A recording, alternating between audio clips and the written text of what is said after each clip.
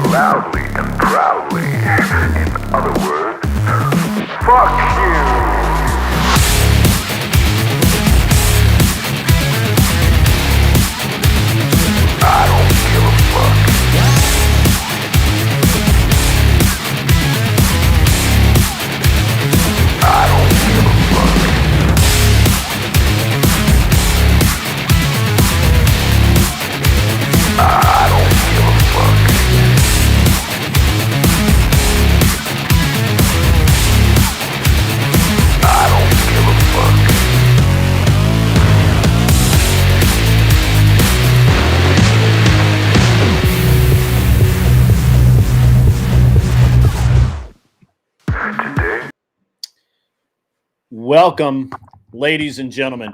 I am starting early tonight just to have people come on in, chat for a little while, and basically just be cool. You know, we've, to be honest with you, last night was awesome. We had a lot of really good conversation. It was really cool, and kind of been, not a long day today, but just a day.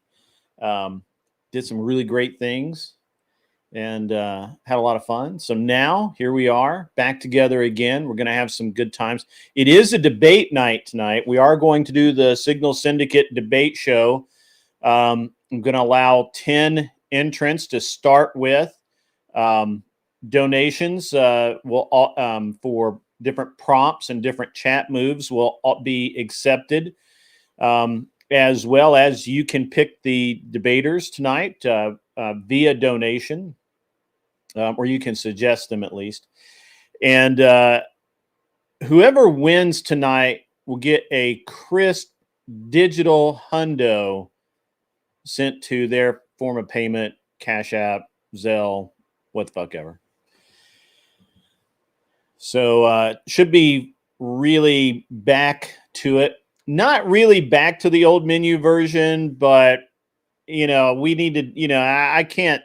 I've had some people approach me privately. They would like to have some idea of how they could have input into the show and have some fun with it. So I'm on the fence about this, Smoking Spaceman. I don't really know how to deal with it, but we're going to figure it out. What's up, Anson? How are you? This has to be an Anson Knowles alt account. It just has to be. So that's if that is you, Anson, that's rad. Wine Mom, that's pretty cool. If it's not Anson, it's still a badass screen name. That's pretty rad. Big Soda from Emmett. All right, what's up, Big Soda? I don't know that I'm familiar with you, but that's okay. At any rate, guys, we're just getting set up. I was, like I said, I've had quite the week, to be honest with you. And we've had a great time.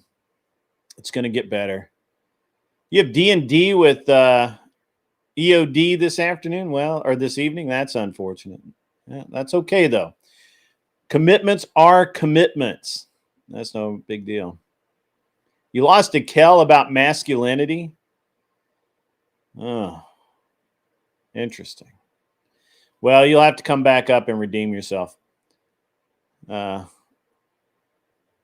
Yeah, I'm sorry you'll have to miss this. We'll be going until it's done. So, if you get done with EOD and want to drop in, it's totally cool with me, man. So we'll figure it out. We'll figure it out. At any rate, yeah, guys. So that's what we're doing tonight. We're gonna have a great time, and but it is unfortunate for us, Abe Dean, because you're a good debater, and I enjoy having you on the show. So is what it is, I guess.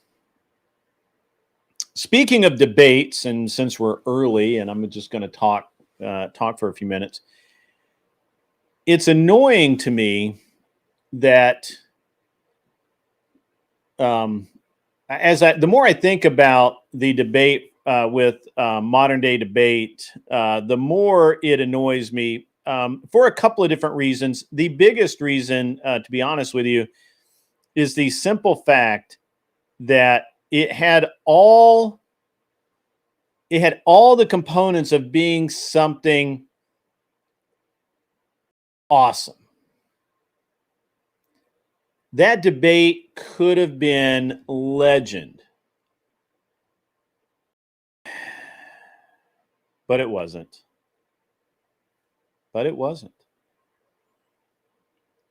God's favorite ant. I could have spoken more. The problem is that when you're doing a 2v2, you just kind of back your teammates' play. And plus, the real problem is that we couldn't get the other guys to move off of the statistics into rhetoric, which is what I was handling. See, the way that you do the proper way to do a 2v2 debate is one of you handles one area like statistics or facts or citations. The other tends to need to handle the rhetoric and the philosophy and the esoteric. And breaking the arguments down in a philosophical way. The problem is that I honestly believe Craig cannot debate a philosophical point. And obviously the commie couldn't, because he's a commie, right? His idea of philosophy was just so jacked up. It was it probably needed to take some drug tests. So it's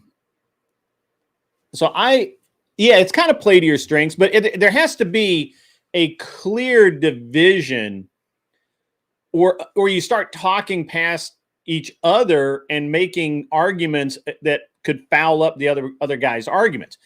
When you're doing a 2v2, it's very, very important that you communicate before the event so that you can understand what and where and how and all of that each of you guys are going to be doing. If you don't, you can literally, like, a guy can make a point and you could come behind him unintentionally and just ace it and just like fuck his whole argument up.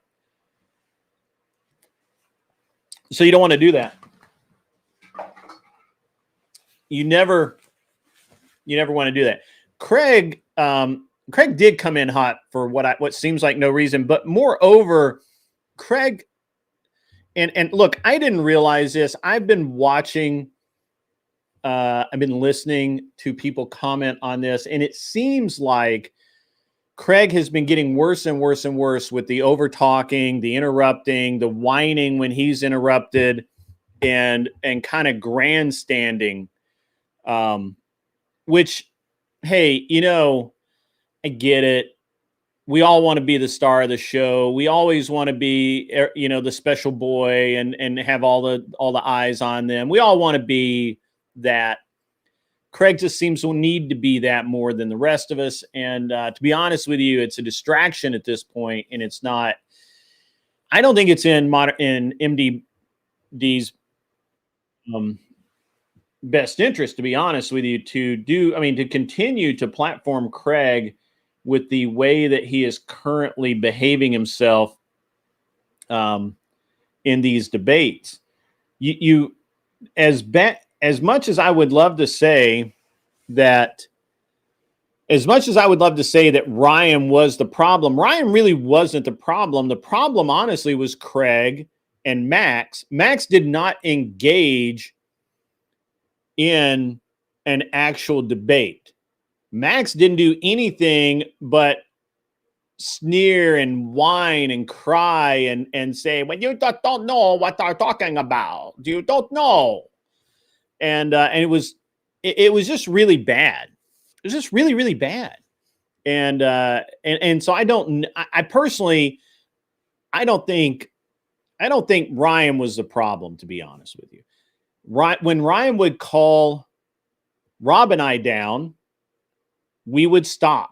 We would stop talking. We would stop yelling. We would stop whatever we were doing. We would respect the moderator. But Craig had no respect for the moderator whatsoever that I could see. I could be wrong about that. Now, look, I'm not impartial here, right? Like, I think Craig was acting in bad faith the whole time, and I think that he was, his data was the gold standard, and everything we showed him, he was like, poo-poo, that doesn't matter, whatever. So that, which I'm used to. And Max wasn't even in the debate, right? He never made a single point on how the American left, and we did qualify before the debate that it was American politics, or America, the U.S., United States, that we were talking about. So nobody cares about his pissant little country. We just don't, right? In terms of that argument. And so, yes, Max was insufferable, God's favorite aunt. He absolutely was insufferable. It was just a really, really bad, it was just really bad faith. I did start early, Anson, because I wanted to get everybody in, have some time to just chat and goof off and just kind of talk about some stuff. And yeah. I don't know that there was favoritism between Ryan and the opposition. It's just that Ryan understood early on that it didn't matter what he said to Max or Craig, they would just continue to overtalk him. Whereas with us, if he told us to do something, we would do it. We would respect him. And so in that situation, he's in a hard situation there. Again, I don't really blame Ryan very much. I really don't. I really think that overall, Ryan did a reasonable job. To be honest, I didn't have a complaint about Ryan as a moderator. And Rob's only actual complaint was, hey, are we going to allow, why is the moderator, who was at that time on the telephone or otherwise distracted, why is the moderator not kicking Craig off or you muting him or dropping him down out, into the back room of the meeting, which is what should have happened. And Ryan didn't do that, mainly because at the time that all of this was going on, he was on the phone, I believe, to James, or he was otherwise distracted. And then when he came back, he did mute them. He did, he did some stuff, but it really, I don't think was favoritism. I just think the way it just worked out that way. And so I don't know. I don't think Ryan, I don't think Rob nor I had a problem with Ryan. If I would much rather keep Ryan as a moderator and bench Craig and Max forever. Well, maybe not Craig forever, but Max has got to go. Max has got to go. You can't be that bad faith in an argument to not even present an argument and then just sit there the whole time and talk shit and not have a single point. And as a matter of fact, every time you attempt to have a point, we would just smack him down. I don't think he let them get away with it so much as that they just ran over him, and we wouldn't do that. We could have done that. Rob and I certainly could have done that. He's a communist in a foreign country. He can't leave, and he probably can't enter the United States. So, you know, Max is not going to happen. But Craig might actually come to my debate, and he'll get a sample of what moderation is when he's told to shut the fuck up. Which, by the way, he got really pissed when I said that, and then he did it himself. That was the most impressive thing. Is he was like, I told him to shut the fuck up. And then he got all mad that I told him to shut the fuck up. All right? That was just what the fuck? Hey, Natalia's up in the house tonight. Good to see you, Natalia. We're just in here bullshitting before the actual show starts. It is debate night, guys. Go get all your friends. Go get all your, have them stack all their money in one pile and throw it at the show to keep them alive. We're going to have a great debate show tonight. It's going to be really, really cool. So just go tell all your friends, bring a buddy, and let's have some fun. Yeah, I agree. GFA, Craig has never had any adults in his life. Well, the thing is, though, is I thought that Craig did exceptionally well in person with Andrew debating Christianity. I thought that he handled the debate well. He handled the prompt well. He did a good job. I thought all of those things were true. And that's one of the reasons why I accepted the debate when it was Craig. Now, we didn't know we were getting Max until later. We didn't even know who we were going to debate. The problem is that most lefties won't take this debate anymore because it's been blown out of the water so many times on the right that it's just not even fair. It's not fair to have this as a prompt really anymore, left versus right. And you can have this prompt libertarian versus conservatism, or you can have the prompt in other dynamics. I'm sorry, I didn't realize my collar was popped. I just actually looked at the camera. And sorry about that. That's your Sunday morning set. Awesome. That's awesome. Very good. Yeah, never go full libertarian. Don't tell my man Fabian Liberty that. Fabian Liberty is actually, though, he's, for a libertarian, he is based. I mean, based. By the way, guys, while I'm sitting here just running my mouth and talking to a very small number of people, if you go to my Discord, or if you go to Discord and you're looking down the list of Discords, you will notice that the Sheds logo is now not only 3D, but it spins. It's rad. That's rad. Josie did that for me this week, and I'd noticed it. I just thought it was like a feature that had come online through Discord, but no, Josie did it. Very awesome for Josie to do so. So that's great. That was wonderful. Wonderful. Never go full libertarian, though. I mean, that's not bad advice, but I don't think Craig's a libertarian. He's just a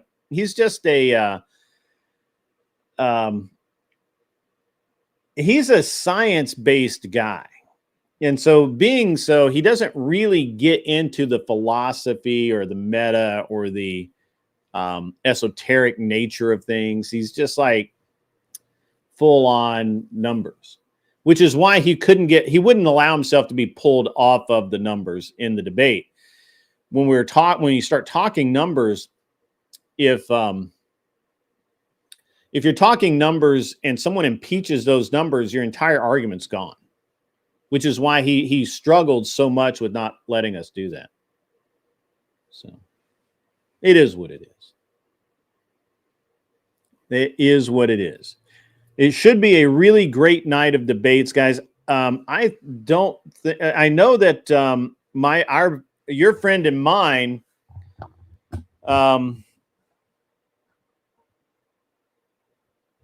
Tyler, average debate enjoyer, is out right now debating somebody on something. I forget what he told me. He told me who he was debating. Let me see if I've got that message. So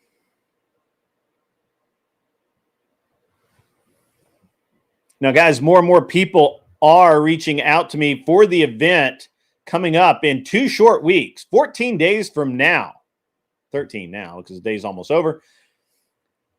13 days from now, 2 short weeks, we will be debating live in Nashville. You guys, if you can be there, be there. If you can't be there, well, I'm sorry.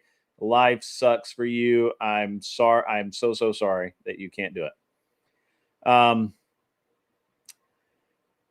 Yeah. So, yeah, we've got a couple of guys debating over on the Horseradishes channel tonight. Tyler ADE is debating. It's a 1v1 on who was better in terms of backing Ukraine, Trump, or I'm assuming he actually means Biden and not Russia. So we'll find that out. He's still over there throwing hands about that. We've got who else is over there? I think the Indian Jesus is also debating over there on the horseradish. Another, lefty debate, and they will mosey on him when they're done. Hopefully, they don't forget. I see Beth Mayhew is here and raring to go. Somebody needs to DM Marte and tell him to come back and tell him we'll be debating. And we got a lot of other cool stuff going on. Now, let me see if I can get some.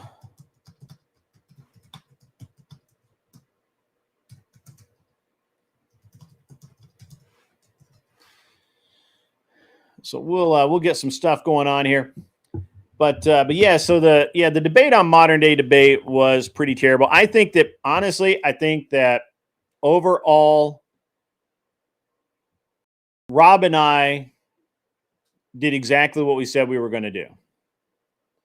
We came in, we presented facts, we presented good rhetorical arguments. They could do nothing but straw man our position, avoid. They actually misrepresented our positions several times because they had to, because facing them honestly would have destroyed and sunk their arguments. I think Rob and I did an exceptional job of that. And I think the other side, the only thing they could say is my statistics, which we impeached like that. Grilling chicken, so you're useless for a time being. Obviously, you're not useless. You're grilling chicken. So there we go. I believe Vibe is out there waiting to jump in. We've got some other guys out there.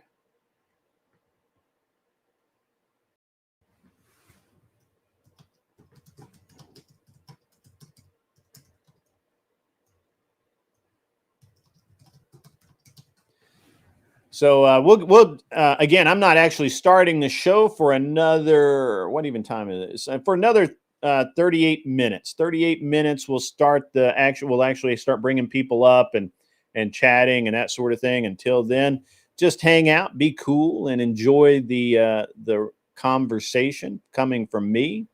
What's up, Aaron? What is up, my man? Good to see you out there in the chat. Rarely ever see Aaron. Aaron. What's up? Yep. So I'm sending some stuff out to people to see if they are out there ready to go. Yeah, just be chill. We're chill, bro. We're chill.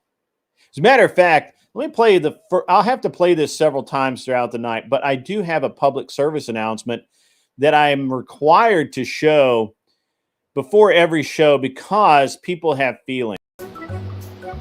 Everyone does it. Now you can do it too.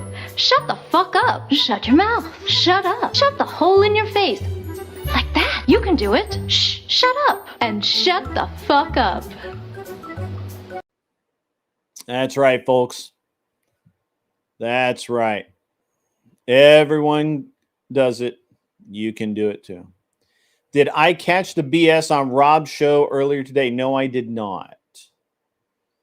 What kind of BS did I miss today? What kind of BS did I miss?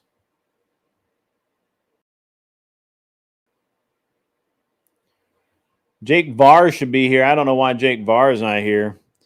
Jake Varr, you should come in and debate.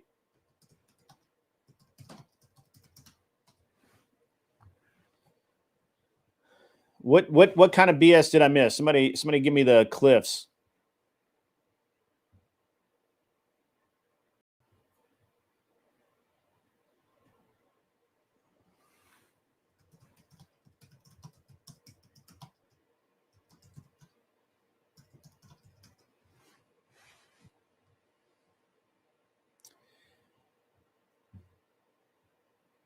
Some caller pushing lies about the Wilsons.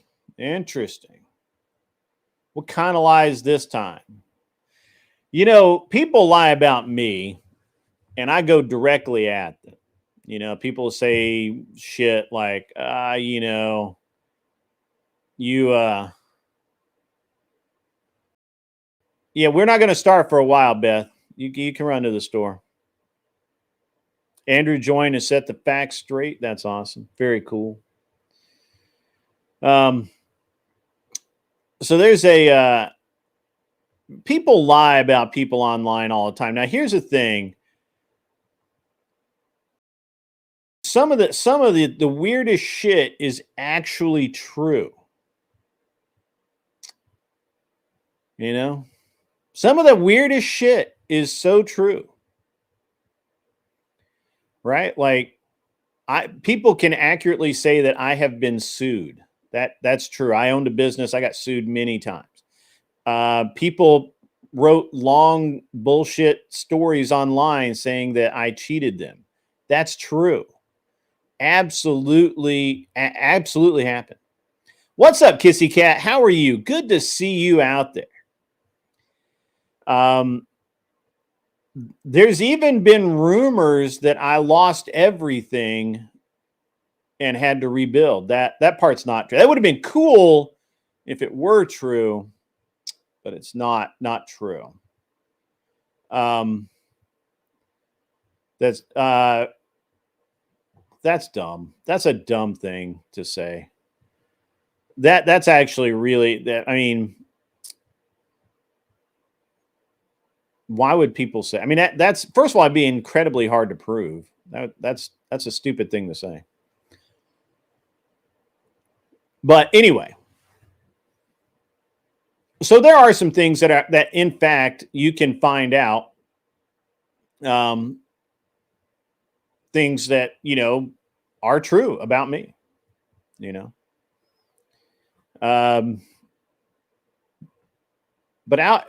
the more interesting things are the things that are not true, right? That's all interesting. And usually it comes from a few select people who are just dumb as fuck and just can't help themselves. Just start drama. They don't have it. They don't actually have a real show, so they just start drama. And then claim to have a real show, have a real program going on, but the whole time it's just all drama bullshit. You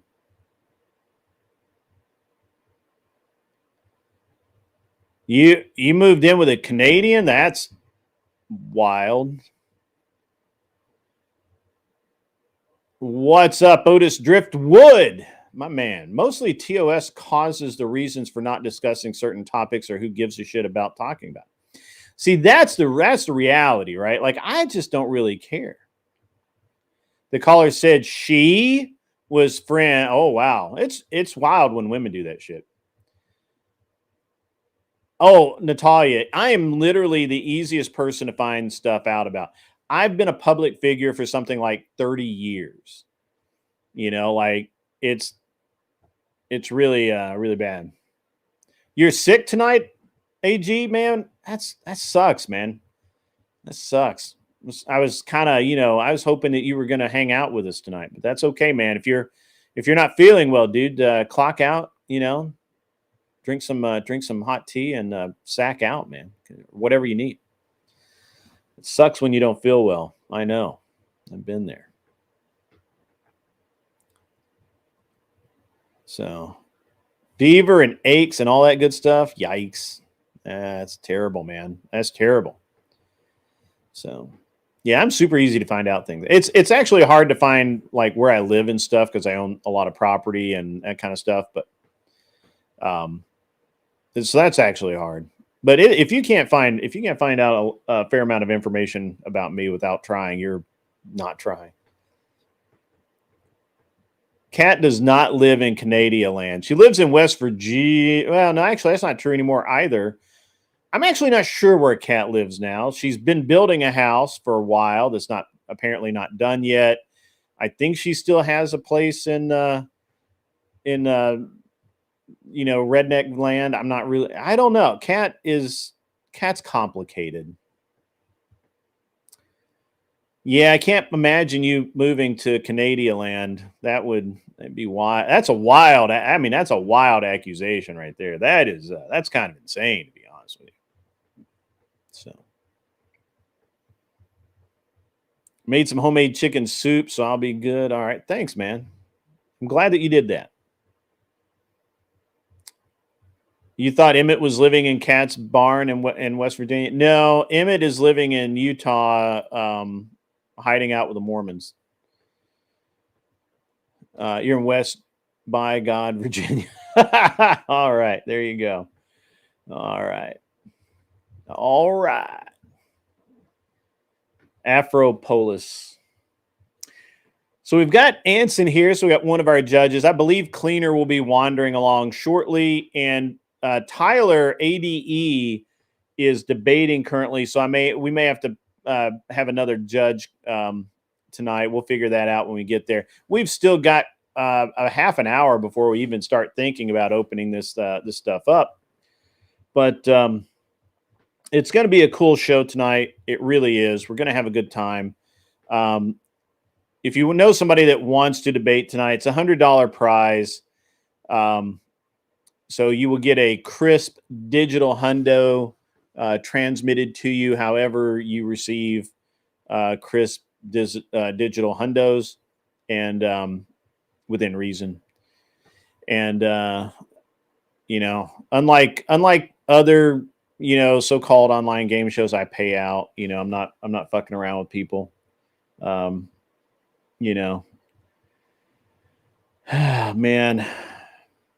what a day. Why did my monitors just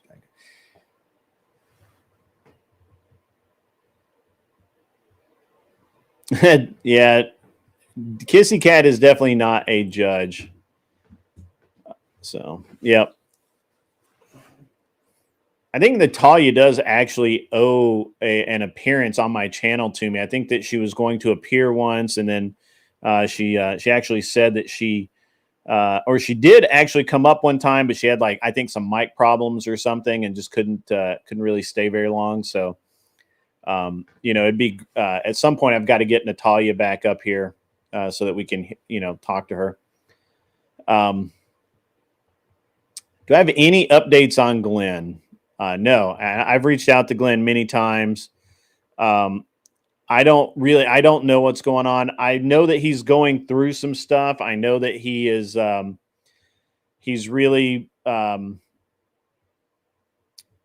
don't know. There's so many rumors going around that I don't want to spread any rumors. My understanding is that he has had some issues going forward. I have heard that he will he gets on X occasionally, and so you might catch him on in an X space if you're a member of his X. And we're all a little bit worried about Glenn. I don't really know. I really don't know much about it right now. I've tried to call him many times. He's not called me back in a while. The last time I talked to him was actually when I was in California for whatever. We were supposed to have a follow-up call the following day. No comms since then. I'm not really sure. I'm hoping that he's busy and trying to work some stuff out and get himself rolling again, so to speak. But I think Vibe, who was in earlier, I don't know if Vibe is still here. Vibe is supposed to meet with him and have lunch with him in the next week or so. and hopefully that happens and they can get some good stuff going on.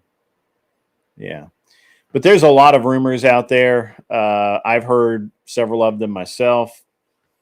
You know, it is what it is. So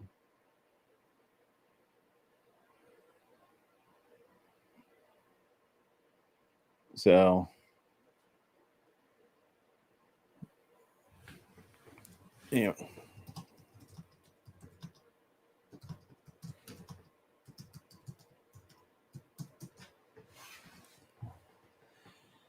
Yeah, no need for rumors, guys. We can make a lot of cool shit up on our own.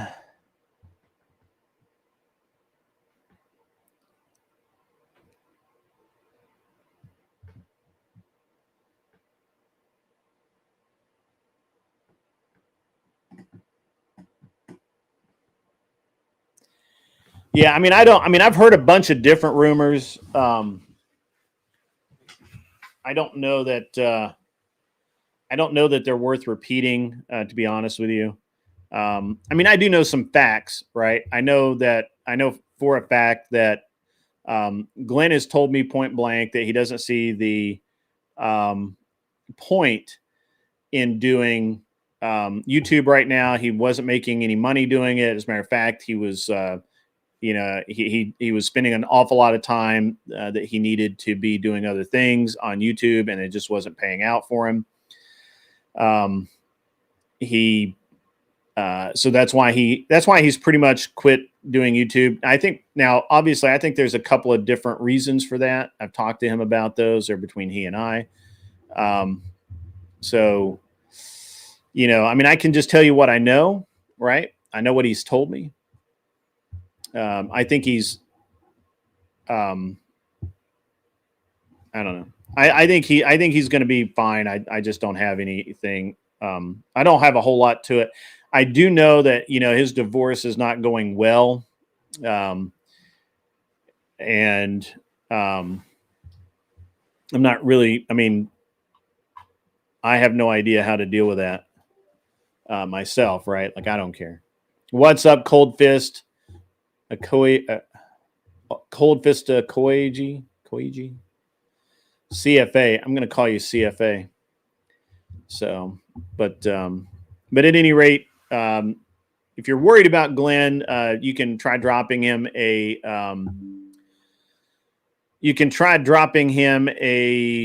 DM. He doesn't actually respond to Discord much, so maybe, I don't know, do it through his YouTube channel or on X. I think X is where is the best place for it. So, but yeah, I don't really have much more to say about that. So if your guys are here for the debate night, I did start early. We're not actually starting. We're just kind of chilling. We're hanging out. We're making some stuff kind of happen here. I'm just chatting up, you know, just having a good time. No big deal. No sweat. But that's kind of where we're at right now. So, yeah.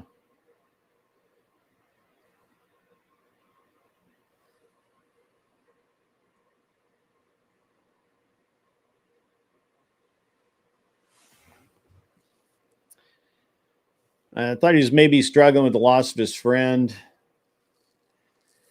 Well, it wasn't the loss of his friend.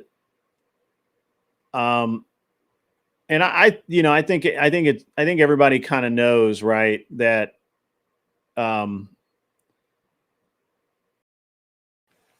so Glenn,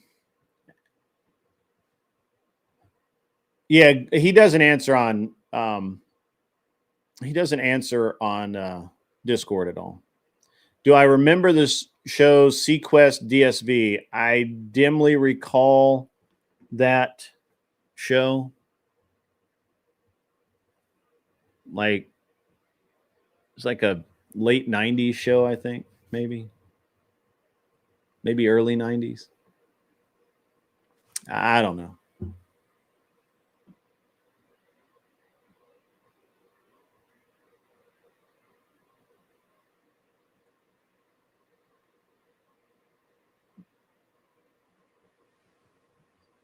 I do remember the Dukes of Hazzard. That was rad. That was really cool.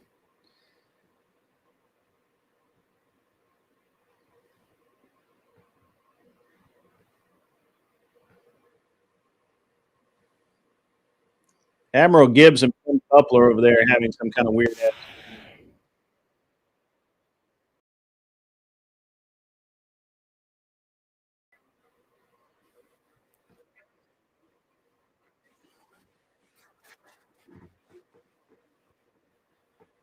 I look like I should be an engineer on that show. They wore quilted polo jackets.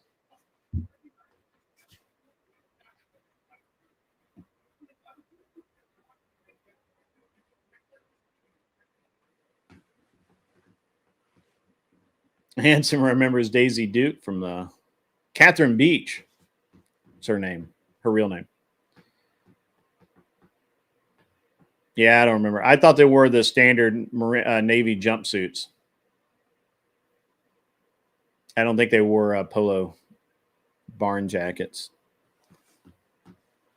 It's actually not a barn jacket. I mean, it's supposed to look like an outdoorsy jacket, but it's not really.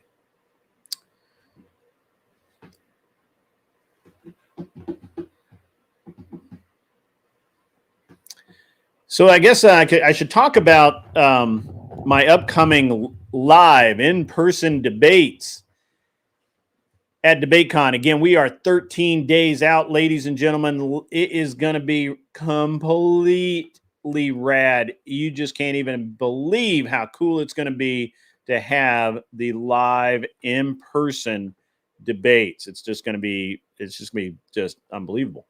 Now, got a couple of things going on here. We got some stuff to talk about. So first of all, several people who said they would be there are no longer going to be there because they have other commitments. That happens. It's not a big deal. If you were counting on meeting somebody that you know from the chat or from being on the show in person, that depending on who it is, that may be unlikely to happen. However, other folks will be there, and it's going to be really cool. Now, as near as I can tell, the debates are going to be pretty cool. I'm still looking for a couple of good lefty. I'm still looking for at least one good lefty debater, but we're working on that. We have some leads. We may see what happens there. I'm going to try and nail that down this week. If you happen to know through, how whatever means that if you happen to know a legit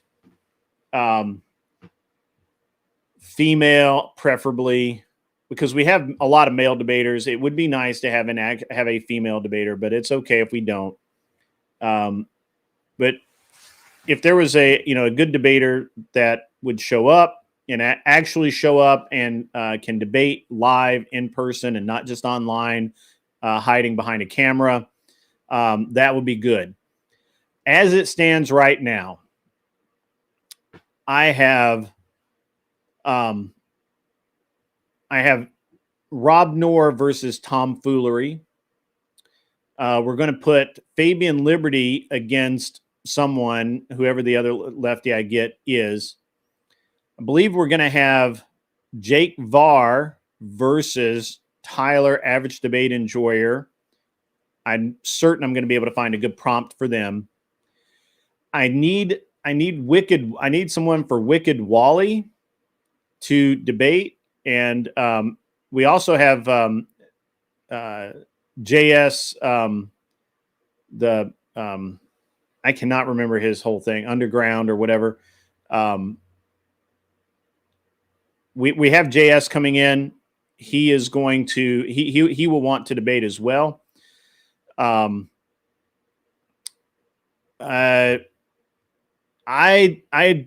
don't think Pisco's a good fit for my event. Maybe, but that's all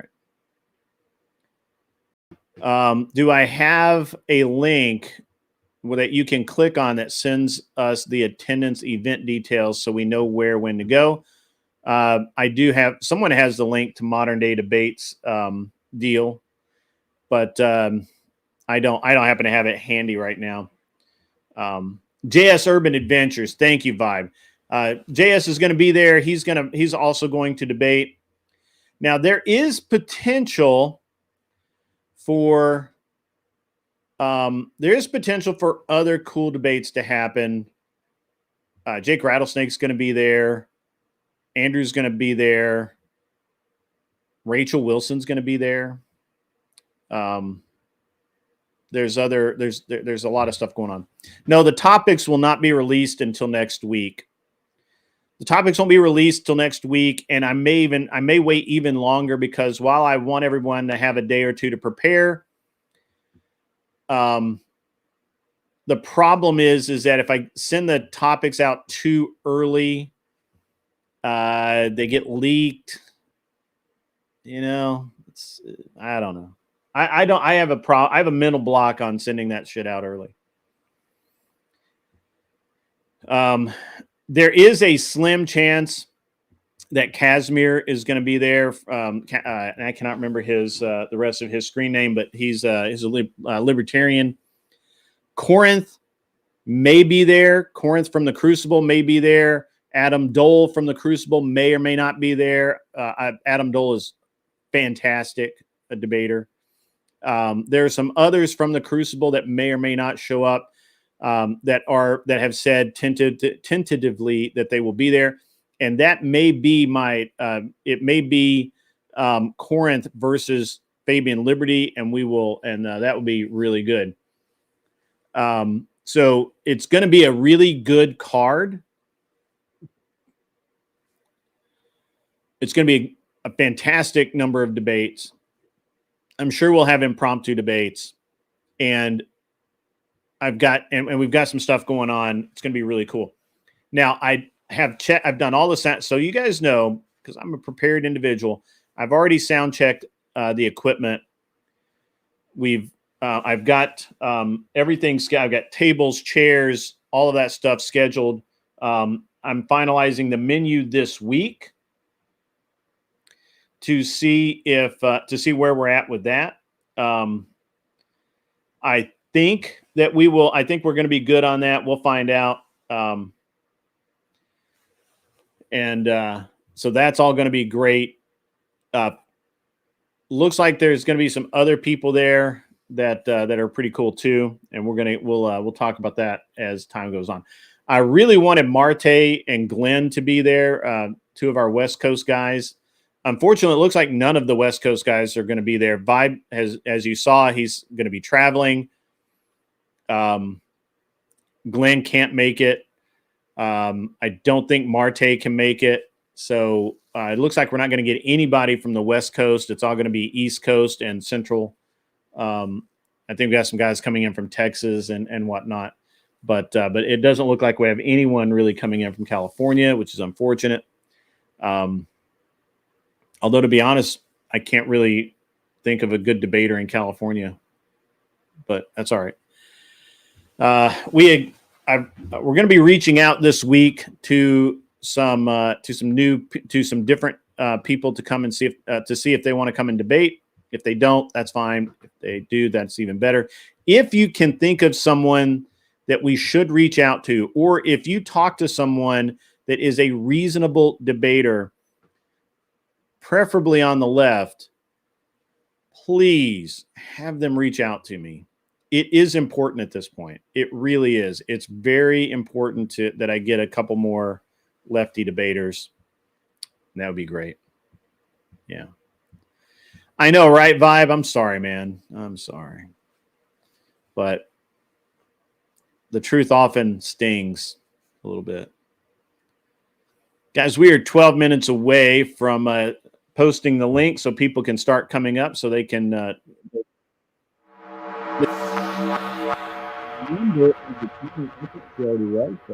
maybe not. And she is awesome. Natalia is awesome. She's been a supporter since the beginning. Actually been a supporter even before I was a streamer. So good on you, Natalia. Glad you are still here. It's wonderful. So, yeah, that's where we're at right now. I've got a lot of stuff going on with my event. DebateCon itself looks like it's gonna be a pretty smooth adventure. Oh yeah, the other person who may show up is your friend and mine, Craig FTFE. If his flight gets in early enough, he's going to make it, and that will be great because then I think he's better he's a better in-person debater than he is the alternative. Yeah, you're gonna have to show up and show out tonight. Vibe, you're gonna have to throw down West Side, that's for sure. It is Greg, not Craig. Craig. It's just Craig. It doesn't fit Greg. Greg fits Greg.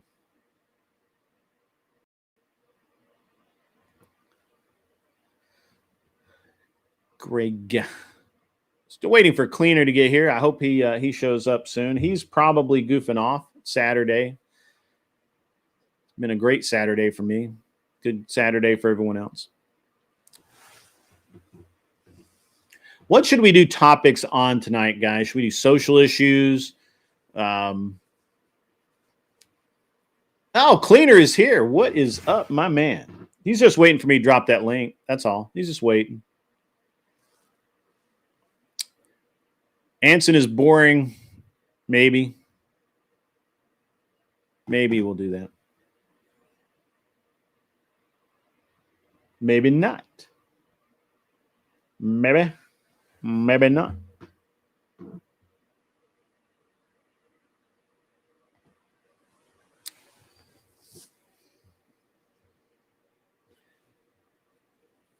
I don't think I'm going to Pan-American economics, Panamanian economics. That's all that is who you bribe, Anson. What are you talking? That's easy. That's too easy a discussion. Yeah.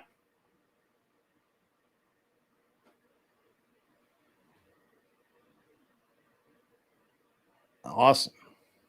Drone Hive. That's interesting. I'm going to go ahead and drop the link a few minutes early. We will not start debating until probably 8:15, 8:30 at the earliest. However, the link is getting dropped. Moderators, feel free to copy it and post it every so often. I will be pinning it as well. I'm going to pin it right now, right meow.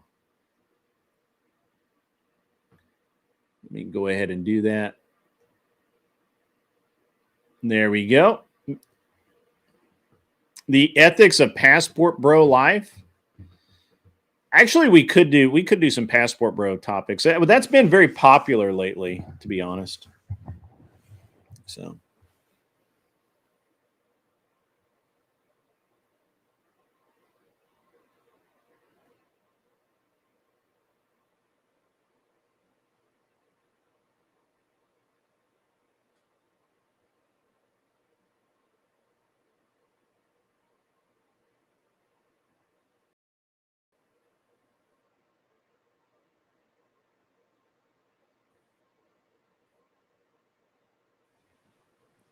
What's up, Marte? Good to see you. The link has been pinned and dropped. You are welcome to go ahead and come in. We won't actually start debating for a little while yet, but we can have good conversation until then. And it'll be awesome. It's going to be rad. Marte is here. Beth is up in the house. What's up, Beth? How are you? Hello. I need just a minute. I still got my coat on and everything. I'll be right back. I'm here, but I'll be right back. It's no hurry. It's no hurry. It's okay. I don't know. I walked in and saw the link, and so I hit it.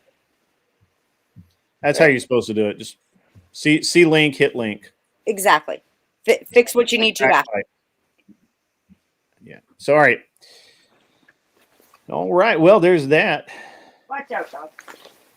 Watch out, dog. That's right. Watch out. He's right under my feet. I'll be right back. Obviously, where else would a dog be? That's how that happens.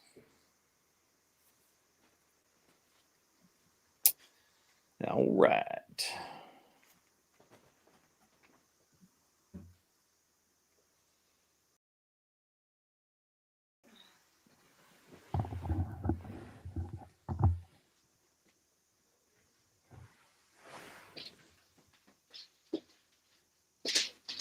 Anson should be jumping up any minute. He's probably got to go get his hot tea and smoking jacket. So that's probably what's up there.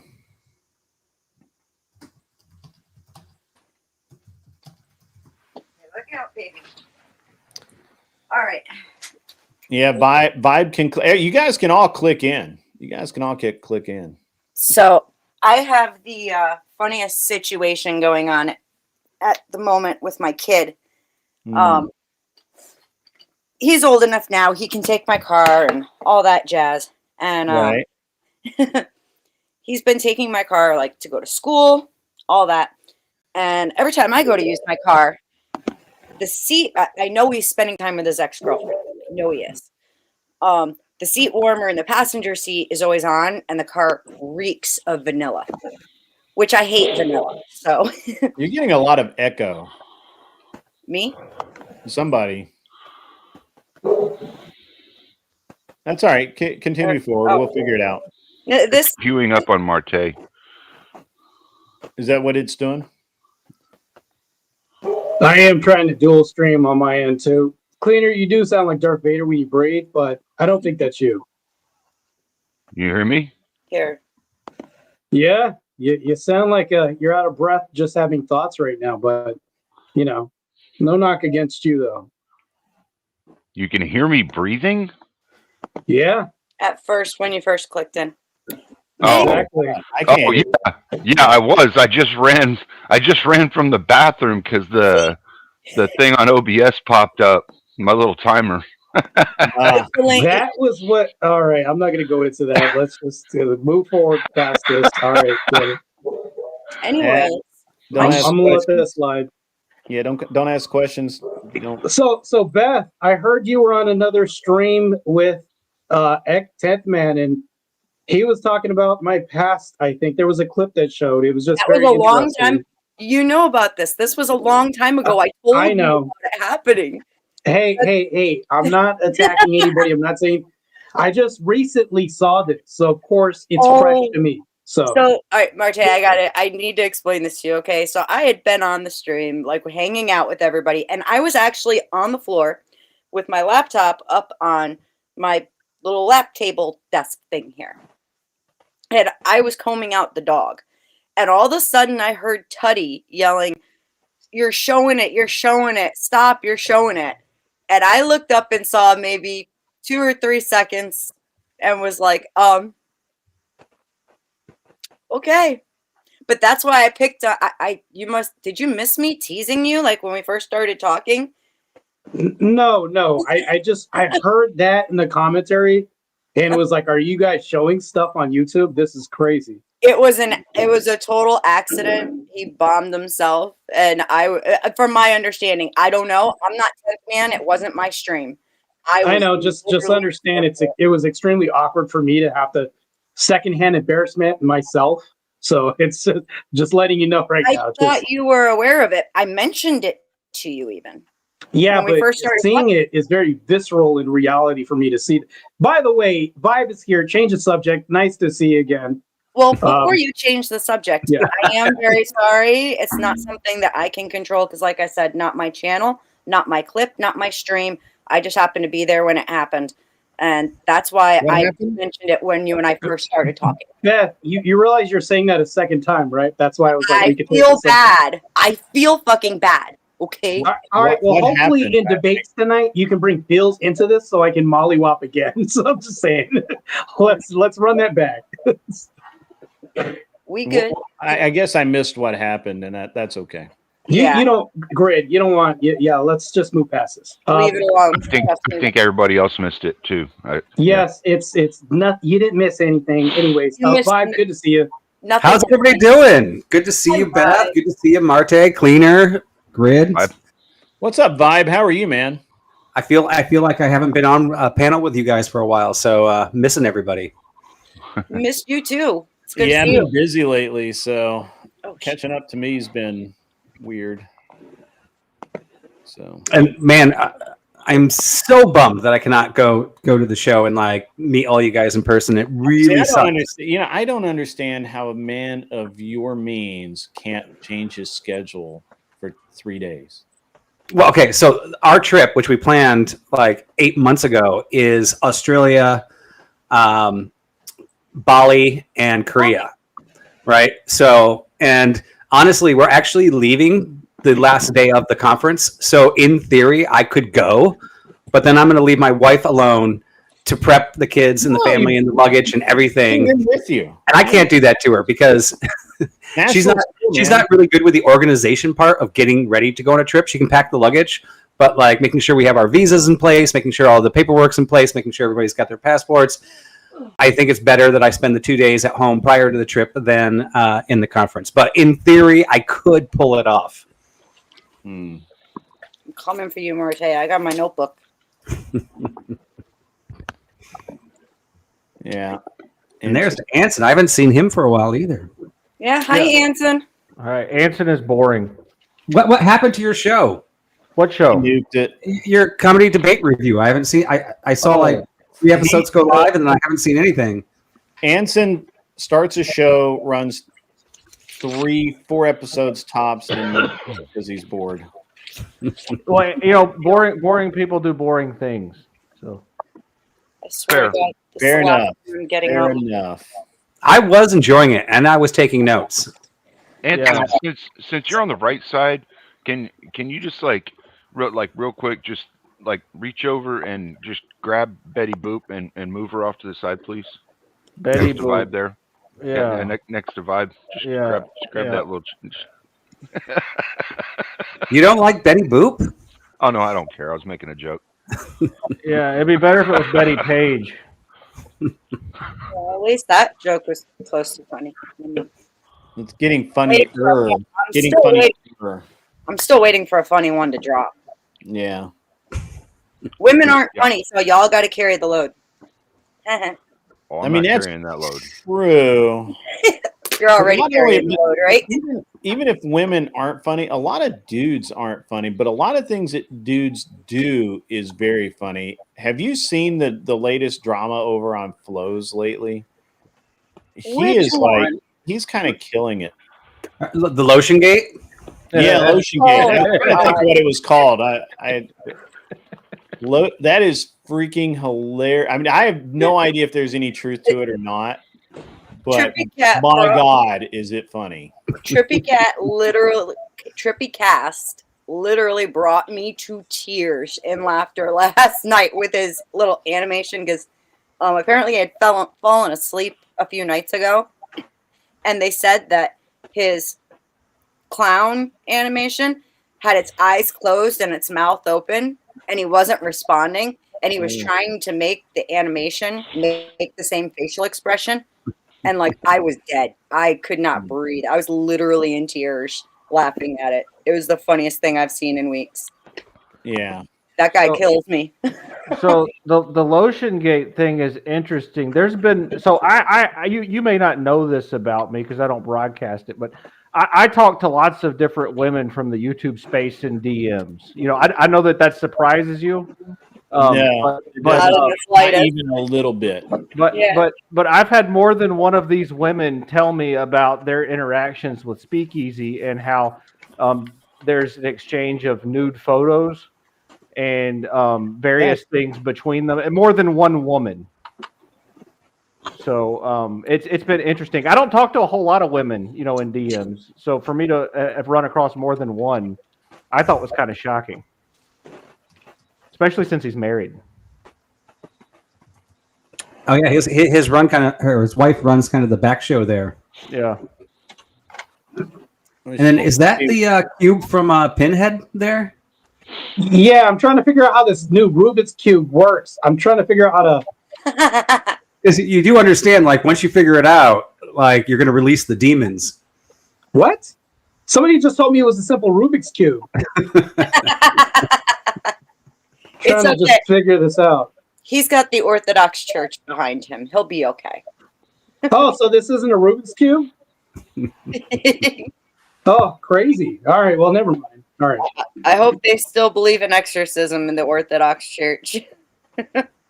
Yeah. Again, I don't know if there's any truth to any of the nonsense that that Flo is talking about, because Flo is a drama. I mean, let's just be honest. Flo's a drama channel. He says he's a drama channel. You know, he fully engages in the fact that he's a drama stream channel. You know why I like Flow? Because when I go there, there's something always happens that is just, it's outright funny. I want to be able to hang out someplace where I have stuff I can laugh at, and it's not 100% serious all the time. I don't think like Flo. Take him too seriously a lot.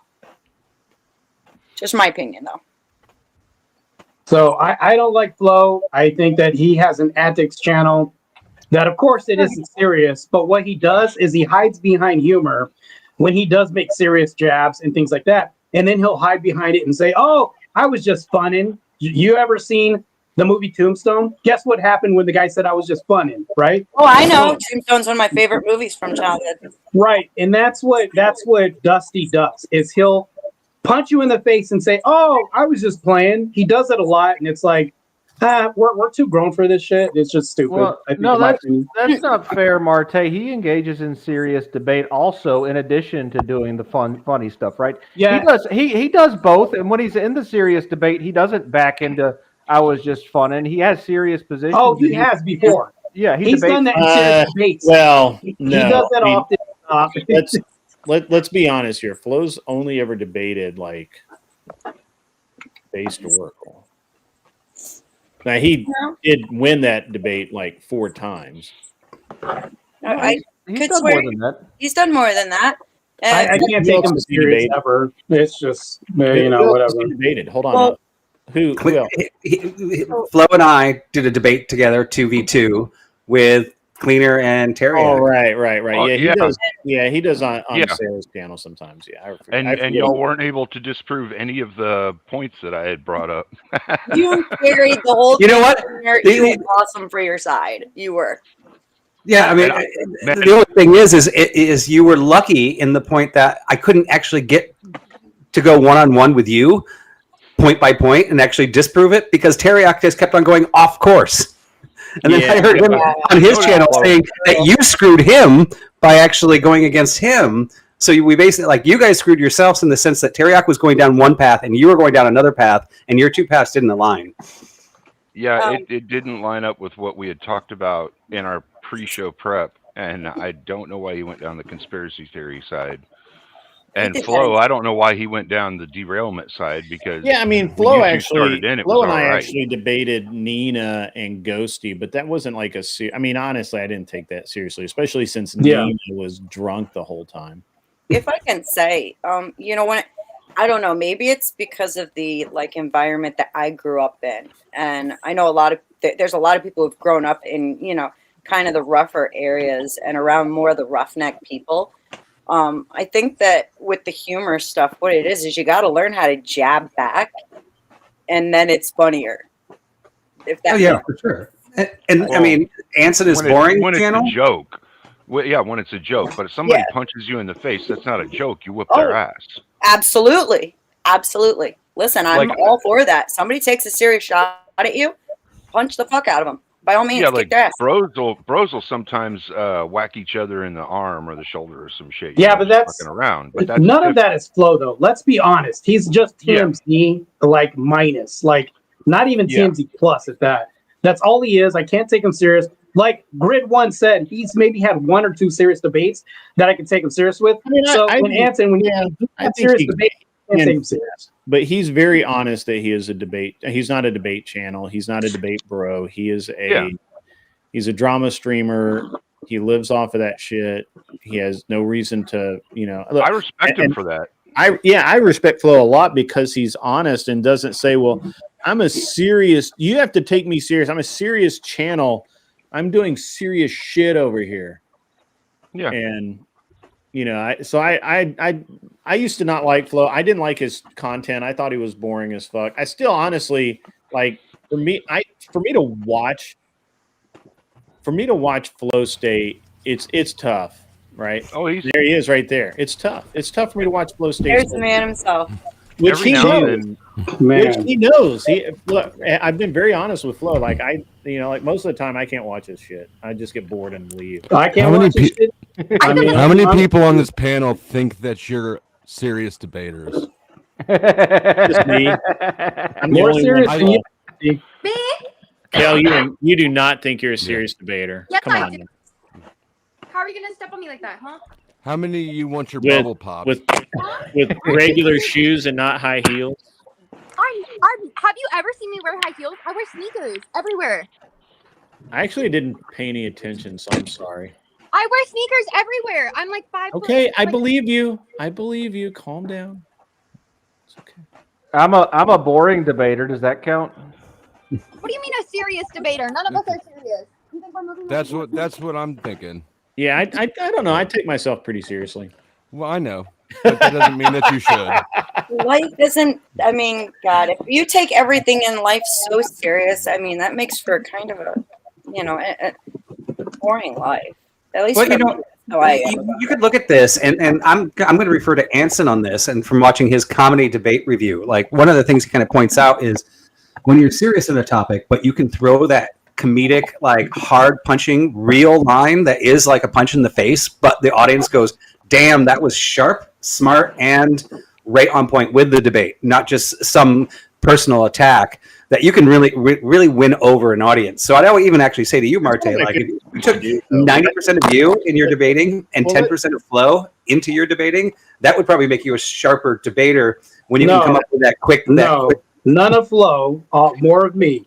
Well, Let's get that Marte, right. No. what is it about you that you think should be taken seriously? You mean as opposed to you, compared to you? No, I'm talking about you. We can. Well, what deflect are we onto using me as the afterwards. barometer for metric to compare this to? You take yourself seriously. I want to know what it is about you that deserves to be taken seriously. I'm not asking anybody to take me serious. What I do take is my religion, fitness, all that other stuff seriously. Now, me asking other people to take it serious, it's up to them. You're asking for a subjective metric. Yes, You I realize am. that, right? Yes, I am. Right. So nobody You've been talking can about really subjective answer shit that. as long as I've been listening to you. You've been talking about your feelings. Why do you feel like you're not a joke? When have I talked about my feelings? Matter of I don't fact, even know what to do Grid, with you. have I talked about my feelings on your last stream? Grid? subjective. I'm gonna actually His feelings. hold on, guys. I have a video for this. Stand by. Oh, fuck. Everyone does it. Now you can do it too. Shut the fuck up. Shut your mouth. Shut up. Shut the hole in your face. Like that. You can do it. Shh. Shut up. And shut the fuck up. I love that one. I love Yeah, it. Dusty. I just think it's funny that Grid was saying good stuff about Flo until like just a couple of minutes before Flo showed up, and then Grid said he can't watch his show, and then Flo. I didn't say I can't watch a show. I said I have a hard time watching a show because You were saying good stuff about him, and then like right before he showed up is when it's That makes two people. Yeah, okay, good. All right. I introduced That's Grid- how things work. yeah. Let This me. man over here at the bottom has like a 6. So the way this His works. name and he feels it. Yeah. So the first of all, Marte, remind me what your question was. I'm sorry, people were interjecting. My question for Marte. No, my no. question- Marte asked me a question. So, Grid, I was going to ask you, did I go over a long spiel about my emotions on your channel at any point in time? I do a. So personally, I think that what you've been talking about has been more feeling based as far as Dusty and everything. I wouldn't say that we could prove any of the things that you said were facts, right? Like, so I would Right. I think Dusty has a point there that at least from the time he came in, or probably shortly before, most of what he heard was your feelings. And as far as being able to take someone seriously is all feelings. It's nothing but feelings, right? Like, What do you mean take seriously? We're on the internet. Like, hello? That's what I'm saying. I So, get it. What You I get mean, it. though, Anson brought up a good point. None of us are Actually, serious. you brought up a good point, Grit. When you literally said, hey, I've seen him in only one serious debate. When you say that, that could be a metric that I can then use and say, okay, how can I then take him seriously Oh wait, if what I'm the Marte, using serious your debate? metric? Hold on. No, I can do. Let me help out Marte. I have never seen me in a Oh, you're serious going to need all the debate. help you can I've get. never seen Go you ahead, in a bro. serious debate. Hold on. You're mistaken about the grandiosity of what we're doing here. Why do you think any of this shit is serious debates? I think a lot of this can be serious, but I think a lot of it can't be serious. It just depends on the subjective metric of what you want to do. What is your objective barometer that you're going to measure this against? To You say want an that it objective is barometer serious or for not. subjective measurement. I helped them Yeah, choose why one you- with my this is This ID. is why I claim. can't take you seriously, Marte. This is your Not only hold are on. you This is stupid your as claim. fuck, not only are Your you claim, stupid, Dusty. Crusty Dusty, listen to me. Marte, This is your fucking claim. you can't What's your outmaneuver metric me. for the subjective Marte, measure? Guys, let's one at a time. You don't. Okay, you do not have the brain power last to one. outmaneuver me. I'm You can sorry. try to play games, but I've it's not going to work. destroyed you in literal fucking debates in the past. What are you Do fucking you talking think about? that? I The know only thing that. the only thing that you've destroyed is your credibility when you jerked off on yourself. Now, I don't try So- to outmaneuver me. so Answer Dusty- my fucking questions. Why do you think that you deserve to be So taken Dusty, I seriously? can see why you your little house got raided for cock-stroking drugs. weirdo. So let's continue this. I can see why you have a past as shady as yours. We can go for blow for past and shit like that. I'd come out and come clean with my past, and I can be transparent as fuck. But we're not here to discuss our past. All I'm My here to arrest- discuss is my your arrest claim record- that you're saying, how can I be taken serious when you have My a joke arrest channel? record is You not only have a as joke embarrassing as What are you your talking about? as your. I mean, Yeah. so Great. like the vase- We were just okay, talking about how seriously, we can't Dusty, take this channel the seriously. vase getting destroyed was pretty fucking dramatic and pretty fucking horrible. Like, I don't understand why you didn't protect the vase.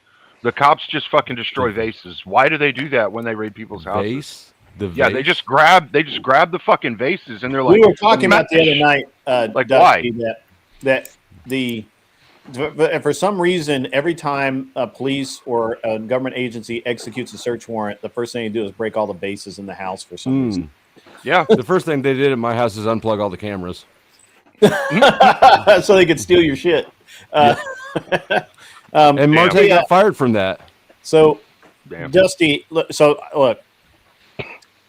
I didn't actually remember that. And a matter of fact, again, Dusty and I debated Nina and Ghosty on the Raging Tomato, and I did not take that debate. I tried to take that debate kind of seriously, but Nina was drunk the whole time. Couldn't take it serious. How can you take a Right. drunk seriously? Well, I mean, in Flo's defense, like there are several of your debates where you're debating against people who are obviously high or drunk. So, I True. mean, this space is not known for its rigor. Wait, Anthony, can you point out one where it's Look. obvious somebody was drunk or high or drunk? Like, what are you talking about? We are not. Hold on. Are you This talking is about the not Christian formal ethics debate professor space. I debated last time, or the debate after? None of the. Like, Hold on. But look, I'm just trying to give Flo. I'm trying to give some context here. Flo is correct. Most of the shit that we debate is irrelevant and it's not serious, right? When I say that I'm a serious debater, I just mean that I take it seriously. I prepare for it. I do cool stuff, right? Like, and I think Flo understood that. When I say that I can't, that it's hard for me to watch Flo's channel. I'm just not a drama person. I get bored with it Yes, easily. you and I are. move on. No, I'm Yes, not. you are. Although Yeah. the Y'all shit can- that you just drama. are. That's it. Nothing Lotion serious Gate is fucking at funny all. as fuck. I don't care who you are. Lotion And Gate it's- is funny Look, as fuck. I feel like I'm the only, maybe Anson and the girls, I don't know, but I feel like I'm the only one out of most of the men who is being honest with ourselves. This is YouTube. It's entertainment. You narcissists entertainment. aren't saving the fucking world. No. Your debates aren't serious. They don't follow serious debate protocols. No, it's fucking. It's entertainment. It's WWF. So you're using a word that's been deemed meaningless, narcissist. So for one, it's like there's only 2%, maybe Bro. 3% of narcissists in society that have been That's- legitimately diagnosed. What are you talking about? So That's you're what throwing you're away gonna empty grab labels. onto. And then, not to mention that, yes, we are on an entertainment sphere as far as YouTube. But when it comes to debates, just like Grid said, I do take these serious. I study for a lot of these debates, and a lot of these debates do move the needle when it comes to culture. So, I mean, I would definitely disagree with that for sure. No one's moving the political needle. You can study all you want. Well, Yeah, no, just because wait, you take hold yourself on. seriously Who doesn't the mean fuck is- anybody else Matter does. of fact, I'm running for mayor next year, so when in my debates are not going to move the needle when I'm running for office. No. You're not Hold gonna on, win let me hear about anybody running for Congress and can Anybody's move allowed to legislation. run. You're not doing any of this stuff. next month, buddy. Anybody is allowed to run, So hold on, Marte. no, answer the question. Answer the question. Do I people who run for Senate and run for office move the needle in any debate? You didn't say that you're running for. So No. No, wait, hold on. You Marte. said debates don't do this. Marte, Can you answer the yeah. question? Marte. Why? They probably I have a question. First of all, Kel, you're too far away from your She's mouth. crazy. Hey, Kel, you're gonna have to sit down and talk like a human because you're so far away from your mic. You sound like a squirrel. An Oh, man. angry Insane. squirrel. See what I mean? She Like, is a squirrel. crazy. Marte, What's that? He is. I'm going to answer your question. So I've run for office 3 times. I've done real life political debates for those runs for office, and I can go on and tell you that they mean absolutely nothing. Yeah. And So, can you demonstrate been- that? And I I- can. I can based on the experience that I had. What actually You're matters, using an anecdote. no. What Can you no, demonstrate it, no, okay. Well, what actually You asked for matters it. in elections He's and back. attaining power is getting out the vote. It's a numbers game. It's not. Correct. Those How do you events- get the numbers? those- How do you get Marte, why do you always interrupt? those events are for Dusty, you to shut be up. able.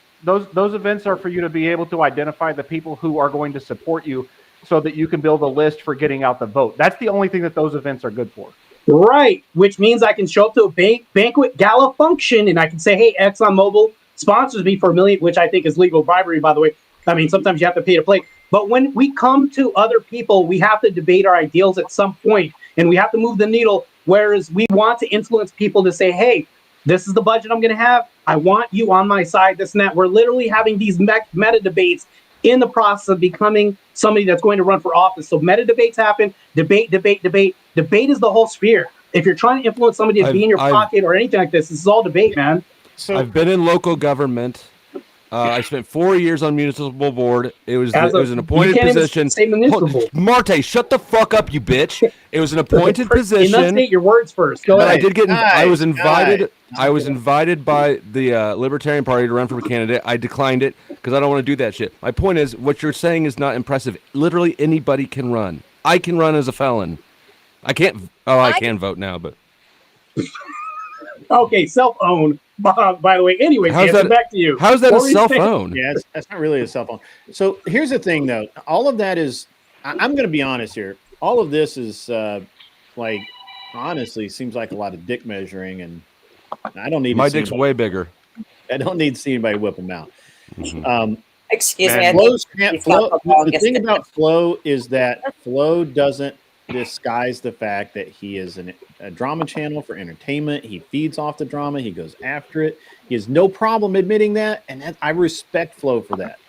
Like that's actually refreshing when people are out here 24/7 claiming to be,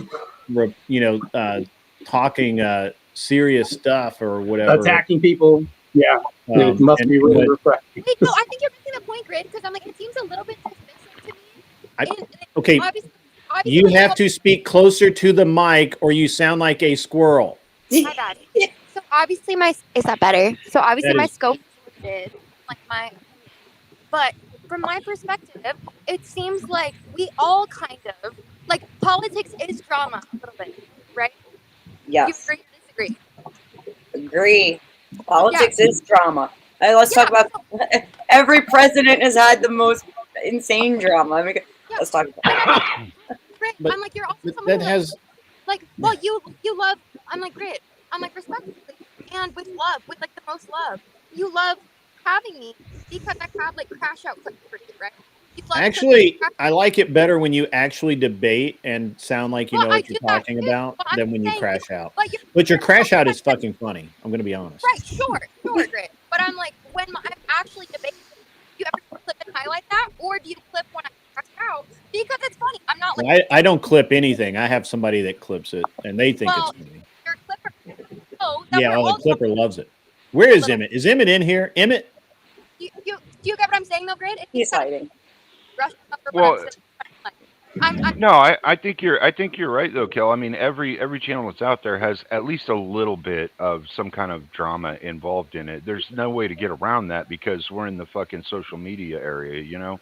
Like it's just And I think part of how there's things work. something to what Flo says. I mean, Flo is right. We're here to be entertaining. We're always trying to figure out how we can be more entertaining to bring more people in to see. Even if we are taking it seriously, even if we are like, look, Andrew Wilson's a perfect example. Andrew Wilson says point blank, "I'm an entertainer." And yes, and he crashes the fuck out constantly. Nobody's saying that isn't true. That's not what I'm saying at all. Right, but Andrew is I take it seriously, and you literally said I that's the phrase I use all the time. So it kind of cracked me up when you said that. You're like, we're here moving the political needle. I always joke, I'm like, even and I've learned a lot. I don't think any of us, even the best, exactly like something, are moving the political needle to like exactly what Dusty said, where it's like a sense of grandiosity. Like that's why we repealed the 19th. This is why people pay to see the blood.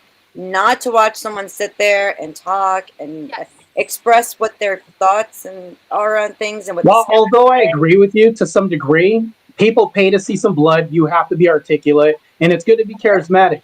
But I do think that you can do this in a serious arena, and I think that two things can be true. Now, although I think that Dusty's channel is a drama channel, I don't take that serious at all, and I doubt a lot of people, if any, do. Really, honestly. So.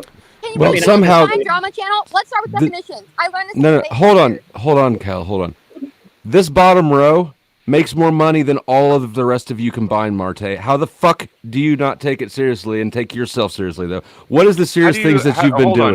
Hold on. Christ made no money. What are you talking about? And he had more followers than you. What are you talking about? Because you can. It shows. There's a website playboard that shows it all. It's easy to track. You must have a lot of Christ wasn't in it for money. YouTube. Yes, I'm talking about on YouTube. Oh yeah, okay. For sure. I'm not talking about in real life. Okay. Yeah, I was like, what? How the fuck do you like? First off, how do you know my non-alias name? Yeah, I'm only talking about YouTube. Marte's sitting here taking himself seriously and trying to put me down because I'm a drama channel. While he spent a week talking about me, engaging in drama. I'm just saying I don't like your channel. I just want you to know that you're the joke, has a hard time even watching your channel. So you stand in your square. You stand in your square, Marte. I'm the only man here with the nuts big enough to go, hey, this is entertainment, and lean into the drama. The rest of you are engaging in drama like this, going, I'm not touching drama. I don't. While you're doing drama. Yes, you fucking are. Like you do. Your channel is like 99.9% drama. Mine may be a fraction of charisma, news that maybe some drama and culture. I'm like, Mark, so I do talk about drama that happens in the black community, things like this. Politics all the time. What do you mean? I watch a lot of drama streamers. I don't watch Dusty for fucking his drama stream. I watch Dusty, I'll answer your question from earlier. Do I take anything seriously? And I do. All right. There's a binary star system 8.6 light years away called Sirius. Sirius A and Sirius B. Sirius A is a white dwarf, or I'm sorry, Sirius A is a blue-white star, and Sirius B is a white dwarf, and I take that shit seriously. All right. You know, I think Grid was asking what are the debate topics going to be today, and I'm like, well, I think we've got lots, and we could actually just go about the panelverse. And I mean, just from what I'm hearing everybody say here. Like, since I'm new, I've been like investigating, and I posted this on some channels and brought it up here and there. Hold on, Kel. I mean, we can't even understand you, and your perspective is off. Okay, if you want to be a serious debater because you actually raised your hand, then you shouldn't be doing it in the back of a car while you're going to a party. Okay. So now let's. I just want to point out something. When you guys are talking about the panelverse, because nobody can hear you, I can talk over you really easy. I don't take myself seriously. No, of course not. Like, of course. Okay, pause. You're taking up a lot of talk time. That's not important. So what I was going to point out is the definitions of the panelverse, right? So, like, do you guys define the panelverse as only a... Shut up, Kel. Or what? What are you going to do? I'm just trying to make a point. Do you just want to keep on spurging? I let you talk when you were talking. I stayed quiet. I put myself on mute. I let you finish your comments. Okay, this is not an exchange of patience. Or what? Do you have patience? I don't think can you pause for a second? Vibe has young children. He's fresh out of patience. I promise you. Yeah. Be careful. My point being is I kind of have a heart for everybody on this panel in the sense that I think the panelverse has multiple areas and it's not all debate. I think there are some people that actually really do try to have some serious debates and come to like a conclusion that might like be a better conclusion. I think there's blood sport debates where people don't care if they're right or wrong. They're just seeing if they can debate better. I think there are people that are sewing circles where they just like getting together with the same group of people and talking about other people's channels. And there are people that are doing the drama, like poking, just like my youngest boy does to my daughter, and Dusty's doing to Marte right now, to see what type of reaction they can get. And you know what? There's a viewer out there for every one of those panel verses. So just because you're in the panel verse doesn't mean you have to be a serious debater. But I think there are serious debaters in the panel verse. I think there are serious people that are good at poking and, you know, make money off of this. I think some people just enjoy it, don't care about the money. You know, I think some of us actually do want to get our point across, and maybe we're just practicing in the meantime while we figure out how do we get our point across, even if we only get one person. Now you can spur, Kel. I'm done. No, because now it's my turn. I haven't talked in a hot minute. I think it's really disingenuous too, though, to like just shit all over Dusty. This man is actually really intelligent when he is speaking to something. Like, he knows his shit. I like Dusty as a human being. So the thing is, also when he says cuck hunt with Andrew Wilson, that's pretty intelligent. That was it's clever. Joke. Yeah, How sure, could you yeah. not? It would, wow. Humor. That's what we're doing right now. No one wanted to let you get your point out because it didn't matter, because no one was saying that, like, we can all take ourselves seriously. The point that you made that I had a gripe with is, oh, we're moving the political needle. And exactly what he said. We are. We're moving the goalposts. As a culture, we're moving the political needle. Yes, we are. Marte, do you think that people look at you and go, you know what, I want to come further to the right where dudes don't know they're dumb and jerk off on themselves and get fired from their fucking jobs? Speaking of which, Mr. Yeah, I'm not about having the drama. base-ass opinion, becoming a pro athlete in 2 world-class sports, mentoring the children, building gyms for... Yeah, go ahead. Mr. I'm not about the drama. The very first thing you did when you hopped up here was put me on the spot because I happened to be on a panel with another creator covered your video that you're embarrassed about. So that was drama, right? That was drama, right? You were starting. Let me address this real quick. You said I was embarrassed about something. I wasn't embarrassed about it. I said I'd rather not see that. So that's point one. You said you had secondhand embarrassment or second wave embarrassment. Yeah, I had secondhand embarrassment. But here's the thing, though. I will point out to you that when you are on the channel, I'm going to get clarity. This isn't me seeking drama or anything else like this. I don't talk to you on a regular basis. So if I haven't will you just shut up so I can talk?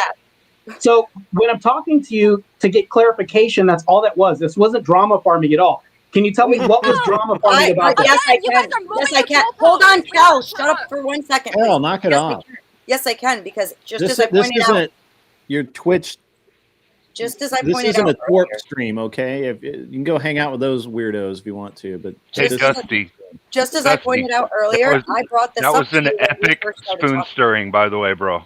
That was an epic spoon stirring. I didn't stir shit. I just responded to the topic.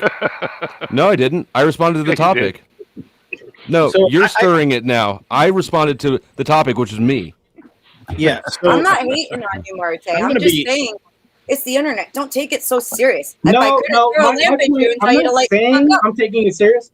I'm saying I'm not seeking drama. Can you tell me how I'm seeking drama when I'm asking for a clarification on something that was drama? What clarification? I asked you, what clarification was there that you were seeking from me when you brought that up? How that was drama farming for me to ask you for clarification on an issue. What clarification did you ask me for? Because you didn't ask me for any. Asking you now. Wanted to let me know.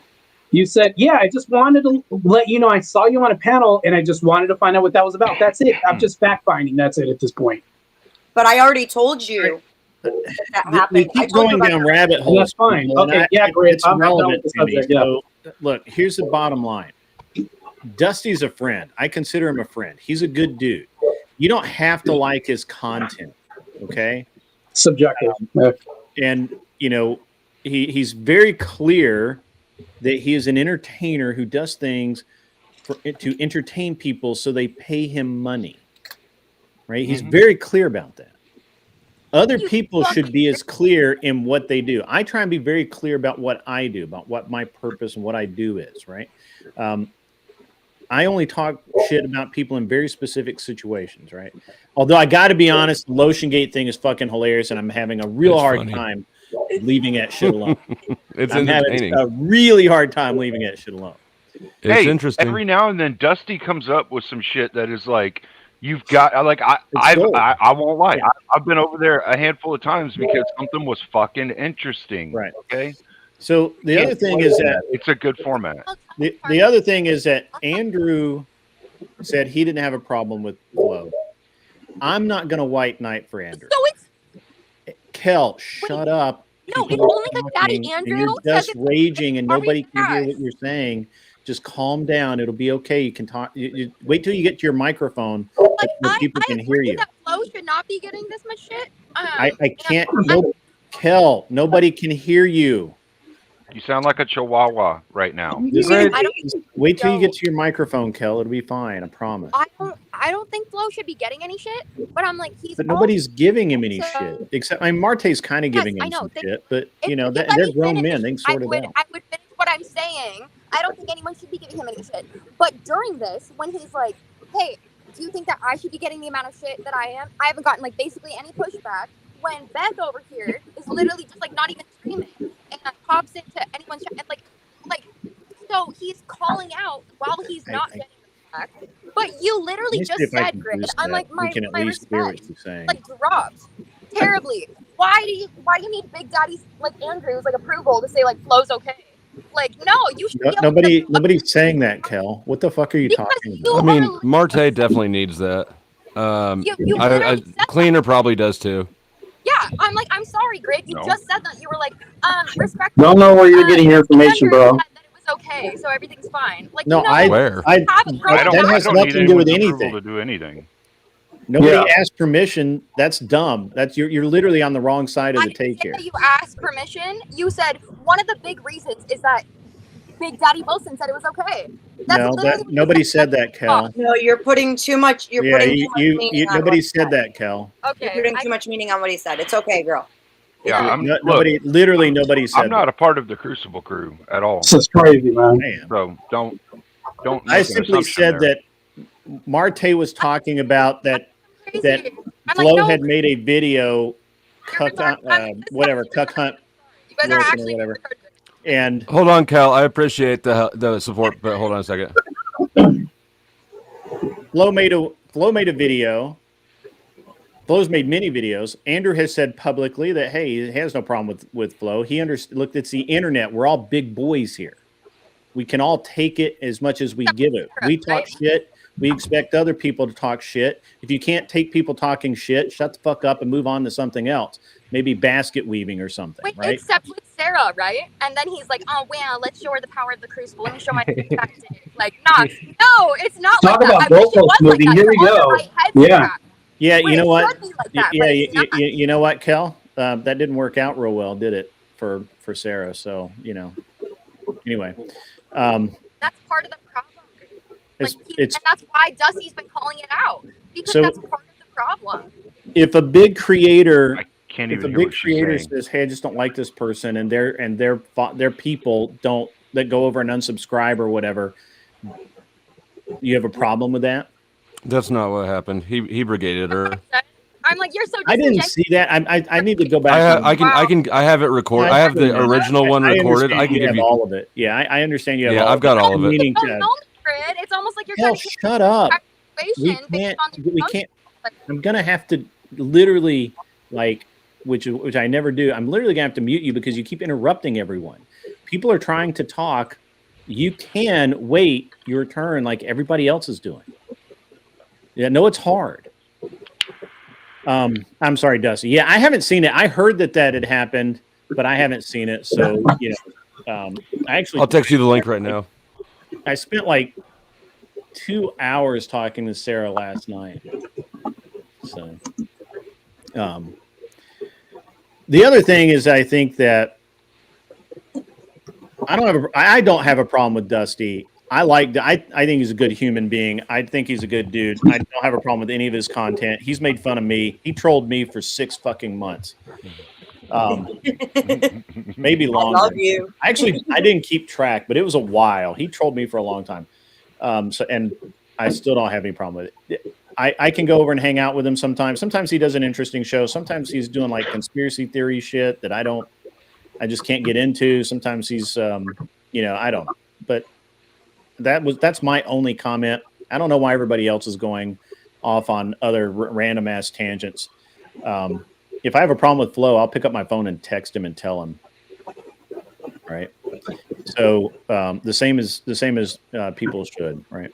So and look, people are free to have their own opinions, right? You can Flo's free to have the opinion that Marte is not as grown ass a man as he thinks he is. That's fine. You can say that, right? Right, Marte? You can say that. Yeah, he's free to talk. Whether or not he's right or wrong is, his subjective opinion. That's irrelevant, right? Like it doesn't matter. Yeah, I would agree with that. Yeah. Yeah, that's. I mean, people tell me I'm a fucking idiot all the time. That's fine. So I'm allowed to not like Dusty and then proclaim it, but then we can move on. I don't care. I'll do a debate against him or against Beth or anybody else. It doesn't really matter. Yeah. I mean, we generically need to put our big boy pants on when we go places. I got no hate for anybody. Somebody like try and keep a topic on focus while I look at this. Yeah, I don't mind. I can put it in any space. Oh, that's the unedited video. So it's the brigading happens about 109, I believe. I don't remember exactly, but somewhere around there. I'm not a part of anybody's crew or group. I kind of operate in my own area, just to be like straight up front, translucent, clear about things, Dusty, and whoever else may assume that I'm a part of something. I'm not. The only thing that I take seriously here is whenever I'm talking about the brainwashing that our government and our people up high, the guys that are moving things around, have done, because I think that's demonstrative behavior. It's absolutely fucking horrible that they put everybody under a control matrix. Smoking Spaceman is absolutely right. Marte, will you read that? I can't see the comments. Smoking Spaceman says, Grid 1, Dusty versus Marte. Drama moves the cultural needle more than debates. No, I disagree with that. That'll be a good debate. That'll be a good debate. I disagree with that. I got to hit you up. I'm starting a series. I'd love to have you on. It's gonna be fun. Okay. I can't watch this on my phone, Dusty. I'll look at it later, man. I'll check it out. That's actually really interesting. I like that question too, because I know, Marte, you're saying no, drama doesn't move the needle as much as actually good debate. No, I don't think drama does.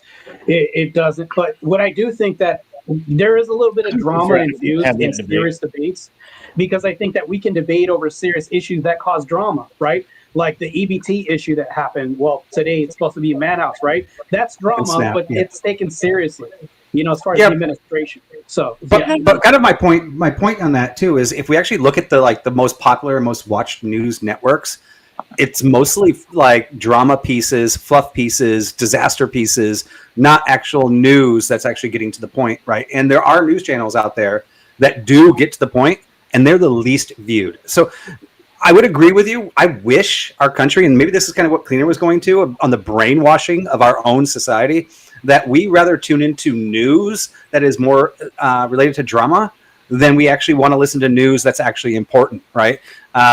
I think you want to watch news that's important. I think Cleaner wants to watch news that's important. I actually think Powder Dusty wants to watch news that's important. But he actually recognizes that most people don't want to watch important news. Most people actually want to watch the drama. And because of this, the advertisers have actually shown that the consumer of the news is less interested in the facts and the debate. Therefore, that moves the needle less than, and the advertisers and like the funding of all these things show that the drama is what people actually want, which means it might move the needle, but I personally would fight also that it moves the needle in the wrong way. I'm sorry, Ben. I'd rather see it move the right way. I think the drama moves the needle in the wrong way, but I think it moves it more. I don't think You're there's having the necessary debate for them. entailment to Stop. anything moving any. See, No, he's actually right about that. This is something I agree with Dusty on as far as like whether or not you're moving the needle. There is no necessity of moving the needle with any of the content that anyone's producing. Could it be possible that some minds are shifted or whatnot? Sure, absolutely. Is that what some people are hopeful of when they get here? Sure, that's probably what some people are hopeful of. Do I think that it happens in mass and affects millions of people in America? Nah, I'm not stupid. Yeah. So Well, drama that's not absolutely moves the needle more than raw data or dry facts. I kind of want to see raw this as information. debate between Marte. We're having a semantics argument. The other guys to get here. No, we're not. We're having a semantics argument, and here's the semantics part of it: is that no, we're not. And I was in the middle of talking. You were done, right? No, I wasn't. All right, no, I well, wasn't. finish your diatribe. Okay, well, how about this? I'm going to put everybody in the back. I don't have a third judge right now, so we're not going to do this as an official debate. We'll just have. I just want to see Marte and Dusty go at it on this. Everybody else is. I'm just going to put you in the back. It's dramatic, and it just makes things easier for me. All right. Rules still apply, guys. It's 1 minute each for your opening, 5 minutes for the open debate. Let me get my timer set up here, which, by the way, I still haven't figured out how to get my fucking timer. No, don't keep it right where you have it. Dusty's totally wrong. Dusty's more of a liberal, so put him on the left. So we're in the right spots. I don't think he's a liberal at all, to be more honest. than me. If you were to compare him to me, he's more liberal. I will say that. Yeah, I don't know. I don't try not to judge people on there. I'm libertarian. What they say. There's a link. I believe in personal freedoms. I don't need a boot to lick. What's your favorite flavor of boot, Marte? All right, so what is the exact? Hold on, guys. The exact debate here is. Let's see. Where was it? Man, I gotta go pretty far back to get it.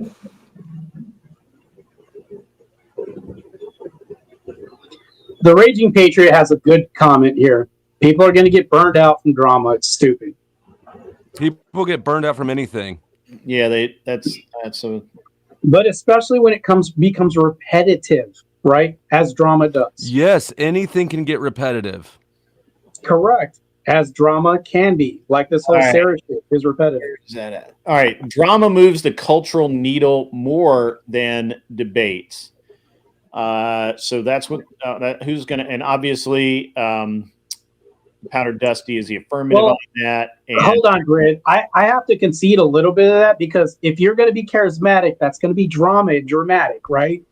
So this is a semantics argument. What I'm talking about is like senseless junk food drama. Like, such and such bang such and such behind their back. And, such and such is doing a cuck hunt today and all this. Like, that's not going to move the needle on anything with cult. That's what I'm talking about. Like, if we're talking about drama, we need to come to like a definition. That has moved you. You have been stuck on that for a week, you bitch. You proved my point. Okay. I brought it up because I need to use an example of your idiocracy. Yeah. So I don't know that charisma is drama. Dramatization, drama. That's theatrics. Like, but I mean, if I have a stream, sure. And the way that my presentation is, dramatization can be me being dramatic and having flair. Right. I don't want to litigate the prompt before the debate, right? You litigate the prompts in the debate. So if we want to define things, I don't know that I'm willing to agree that charisma is in and of itself drama. Entertainment, which is kind of what you're also alluding to, would be drama. Entertainment, drama, yes. If you're not entertaining and you're not charismatic, guess what? You can't be entertaining if you're just a flaccid guy on screen, attitude-wise. Like, it's not really going to make any sense. Flaccid is a funny choice of words. Yeah, I know, right? The old industry coming back, time. huh? Yeah, I could be humorous at the same time and use a pun. Go ahead. You were humorous on accident. So no, I purposely picked that. I don't know how you're going to contain. I mean, you could say, I don't know that we need to nail down. I think he's filibustering. We know what drama is, and we know. I'm not filibustering. So this has to be distinctive. We need to create a distinction because if we don't know what the drama is what you're talking about is different. Okay, let me try. Drama is the human element, as opposed to data. Data would be the other. Okay. Chat GPT your way to this. I mean, that's fine if you want to. I didn't chat GPT shit. I just made it up on the fly. On the fly as you're looking to your right. It's not that complicated a thing to do for most people. Sure, bud. We could refine it slightly by saying that drama channels move the needle more than debate channels. Although I think I personally would not. Let's just do for drama and against drama as content creators. How about that?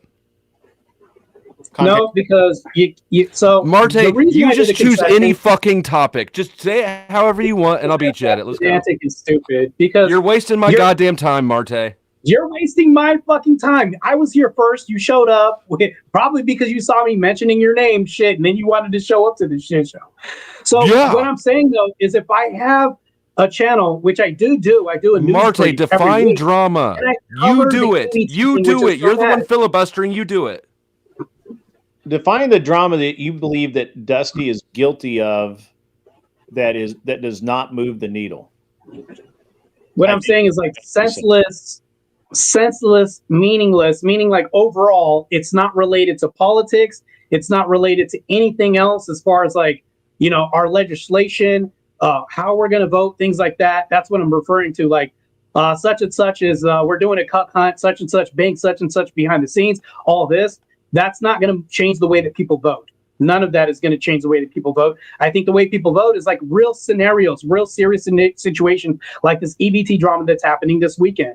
Things like that, because people are actively suffering right now or allegedly suffering, right? Things that are impacting the community. To me, there's a difference between the drama he does and the drama that I cover. Big distinction. You cover my drama, you dumb fuck. No, I barely even try to even touch it. And when I do this, it's like me addressing it and getting out of the way behind me so I can go to the series. Grid, if he's not going to choose one, you need to figure out a definition for us. I'm trying to figure out a definition. So, and again, I go back to the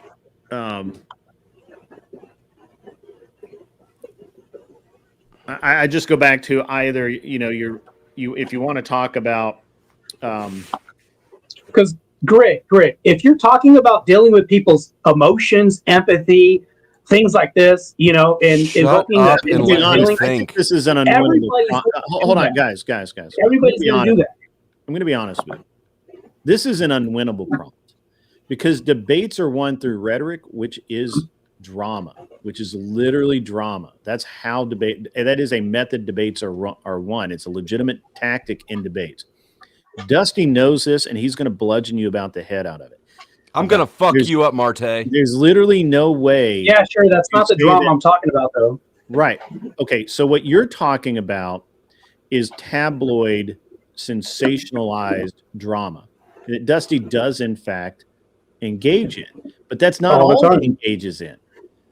He does actually put together legitimate, real things that while you may not like the tone of them, I think it's an unwinnable. I personally think it's an unwinnable argument. I mean, if you want to try and win it, I'm looking at this trying to just put a prompt together, and there's no way that I can engineer a prompt that I could not defeat myself.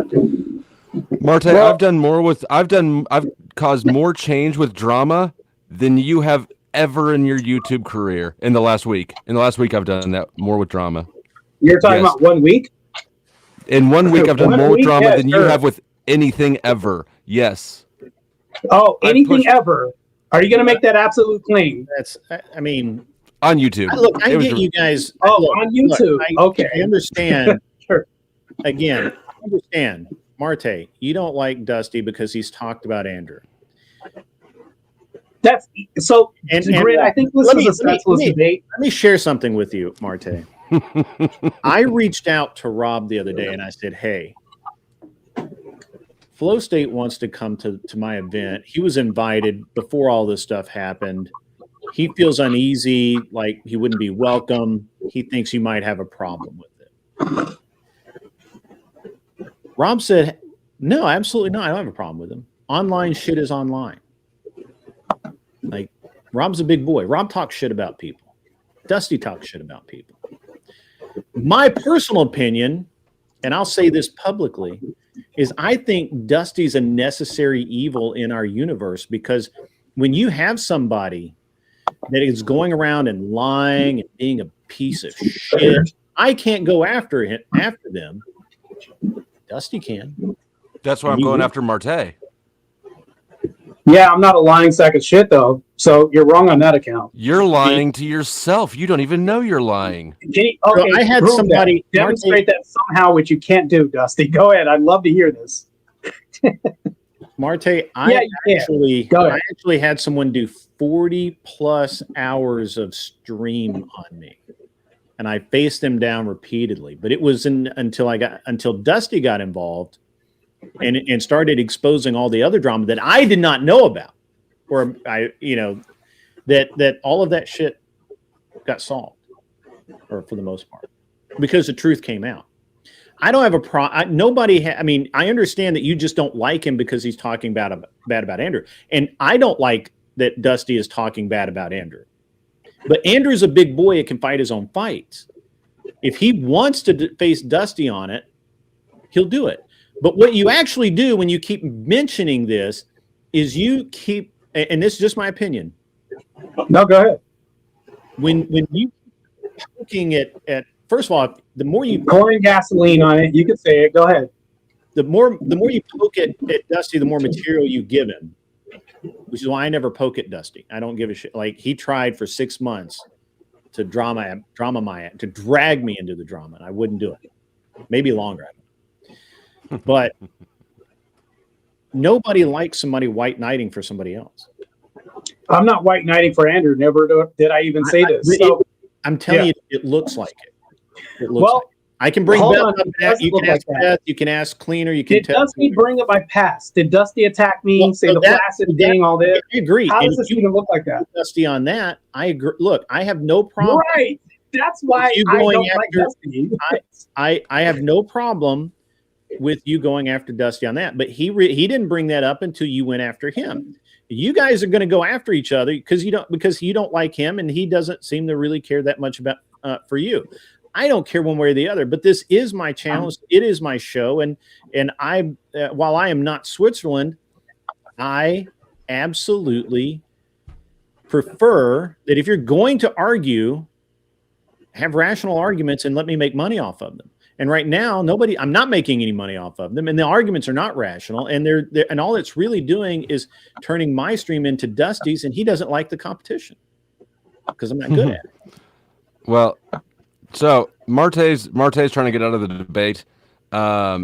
If we can't even figure out a prompt, I just think it's a really stupid prompt with a really. That's fine. That's fine. That's fine. So, is there something else that you guys could debate? Could you debate Indian versus Harley? Could you debate Glock versus Sig? Is there something else that I could get you guys to debate where you could just beat each other up really quickly and I can make money off of it?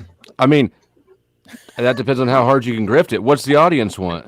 Well, they were wanting that specific prompt, but nobody paid for it. So because I've got people on my side asking for a debate too. So what do you like?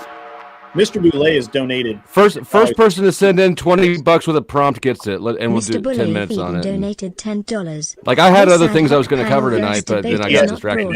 First person on my end that wants to send $20 with a prompt, I'll present now. Sorry, I'll have to re-trigger that. I did not yell loud enough. My bad, Mr. Boulay. I apologize. I'll re-trigger it really quickly. Or I'll just read it. This ad hoc panelverse debate is not brought to you by Tactical Soap from Grondike Soap Company. Grondike asked me to make this clear. Be sure to try Tactical Soap today. That's right. It's very soy. It's very soy. What kind of prompt you got over on your side, Dusty? What do you got?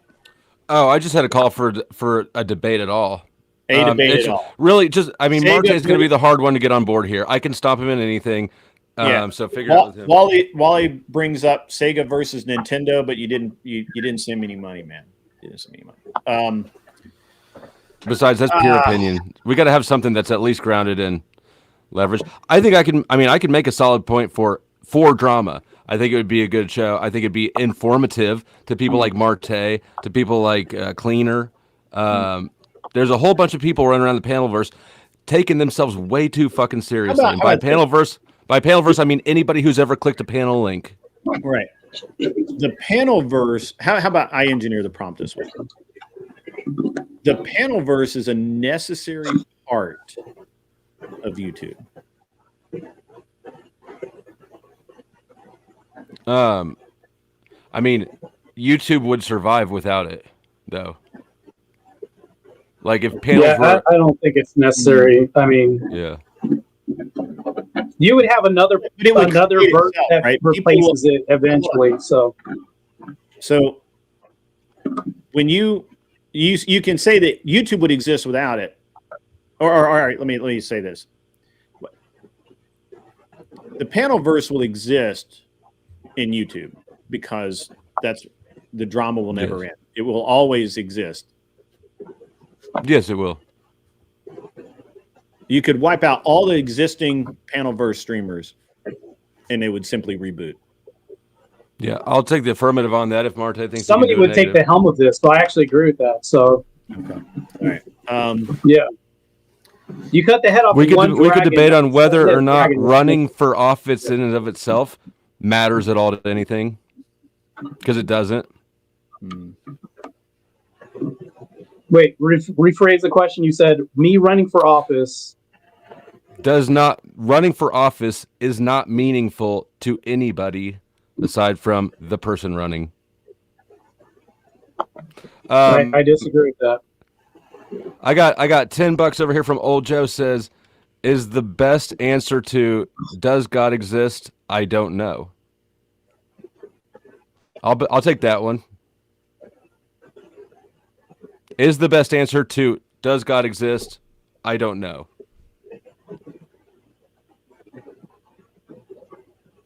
I don't want to do theology though, so. I mean, I'm a catechumen. I can't do an exegesis on scripture and all that stuff. You're going to catechumen and say you can't be seen conceding to an agnostic. How about does YouTube panelverse drama move the needle more than YouTube debates? The issue that we'll have there is that they blend so hard that it's almost impossible to see where one is clearly only one side. I hate to say this, but he is right on that point. There's a lot of overlap, and Marte, it's hard to distinguish. If you would have just took the original prompt or any reformatting of the original prompt and stopped filibustering this shit. It was because you're wrong, because you've been wrong on I'm going to bring everybody back up because it's not fair. Let's bring everybody back up. Bring everybody back up. The prompt. We'll do some arguing, but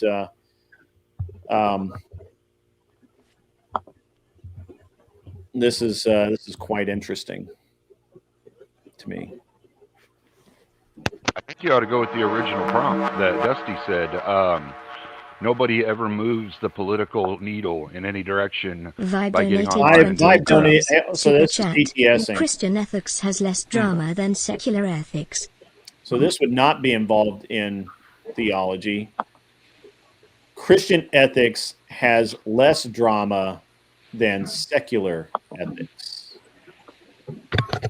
What? That's yeah, we're going to spend way too much time defining how. Yeah, this is going to be really bogged down. Great prompt. I like that prompt. That's it for a longer debate. I think that'd be a good one. Here, let me. That'd be a good prompt. Well, I mean, I would debate that Christian ethics are not a thing. What was that? If I paid $20 to get a debate grid, you're not going to respect the grift grid. I'm trying to, man, but we got to get the Christian ethics are not a thing. I would take that as a prompt. Yeah, I was trying to combine everything, right? Because you can actually talk about Christian ethics outside of Scripture. The problem is that Marte's Orthodox and he won't debate theology. Okay. Why Orthodox people debate theology all the fucking time? Yeah, if they're baptized, then they have permission from the church to do so. Yeah. The church has to give you permission to talk about theology? In Orthodoxy. Yeah.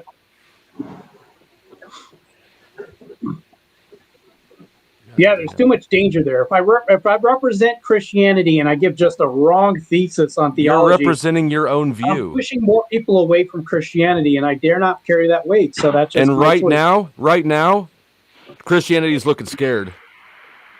No, it's looking like we have structure. No, it looks like you have an authoritarian period.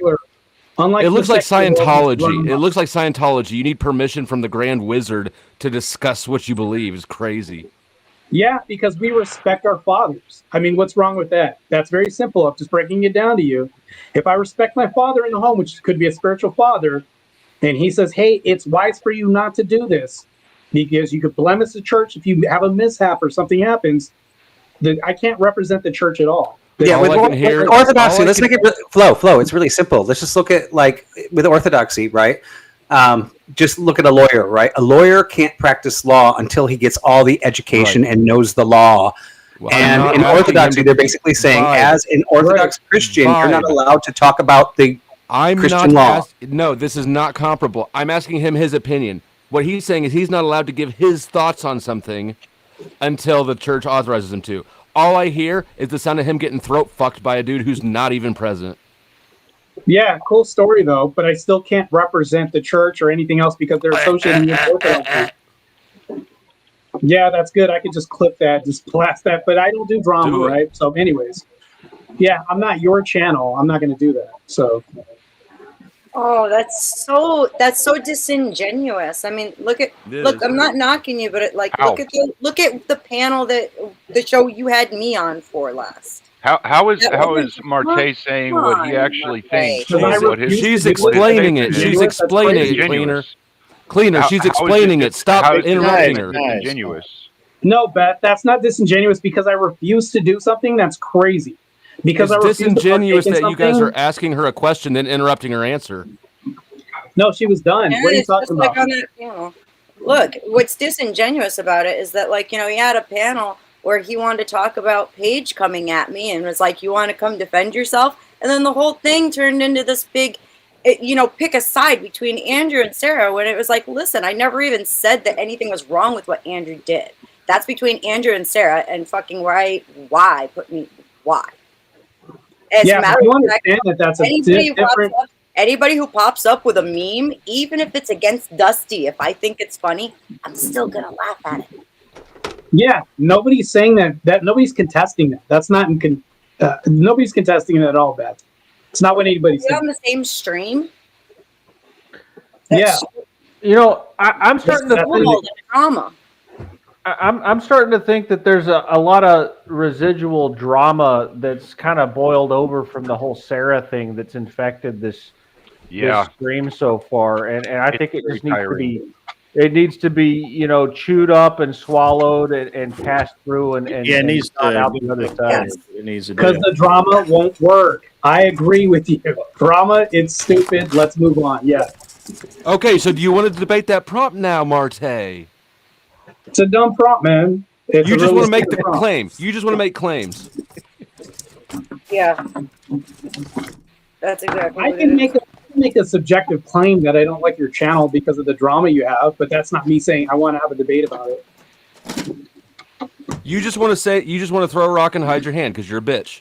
No, that's what you do. Let's use that for a prompt. Marte is a bitch.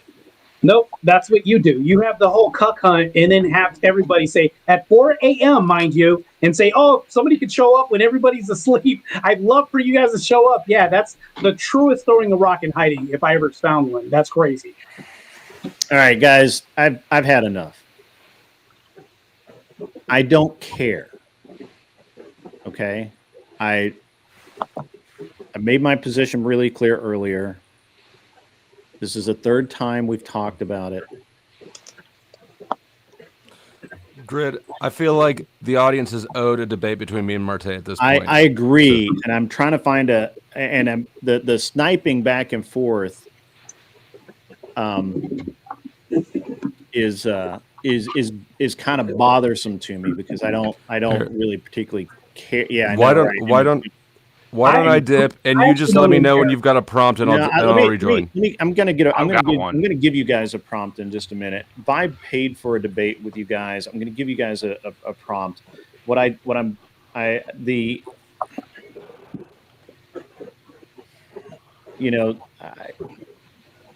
Because you don't like somebody's look. Yeah, that's fine. You literally just said to yourself, Grid, you said, I can be on a panel with somebody I don't like, and it's okay not to like somebody's content, but we're big boys. We can move on. You said it yourself, Grid, right? Yeah. Right. We need to move on. I agree about it. Like, this is totally agree. Dumbest. This is literally one of the dumbest conversations I've ever seen on my panel. Yep. Waste of time. I agree. I know I don't have the. I mean, now admittedly, Flow outclasses me. He has Jack Talcott on. He has some other people that are far more capable of having stupid ass conversations than I am. No, you're capable of it. Don't sell yourself short. I'm going to sell myself short on this one. Mm-hmm. But let me just jump over. Just give me a second. I've got some debate prompts ready to go. Look, if somebody doesn't want to debate a topic, just whatever. I don't understand why the original drama one wasn't taken. The original thing that Dusty said, because they couldn't agree on what the drama even was. His original statement was nobody moves the political needle at all on these social media platforms, right? No, take it, go for it. That's kind of where I was at. No, that wasn't it. That was his original statement before all this shit started. No. Yeah, that wasn't the prompt that was put in chat, but that was the That Peter saying that was the conversation that was said before the prompt that was put in chat. Yeah. We're just gonna keep circling this direction. I would debate that. Yeah. I would debate that with you, Dusty, if you want. I mean, I think everybody, and especially the chat, wants to see you two debate on something that you both believe in that you disagree with, because Dusty's saying he doesn't think you can debate. You're saying I can debate and I'll kill you. He's saying I'll kill you. I think everybody just wants to see you guys go on any two topics. I think at this point that you both strongly believe on and that you both strongly can debate each other on. Just to see you two debate. I've put out several prompts I would take. Grid, shoot me a text or a call if you figure out one that Marte agrees to. One more minute. I'm getting there. Just calm down. All right, when you guys figure something out, I got to piss. I'll be back. All right, go. I mean, I'll go at it with you if you want, Dusty. I'm down. I don't really want that one because I don't agree with the side that nothing on social media. That's not what I said either. That's a retooling of what I actually said, which is none of you word for word. Oh, okay, none of us. Okay. Well, see, I'd take that too. That was more of a dig. That wasn't a literal claim. That was a dig. I know, but the prompt would be fun to debate. All right. Yeah, I'll do it.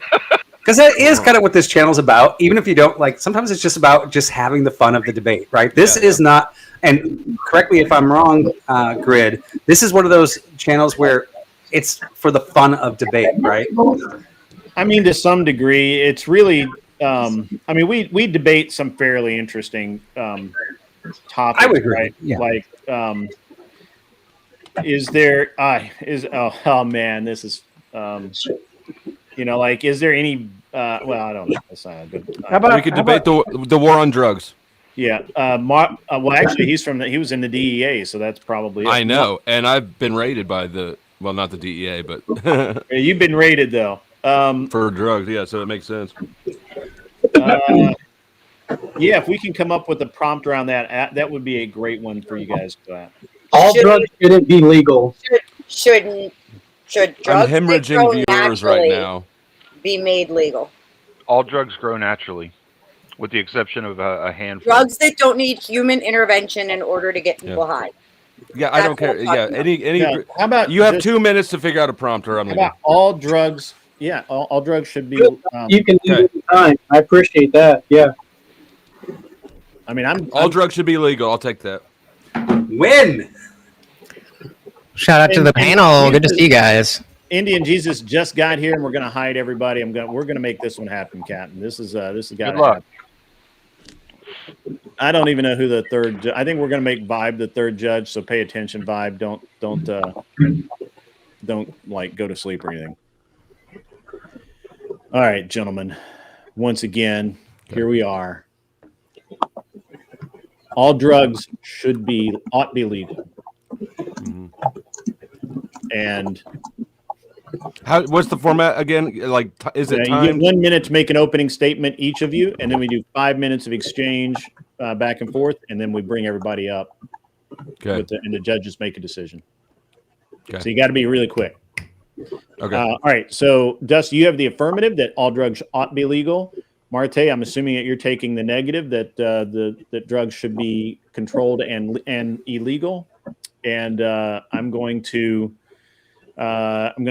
start my. I gotta get my timer back up. Sorry, guys, I do not have my timer integrated into the OBS. It just doesn't. I mean, it is, but it doesn't work. So I'll do it just by hand. When you're ready, Dusty, just start speaking. Okay. We should legalize all drugs because 45 years into the war on drugs, it has been a complete failure on every front. Substance abuse has increased in the 45 years since we've had the war on drugs, as well as the amount of people incarcerated, the expense on the criminal justice system, the number of police killed in the line of duty, and organized crime. We can look at what happened with prohibition in the past. It is a perfect model for drug prohibition in the present. And what we saw was that when we ended alcohol prohibition, or all forms of crime immediately plummeted. Murders were down, organized crime was down, all sorts of violence, deaths from tainted alcohol were down. The same exact thing would happen with the war on drugs. The artificial scarcity created by... That's time. Did you say okay. All right, you ready, Marte? Start talking. Yeah, let's go. Dusty, not all drugs should be legal because many substances, like I said, I was in the feds, like heroin, meth, have an extremely addiction potential. This is the extremely addictive personality and potential that we have with drugs. Going back to them, it causes severe physical and mental harm, often leading to overdose deaths. We're talking about over 100,000 annually in the U.S. alone. This is also cited in CDC data and other forms of this. Legalizing them could normalize use, increasing accessibility, especially for minors and strained healthcare systems. Regulation often struggles to keep up with the synthetic drugs that can be made, which can be tweaked to evade laws, as seen with fentanyl's rise. And also decriminalization for personal use might reduce jail overcrowding, but full legalization risks like we're talking about prioritizing profit over healthcare systems. Matter of fact, this is seen with alcohol and tobacco industries that you brought up. Prohibition, while imperfect, deters widespread use and signals societal disapproval of dangerous substances. I can see my time. Well, that was actually exactly 1 minute. All right, so I'm going to give you guys 5 minutes. When you're ready, just start talking, and we will, and the time will start. All right, we can see that the past 45 years with the war on drugs, there have been overdose deaths. So obviously, the war on drugs, prohibition is not reducing that. The stats you just gave, and nobody's saying drugs are good, right? Addiction is bad. Oh, so they're not good. Okay, so we shouldn't legalize them. We should actually have them controlled, right? Well, no, this helps out. look, So all you're doing is giving pharmaceutical law over everything else. You cannot control something that is outright banned. When it's outright banned, it forces it into the black market. Into the black market, that's out of control. How are you not prioritizing profit over health, Dusty? If you legalize everything else, guess what happens? You now open the black market up for crocodile, which is like one of those dismembering drugs. Actually, your skin falls off, and also devil's breath. Which also, can you tell me how devil's breath should be legal in the United States? Sure. Devil's breath would never have been a thing if drugs were just legal. All these super weirdo drugs, they're That's all false. the result. They're all the result of prohibition forcing innovation. Fent is a big deal now because people couldn't just get their H. That's false. Drugs have always been legal in Venezuela when we talk about it for a very long time. So when you're talking about this is for future logic. No. So not only this, hold on, Dust. All drugs should not be legal due to the significant risks that they pose to individual health and social stability and governance. I can also show this. They're highly addictive. So how do you prevent kids from using this? The most dangerous part of addiction, of drug addiction right now, aside from accidental overdose, which is caused by buying drugs that you're not sure what they are because it's not regulated, because it's not legal. Right. So if we have hold on, no, let me finish. I let you finish your point. Let me finish mine. The most harmful aspect of being a drug addict is the law enforcement. There's a reason why we all know functional alcoholics, but there's no such thing as a functional cokehead. It's because, well, there is, but it's not as popular. It's because of the increased risk and harm that comes from making something illegal at the gate. Alcohol is the most dangerous drug. It's the only thing that makes people more inebriated and more aggressive, and it's one of the two substances that can kill you from withdrawals. That's my argument. So really, what we should do is have more controls. Also, not to mention this, but legalizing them, like I said, could normalize this use, increase accessibility, especially for minors in strained healthcare systems. You didn't answer my question about devil's breath. Why would we legalize devil's breath? Can you tell me the benefits of society that this could produce? Yes, by taking it out of the black market, by taking these things out of the black market. It's not in the black market. Try again. That is my turn. That is completely uncontrolled and run by organized crime, right? And incentivizes organized crime entirely because it's a huge profit center. By taking it out of that environment and standardizing it, we don't incentivize innovation, organized crime, and people buying tainted drugs that they die from overdoses. It would help on all fronts. Controlling the drug system, and not to mention this, but legalizing this so that way this can be controlled by the government. And not only this, but making sure that it's not free to everybody else. You literally just made my argument for me by saying, no, because it's in a unregulated system, all this other shit. That's your society. You're literally arguing against this. This doesn't make any sense. So can you tell me how? You didn't even answer the question. You still haven't answered it. I'll ask you again. You're confused about what is regulated. Benefits society. Regulation and regulated are different things. You seem to be treating drug laws as if it's regulating the industry. It's not. It's an absence of regulation. Do you think we legalized it, then just like cigarettes, we could regulate the drug industry. That doesn't answer the question. I'll even ask it again because I'm being very charitable right now and being very patient with you. I understand it takes a lot of this to deal with you, Dusty, especially. So I'll ask it again. Can you tell me how black market can benefit the public if we legalize it? The black market wouldn't exist if we legalized it. No. I misworded that. Can you tell me how devil's breath would benefit the market if we legalize it? I just did. If we legalized it, it would reduce a number of problems that is created by it being illegal. Can you tell me how? Can you tell me what benefit the public would get from devil's breath? What would be the benefit? The benefit would be in the reduced harm caused by the laws. How would the public benefit from the drug use? Here's why your question doesn't work. You want me to answer it a certain way because devil's breath is a harm. I agree. The issue is though that stop. Your assumption is wrong. You're treating prohibition as if it actually gets rid of the thing. It never has worked for anything. That's not what I'm saying. I'm not saying that. I'm asking you how it would benefit, and you actually answered this. You said it was a harm, so you think we shouldn't legalize devil's breath, right? You're trying to do a gotcha, but you don't have it. You need if something is illegal, you can't regulate it. Yeah. All right. So. Yeah. Are opioids harmful? Hey, stop, judges! Stop. Sorry. Cleaner, please go. both debaters started out with really strong opening statements. They followed good format of building opening statements. They had a claim, an evidentiary metric, and an effect on society. It would reach the audience, I believe. So they both got full 5 points for openings. During the meat and potatoes, both of them were making pretty good claims on either side. Dusty ended out with one more point right there at the end, and so I'm going to have to go with Dusty on this one. You didn't give me enough of a win. Bye. Too bad. Yeah. So it was tough. There was definitely some talking over. The opening statements, I agree. Both made really good points, right? So and by the way, this is really hard because I actually would normally be debating on Marty's side, but I'm going to be non-biased here. Dusty's points in the increase in fatalities, overdoses from bad drugs and things like that, hinting back to prohibition and the tainted drugs. I think that was a good opening, but I felt like Dusty was definitely a little bit weak in his opening. He was stumbling over his words. With Marty's opening also, I think he just was talking way too fast, but also making some really good points as well. If he would have slowed down and not, he could have said the same thing in the same amount of time.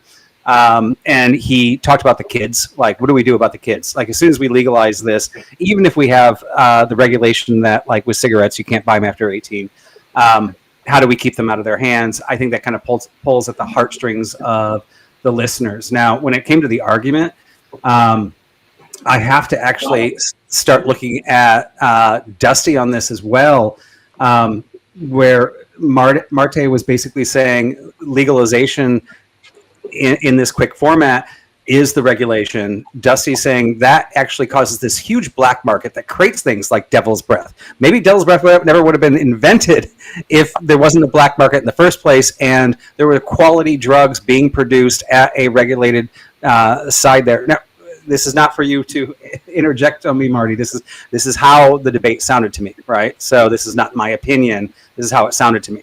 So given that, right, you made some points that I thought were good, but overall, I think there was some talking over each other on regulation and law. And even though I wouldn't want to side with Dusty, I think he kind of actually took it on this debate. Okay. And Anson? Yeah, I thought that. So I'm gonna go on and just admit that I'm super biased here because I've heard Dusty argue this several times. He basically does what I would argue, only better, and so I really appreciate his argumentation, but I can't be biased. So I'll just say that in terms of argumentation, I thought that Dusty's used reason and facts based on how economics works in his argument, and he basically painted a picture of how his reasoning would result in a kinder environment for people suffering with drug addiction. Marte did the typical authoritarian argumentation, which is basically just grasping at straws to legitimize abuse of power. And tonight, I'm judging solely on whose argument would make them most likely to be brigaded by Andrew Wilson, and therefore Marte wins.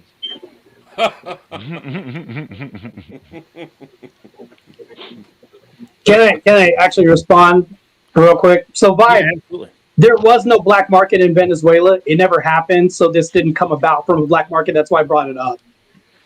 Well, I mean, you could say, you really could say all markets in Venezuela were black markets. If there's no, illegalization of something, then it's not illegal, so there's no such thing as black market, but that doesn't make all, you see, it's kind of an all or none fallacy. Right, but you do understand that the premise of saying we're suppressing this drug never happened in Venezuela. So when we talk about Devil's Breath, travelers are warned before they go to Venezuela. I don't know if you guys understand how powerful this is or what it does. It's a free will removal drug. It removes your free will. I've never even heard of it. Okay, so check it out. Let me explain what this is. Let me explain what this is. This is a plant that produces flowers, okay? I have seeds for it. I can fucking grow it right now if I want to in my yard. So what's illegal about it, Marte? So what you're talking about is the drug. I'm not saying it's illegal. Brett, you're putting words in my mouth. Nowhere did I say this drug was illegal. It's in So a free you were market. arguing with a drug that is legal? It's used in a market. And no, this is a different plant. What you're talking about, the No, it's not. No, the it's drug not. that they're using. No, it's not. Hold It's on, the drug belladonna. that they're I got forming seeds in that for it. market is being turned into devil's breath, which means that this drug is not being marketed here in the United States. It's not. You can have the seeds here, but there are no cases about devil's breath being used here. Have you heard of one? Yeah, I'll wait to because hear all I about got to do is grow the flowers and then Okay, dry them right. out. So There's not so one while case hold on, in the United States. guys, I don't want to get bogged down in a very specific instance. To be honest, while I disagree with the mechanics of Dusty's argument, I agree with the overall theme of it. I think that we've created a massive fuck up in this country with this war on drugs, and it's actually made things way worse than it would have been. And while you can look at Venezuela and which is weird, but okay, we can also look at countries like, for example, any of the Danish states, Denmark, Norway, Sweden, Switzerland, to some degree, that where these drugs are not illegal, where you can, and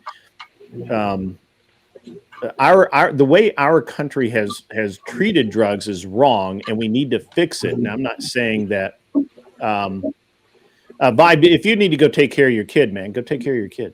Don't worry about it. Go take care of it. Don't worry about the kid. Great. What's really interesting is that these drugs are only illegal for the people. They're not for the government, and this is why we have ADHD diagnosed kids who are on a legal form of meth. Right. So that's kind of my, that's we have this mess that's been created with our drug system, which could be fixed. We have no interest in that, obviously. But great. Can I say something? My argument was, should no benefit drugs be legalized? That's basically my argument boiled down to. I wasn't. That wasn't. I actually didn't care about the. I wasn't a judge, so I wasn't really paying much attention to the mechanics of the argument, right? Why did you argue not the prompt? No, all drugs, you said. So that is part and parcel with non-benefit drugs, like all pure harm drugs. Yeah. So when it says all drugs, I'm putting that in this category. It's congruent. Right. So Marte, if I were to critique your strategy, I think that to defeat Dusty's argument, the best way to defeat that is by saying that while you can agree with reform of our drug laws, right? Like which is probably the actual thing that needs to happen, right? We should not be we ought not be giving kids the amphetamines in the idea that it's going to calm them down. And also they're addictive drugs that we honestly don't know what does to the brain chemistry when we're giving them those drugs at 4, 5, 6, 7, 8 years old. We ought not be doing that. If you made the argument in that way, I think that Dusty's argument that they should all be legalized becomes a little harder to make. However, and Dusty actually did do this, but he didn't hit it hard enough, is that if drugs are actually illegal, you can't control them because they're illegal. And then the black market, as Dusty said, becomes the thing. And then people start growing it or manufacturing it themselves. And now you have an even more dangerous issue. So Dusty was able to cover that, but he only covered the portion where he talked about, that by making it illegal, you actually lose control over the drugs because they're illegal, right? You can't really prescribe or validate, how much somebody is using of these off-market drugs. So Both of you guys did really well. I actually thought that was a great debate. I didn't think there was anything really, and I'm nitpicking here, guys, because it was a great debate. It was real close. Y'all were both coming out with good No, we arguments. No, you were for a speed debate. Yeah, y'all were coming across. Yeah, no, I mean, you were giving a claim or an argument, and then either evidence or impact. Each time that y'all were arguing, you were going tit for tat on that. I mean, it was pretty good. There's no way that we can justify crocodile for the United States, or like even if Jenkum is legal, that you would say there's no benefit for anybody, like a benefit for anybody. This is crazy. Sure, that's not what I was saying.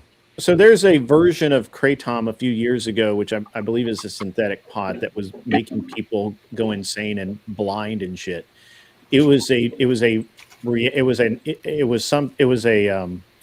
designer marijuana or something like synthetic marijuana that was legally sold to basically anybody. Mm-hmm. Why do we want that product to exist? And it existed because pot was illegal. Well, Jenkum is legal. Meth was developed as a substitute for coke. Crack was developed as a substitute. All the innovation that makes harder, more dangerous drugs is because of the prohibition. If a cokehead could just buy their coke, they would just do that. They wouldn't. People want to feed their addictions. They don't really want to have to change to something else unless they can't get it. Yep. But so Dusty, during the whole debate, I never had my question answered. I feel like you never did, because you never really did. I feel like all I did was answer it. I said, how would society benefit from Devil's Breath? Can you tell me one benefit from this? That was never answered. Society does not benefit from drug addiction. He's talking about scopolamine specifically, Dustin. Yeah, scopolamine specifically. Oh, yeah, I can tell you. They gave me that when I just had surgery. There actually is there's researchers that have been studying the effect it has on certain types of criminals. Motion sickness, stuff like using that. No, not for that. No, actually no. For actually re-brainwashing someone into normality, so not to be a super aggressive or hyper aggressive person. Mm-hmm. Yeah. So I like the energy of the specific drug conversations. That's really not the focus of tonight's show. Sure. So that was kind of an exhibition match. Dusty, if you want to stay and debate, that's great. We're gonna. I really need to start moving on though, and actually I need some more debaters. Now that Vibe is gone, I'm short. I'm short. And I got to drop off too. I got other things going on. But thank you for having me up. Salute to the panel, except for Marte. You're still a bitch. And salute to most of the chat. Stay safe, Dusty. You just can't help yourself. Don't be safe, Dusty. So, Marte, the actual benefit. I was trying to say this over and over again. I didn't get it out. The actual benefit for drugs in general is that it gives people an opportunity to exercise free will and self-control, right? And so the reason why the United States government had to make a constitutional amendment to make alcohol illegal. The reason why the government had to make a constitutional amendment to make alcohol illegal is because it would have been unconstitutional for the federal government to say it was illegal without one.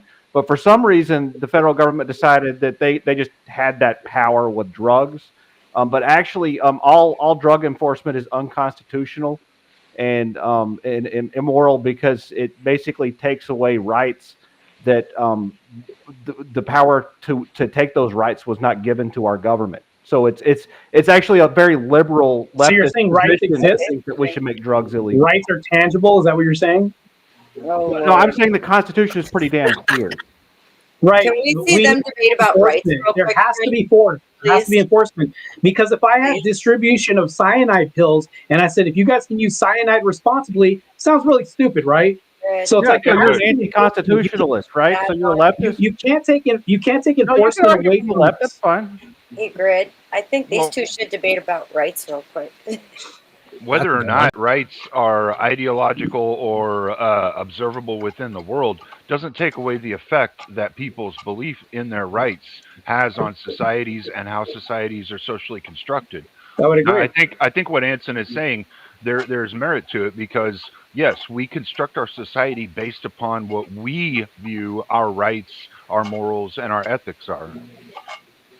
Right, but if I was going to make a suicide pod or a cyanide pill, which was an equivalent to this, a drug, so they have these suicide pods, or You my gotta bad, I stop saying can't say that word. the self-deletion pods, and we're going to say we're going to have Anexa, which is a self-deletion pill. And if you could take this, we can legalize this. So I think that if we get down to the crux of the issue, we can't have masturbation of this. We could say that this is a bad for society because if your kids get a hold of this, and we would say no, we would decide no. You would have to fly to Sweden to get a self-deletion pill or something like that, right? People are allowed to take they have the right to delete themselves. It's impossible to stop them. Put them on a 72-hour hold? They get out, Yeah. they do it anyways. You can they're try, trying but to- people are still going to express the freedom of will to do Correct. what they choose. Beth, but if you make a my kid can go self-delete with the drain cleaner under the kitchen sink right now, and there's not a damn thing I can do about it. Would you like to illegalize that too? Would you want no enforcement? Meaning, so there's two people that can take your rights away. It's a judge and a doctor. They can restrain you in a room for 48 hours upon a psych eval and release you if you make statements of self-deletion. Do you think we should eliminate that? I think that there is benefit. No. Wait a second. There is benefit to the 72-hour hold and having people stop and think about what they're doing. Oh wait, what? At the end of the day, if they want to self-delete, they have the ultimate right to do so. And who the fuck am I to stand in their way? Correct, but should we take this away? Somebody who cares about them. I just answered your question. I didn't say do away with the 72-hour hold. That's not what I ever advocated for to begin with. But what I am saying is you can't make it illegal. How are you going to punish somebody for self-deleting? We make it illegal. We can hold somebody against their will. We take away their rights. So you're gonna. They already did. So you're arresting people before they commit crimes, then? No, you're not under arrest. You're having all your rights taken away for 42 hours. The doctor and judge. That wasn't what she asked you. That is if actually somebody does it, how do we punish them? Yeah, that is actually when you put somebody in a 48-hour hold, they are actually detained. Yes, they are detained. I'll agree with you. Yeah, there's a crime they've committed or thought to have been committed. There's something that they are being alleged for, and they're being placed in a hold. So yeah, you get against the hold against your will. Yes, I agree. So how do we punish them when really do? Why are we still talking about dumbass drug shit? Well, it was a good conversation. Well, now we're talking about self-deletion and rights. This is a debate show. What the hell, man? You didn't shepherd your sheep yet, Grid. I know. Apparently, I got distracted. I'm trying to get some more people in here, and I turn around and you're still talking about dumbass drug shit. No, we're not. We're talking about rights. We were keeping shit going. We're talking about rights. Yeah, we're talking about rights being stripped from you. Yeah. We have a lot of that happening, to be honest. What's up, Indian Jesus? I barely had time to say hi to you before you dropped off. And Thumping Weevil has come in. That's rad. But so wait a second, Marte. Why didn't you ask Grid how people are having something stripped away from them that doesn't actually exist? Who fucking cares? Jesus, how's your mic? I mean, so far so good. I don't know. Sometimes with Streamlabs, it just it does whatever it did. And, it's good today, bro. It was loud. Struggle streaming. Jesus needs to debate.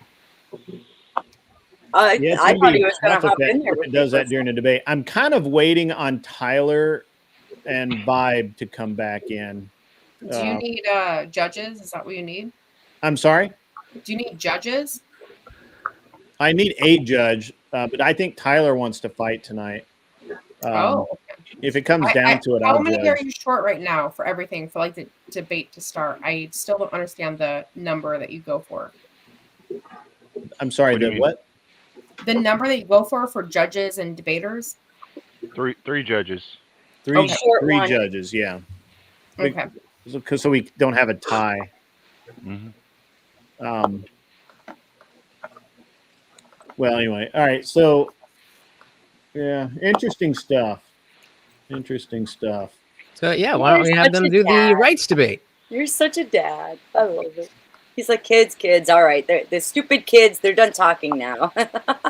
My 5-year-old.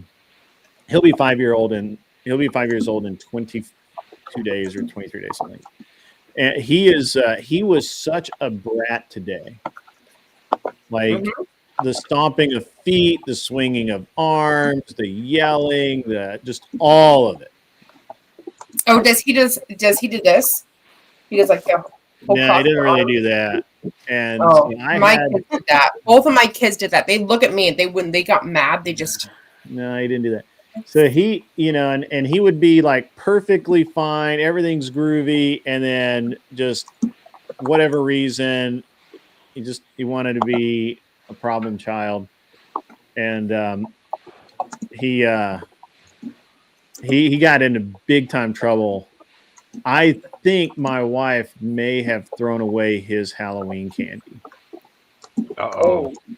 He got right? big That's serious, trouble. right? Like that's bad. And I'm not sure she explained to him that he has no rights. Let me ask you. Okay, so let me ask you, as being a father, Grid, as being a father, has your kids ever acted out around Christmas where you've actually thrown away presents? Like, No, nothing like that. And I don't see. I might threaten to do that, but I won't do it. But my wife will do it. My wife will straight up do it. Okay, so I put them away and forgot about them. Last year was the first year that I had all the presents underneath the tree. You know, my kids are old enough to know not to touch them, or when I'm around at least. But I took a few away and I'd put them in the garage, or like just really somewhere where they didn't know. Like I took them to my parents' house at one point. Like, you're not going to get these presents. And they didn't see them for Christmas. And I waited until their birthday to actually. That's what I did. I waited. And like my kids are like, both of my older boys are born in August. So it's like I kept these presents from December to August to give to my fucking kids, because my son's birthday's in September, and I totally forgot about it. I was cleaning out my bedroom closet and found it buried back behind my shoes and was like, oh shit. Mm-hmm. Damn, man. And my wife gave me shit for making my kids go on a treasure hunt with theirs. Like I put I had these gigantic fucking boxes, and inside the box there's just a fucking note at the bottom and a whole bunch of bricks to weigh the box down. And my son opens it up and he's like, what the fuck is this? I mean, he didn't say that, but that's his face. You know, you could see it. He was like 11 or 12 at the time. You could just see it on his face. Like, what is this? Why do I have bricks? And I'm like, you got something in the middle there, though. And he goes on this treasure hunt around the house, finding stuff, and then finds the laptop that I got him for Christmas, like his actual gift. Badass. I think that's really interesting because can I ask your guys' opinion? Because I'm still. My wife gave me shit for that. But what are your opinions? Is an appropriate age to give your child, like your son, a laptop? A laptop? Mm-hmm. I mean, my son had to get one for school when he was in like grade. School, like he wants it because he can't download. No, he didn't have one until he went to tablet. So yeah, he had a tablet that he kind of played with, but he didn't really care for it. But my youngest son, he has a kind of a tablet. He knows how to use it and all that. I don't think he's really going to care much for the for it after that. But the interesting thing is that so my 5-year-old is at the point where I'm literally I'm telling him that he's a big boy now, and he there's no more crying, there's no more of this, there's no more of that, and he's like, no, I'm not. I'm like, yeah, you are, whether you want to be or not. You're a big boy now. Mm-hmm. And so it's we're at that stage where he has to start manning up. It is a tough question. I mean, I don't have kids. I don't know.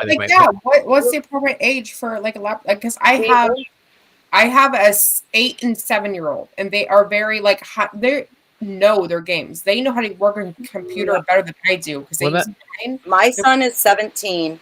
He wanted this MacBook that I'm on right now when he was 15.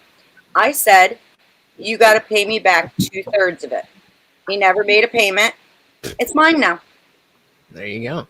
I think there's a sweet spot, because if we wait too long, then the kid's going to find a way around it, and if you go too early, you're setting them up for failure. Well, I mean, that's his dad got him an iPhone. What the fuck does he need this for? Yeah, That's my kids that's want a phones valid as point well. though, Lutch. My But I do kids think are I in do think third it kind of grade. depends on like there's a lot of interpersonal things that go on with your kids when you're raising them, and so it Yeah. kind of depends on like what their interests. Because like okay, so I gave my son his laptop at 11 because I was doing a lot of PLC programming, and he got really interested in that and wanted to learn how to code, and I was like, all right, cool, I can teach you that real easy. And so, but he didn't have internet access, so he didn't have access to a lot of the crazy shit that's online. I know. So I mean, there's little things, there's nuances that do go into when Yeah. you decide to give your kid a laptop or a phone Like or any of that, my okay, access to so the world basically. my I think that 8-year-old. I wouldn't give a laptop. I would get what we did with my older son is he had access to the desktop if he needed it that my wife used, and that was kind of it. Like there was no laptop until he was in. I mean, I think he was in like 7th grade, 8th grade, and he needed it for school. Like that was the thing he needed for school. Now he used a tablet at school when he was in like 3rd or 4th grade, but that was the school's tablet. He didn't bring it home, and nothing like that. Yeah. So I would. I don't know that I'd do a laptop because like I remember Well, that's kind of why I'm saying there's nuance to it, I had though, to Grid, sign because something like for my kids. with my son, like what he was getting into the coding, he would have to hook up to a serial cable and then hook it up to the robot that he was programming. So, Sure. I kind of like we couldn't bring them all into the house where I had my desktop. So, There's also I had to do that to some degree. But I think there's a lot of nuance that goes into when and where and why, I think and it's at very what age. subjective too. Like some kid is Sure. going to be more prepared at 11, where some kid, at 13 still can't trust him. Shit, Right, 18. right. I know that's fair. Yeah, 18. Yeah. Some kids don't get into that trust field until they're in their 20s. I mean, it just depends. Well, they 35. got I didn't grow up yet. so My 8-year-old son, he is very into the planets. He's in the space and solar system and stars. Like he knows asteroids, he knows planets, he knows what's on them. Like he knows more about space than I do today. Like things that you would learn in high school, if not in college, And he wants these apps where he can access like these files to create his own solar systems and stuff like that he can't access on his tablet, which is kind of weird. Like there's a lot of apps you can't access on tablets that you have to have and that's what he wants because I've watched him. He is so like he sits there and questions me about certain things and I tell him and he's like, no, you're wrong. And then he explains to me, he shows me and explains to me where I was wrong in my answers. So I've got 3 children, a 21-year-old, a 14-year-old, and an 11-year-old, and every single one of them's different. Like one of them's a retard, and the other one's super smart, and then the other one's just normal, right? And they're all like different levels of like responsibility or whatever, and so you can't like have a blanket when's the right time because every kid's totally different. Yeah. I agree. That's where I'm at because I have an 8 and 7-year-old. They're a little bit less than a year apart, so they've kind of grown up in like a twin aspect, So they're the same size almost as well. Yeah. So it's kind of like it's kind of a twin aspect where if you give one kid something, the other one's going to complain. Even if you give them something that they don't want, they're going to complain because you gave the other kid something. Well, that's because you're allowing them to complain about it. Like No, I told I don't. I don't.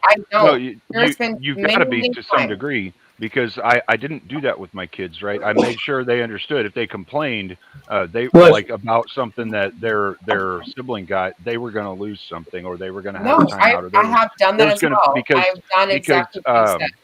When one of them has a birthday, their birthdays are really close together. They're like 2 weeks apart and 2 years, right? So like if one of them gets something, the other one doesn't feel like they got something of equal value or monetary or what, I would be like, all right, well, you lose the gift that I got you. That's it. That's all there is to it.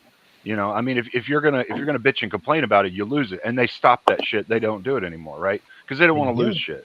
Well, it's kind of hard when you have the kids. It's almost like they're almost the same age, like a little bit less than a year apart, right? They're the same age. Like my kids are the same age for 17 days. Yeah. Well, just give it to one of them and say that's the favorite. Yeah, they'll just fight it out. So I'm not really sure how long Vibe's going to be. I was kind of hoping he would have, he was just going to go figure out why his daughter was crying and then come right back. He looks like he might be a minute. And Tyler, I think he's on that stream that you were on, and they're just now starting his debate, which it won't go long. They're not like 30 minutes. That was the second platform. Yours was first. Second platform where I got 2 wins on my first and 1 debate on my first debate. That's awesome. It's fun. And come for me. Pentuple and Gibbs are over having a Twitch stream, doing some weird shit, but whatever. So I guess let's see. I need a judge. All right, for who would like to debate? I'll go whenever. Everybody wants to debate. Yes, that's awesome. I can't really judge because I'm a mediocre debater. So I can judge twice. No, I'm a shit debater. I suck at debating. I suck at debating too. Let the chat be the third judge. Everybody wants to debate. Somebody throw out some topics. Let's see what we got. Genetic editing for human enhancement. That's a good topic. Yeah. Genetic editing for human advancement. Enhancement. Yeah. Like to enhance your are you talking about chips and brains? No, it's talking about like if you are designer babies. If you are if you're pregnant, CRISPR.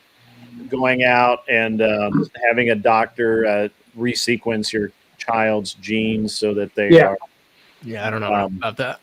Stronger, faster.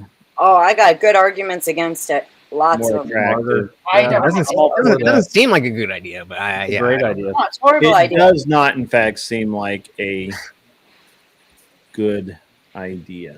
I take it. I'm against it. To take pro. Let's. What about climate engineering? Jump on up, Vibe. We're ready to go. What about what? No rebuttal. You can come up and judge. I Climate see you out there. Engineering. Oh, go ahead, Grid. I'm sorry, I interrupted you. No. Vibe's back, so he's ready to. He's ready. He's going to come back up. Mo Rebut. The link is pinned, so you may come up and be a judge. I got one. You out there? I got a prompt. This is rolling around TikTok. You should, if you find out that your friend cheats on their significant other, you should dump that friend. So what? Bro code. We're going to debate bro code. Essentially. Why would you? That sounds like what Speakeasy just spoke about like a couple days ago. Why would you drop your friend for doing what everybody does? I've never done that. Oh, good boy. I've dropped friends for cheating on their wife. Yeah. There you go. Everybody cheats. No, not everybody. No. I mean, I wouldn't dump a friend, but no, I don't. It's a hard absolute claim to make. Also, break while we get everybody up. Mo Rebuttal, come on up, buddy. I got a question. Indian Jesus, are you Mexican or are you really Indian? I'm really Indian. I'm half. My family's from the Caribbean, so I'm mostly West Indian, but ancestrally, so you're not really Indian Jesus. Ancestrally, my dad's family is Indian, going way back, and then my mom's family is mainly Chinese with a little bit of Japanese. But yes, I am half Indian. That's a long way to tell us that you're like some kind of all right. I'll accept it. All right. Yes, he's a dot Indian, not a not a feather Indian. He sounds American to me. Well, goddamn right. And then I have another question. Cleaner, I know you're having the PFD right now, and you're Muddle muted. up in the house. Check What's out up, that Mo? flannel, folks. Check. Cleaner, where did you get your name from? Are you like a cleaner or something? Like I don't know what that means, man. He works for the CIA. Yeah, he cleans up those messes that the government doesn't. I'm kidding. He doesn't work for the CIA. He's a Fed. We all know it. It's okay. Hi. We've accepted who he is. I just call him a Fed all the time for no reason. What's happening, everybody? Can you hear me? Yeah, man. What's up? Check out that flannel. Nice to meet you. Yeah. I have a whole collection of flannel. Keeps me warm. I had to get coffee. Absolutely had to. Marte. So you missed us talking about you for the last 2 minutes? From the train. No. From He heard the it. death train. From the death train. It came at 4:09 in the afternoon, and the guys that loaded the bodies up were called the cleaners. Oh shit! I love that, man. There's some lore to your name. Nice. Okay. Yeah, I've actually had it for a long time. I've been kind of like slow rolling this deal tonight because I'm missing my average debate enjoyer dude, and we're waiting on him to get here. I know you guys were over there on what's his face's panel. Confluent. I'm sorry. Hey. Do that because Confluence, my homie. Did you because win? I actually went and I was a judge on Horseradish's channel, and the lefties trying to talk righty points about drove me to drink, and I've never drank in my life. Well, me and Jesus, we both won. I just want to point that out. Dilly. Okay, so here's the thing. Of course, you were righties making righty arguments. There we go. Instead of lefties. Excuse me. I have to whining correct you, Grid. Confluence is not a conservative. There's a whole. I'm a communist, right? I'm a communist, right, Beth? Oh, have you not seen my clip? All right, next prompt is Confluence. Oh, have you a not communist. seen it? I'm sending it. Debate amongst yourselves. That is actually a solid prompt. I will not know why. That's a solid prompt. Sounds like fun. Can I be the judge on that one at least? No, absolutely not. And yes, I did unmask you for the communist that you are, sir. You Why is he a communist? I did. Why is he a communist? Because he wants to, ditch the societal norms and go live in a commune that's off grid. Yeah, and every other word of his mouth is comrade this, comrade that. I heard it. That's true. I do call a lot of people a comrade. That is true. Yeah. I have the clip. I have the clip. A debate over. I guess Beth wins. Look, some communes are fine. A commune could be conservative. But he has not gotten back up here yet. Where is Vibe? I have no idea. Confluence would be a good judge, Grid. He's got a good head on his shoulders. I like the idea of Mo Rebuttal judging. He seems very stalwart. I can be. And he's not sorry, look, so I have you, Anson, who's a degenerate. I have Cleaner, who is just ridiculously straight-laced. And I have Mo Rebuttal, who's somewhere in the middle, who has a stern countenance. So, good mixture. Feel like I'm covered. Just full disclosure, I'm not a degenerate. I just play one on YouTube. Right. That's what they all say. That's exactly what a degenerate would say. So you're a conditional degenerate. That's what you are. Okay. Yeah, it depends on how many women are in the room. That seems to be accurate. Actually, exactly where I was going to go. Opportunistic degenerate. Because it seems like we're all somewhat right-leaning, and I'm not really. Yeah, there's no real having a religious debate right now. So, I have maybe a men and women thing. See, you hear that, Beth? No real lefties on the panel. So Grid is got ran off. I'm not a communist. I'm assuming. I don't know. But it seems like communist. Confluence. He hasn't seen the clip yet. Confluence made her in one of her first debates. Confluence made her waste 30 minutes talking about historical Etruscan some nonsense that I don't even remember. And I ended up having this is one of the few times I've actually stopped the debate and said, "What the fuck are we even talking about here?" What did he keep saying to me? Stop shaking your head. Stop doing something. Beth, why do you keep covering your face? Stop covering your face. Because I kept just going. I remember that. I remember that. That's all I want. He said it like 50 times. It's like, I'm going to bash my forehead off my keyboard in a minute. If you keep this going, stop it. Stop it, sir. You're wrong. Anyway, Mo Rebuttal, I think this is the first time you've been on my show. How the hell are you, sir? I'm good, man. I'm good. Appreciate you having me up. Look forward to seeing some debates here. Yeah, and judging them harshly. Before, do you understand our process and all that? It's nice. I think so. You have you set up the debates, and then you have a panel of judges that go in and take a vote. Yeah. That it is exactly that simple. Yeah, it's so easy. A caveman can do it. Unfortunately, right. We're fresh out of cavemen. The Etruscans got them. That was a shot at Beth, and she didn't even flinch. Okay. I'm used to it now. I'm used to it. That's good. That's good. All right, Vibe, are you going to make it back? What's up? Especially coming from the benevolent patriarchy. Yeah. The patriarchy is benevolent. Indeed. It has to be. Otherwise, It has to be. Yeah.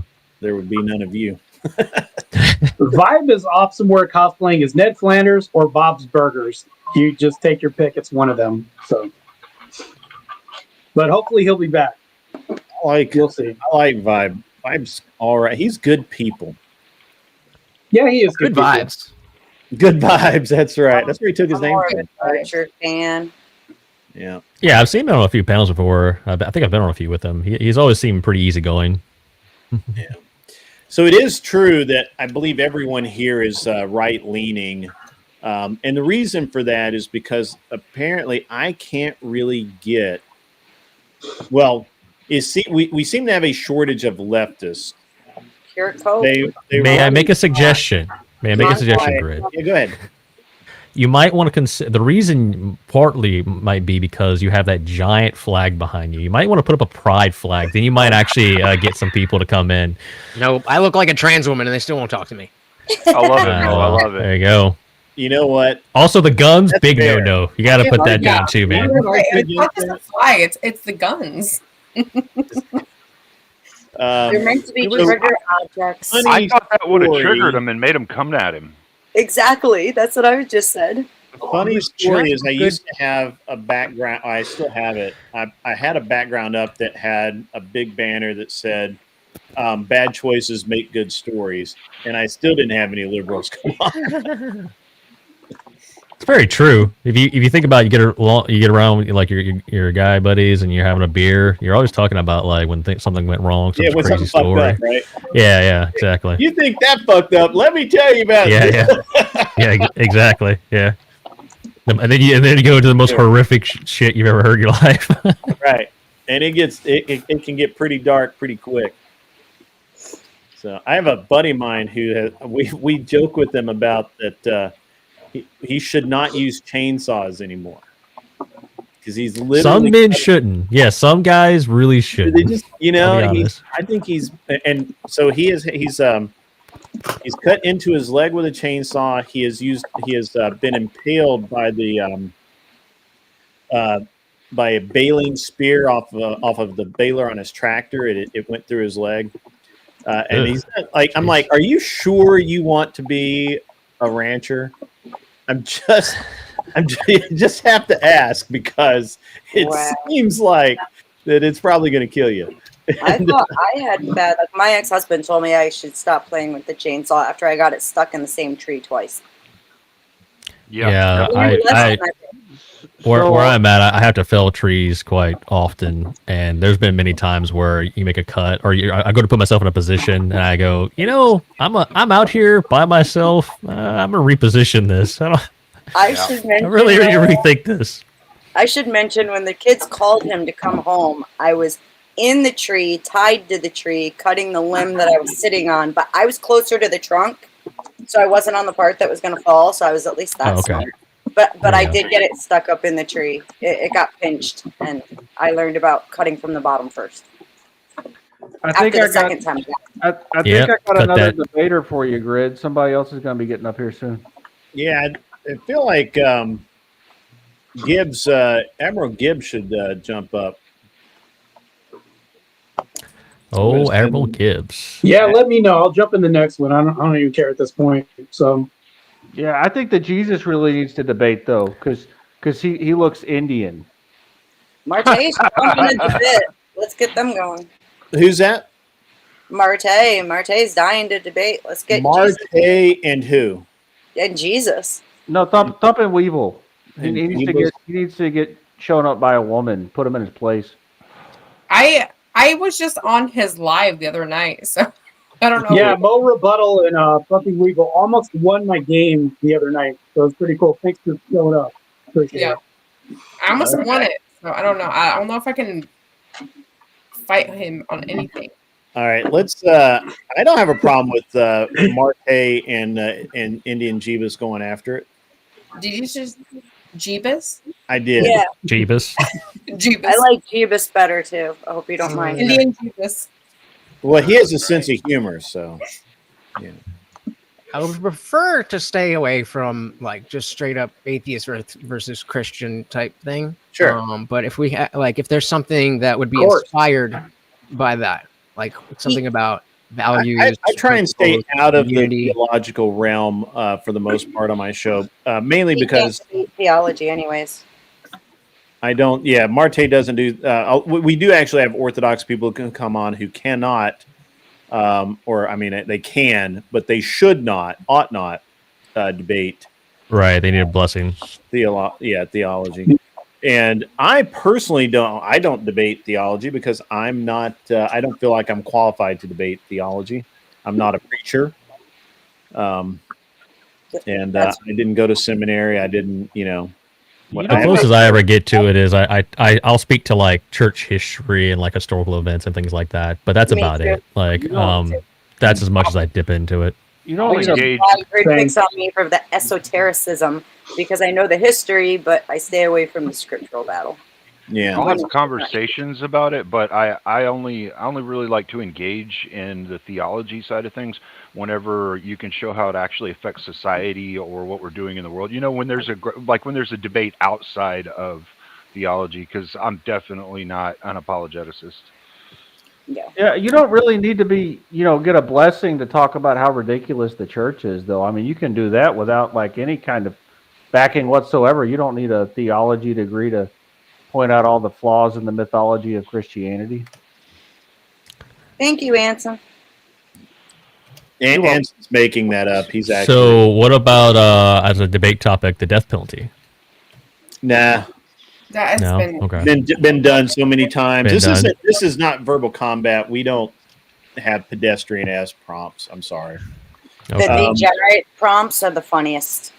I disagree with what that. about reparations for historical injustices? I think we'd all agree on that. How about this? I disagree on that.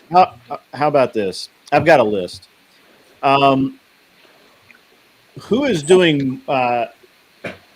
Who is blocking a Russia-Ukraine treaty more, Putin or Zelensky?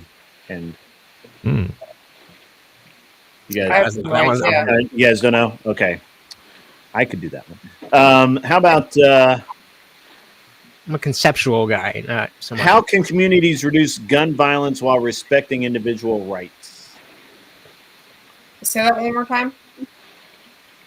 How could communities reduce gun violence while respecting individual rights? That's actually an Anson Knowles prompt. So what that just sounds like a question. How is that? What would be the affirmative or negative? Yeah. Well, you would debate how that could happen. I've never even shot a gun. I mean, your answer may be issue everyone a shotgun. Your answer may be neighborhood watch. I don't know. Anyway, all right, we can move on. I got more. What about, can I offer one, Grid? Go ahead. What about cultural appropriation versus cultural exchange? Meaning, like, where's the line between cultural appropriation and cultural exchange in fashion, music, and media? Again, I don't think cultural appropriation is a thing. So, should the voting age be raised to 30? Ooh, if I'll do, we should raise it to 25. Raise it to 200, please. It isn't a bet, Nansen. Do I hear 300? Do I hear 400? 500. The right to vote should be restricted to those who prove they have something to lose and something to gain by playing the political system, by getting into politics. Yeah. Yep, agreed.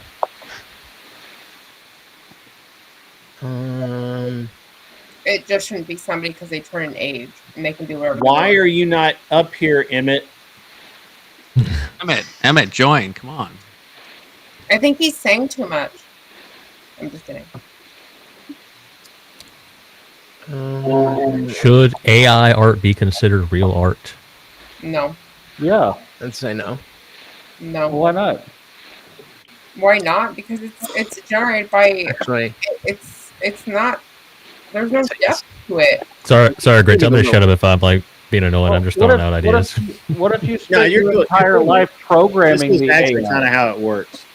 But a lot of these people that are programming AI are not going to program into art into it. Well, the problem is that these guys are going to agree on a lot because they're both coming at it from a right perspective. That's why when you're proposing these topics, you have to think about there's somebody just killed Cleaner. What'd you do? Fucking Adam in chat. I couldn't help it. I glanced over and caught his comment, man. Right. I see it. I got it. It caught me off guard completely. Right.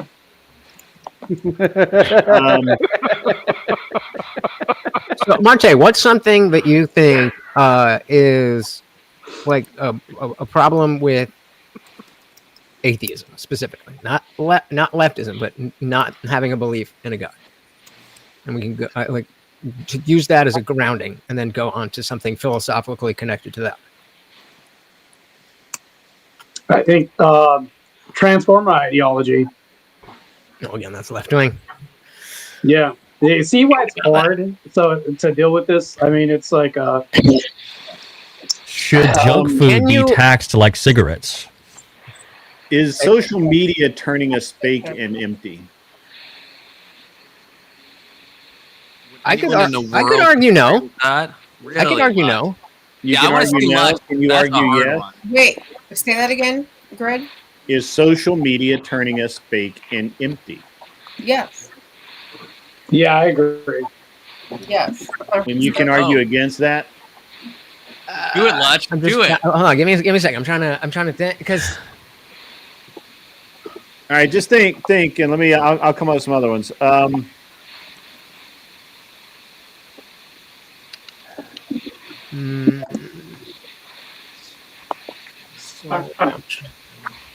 Is modern education capable of making us smart?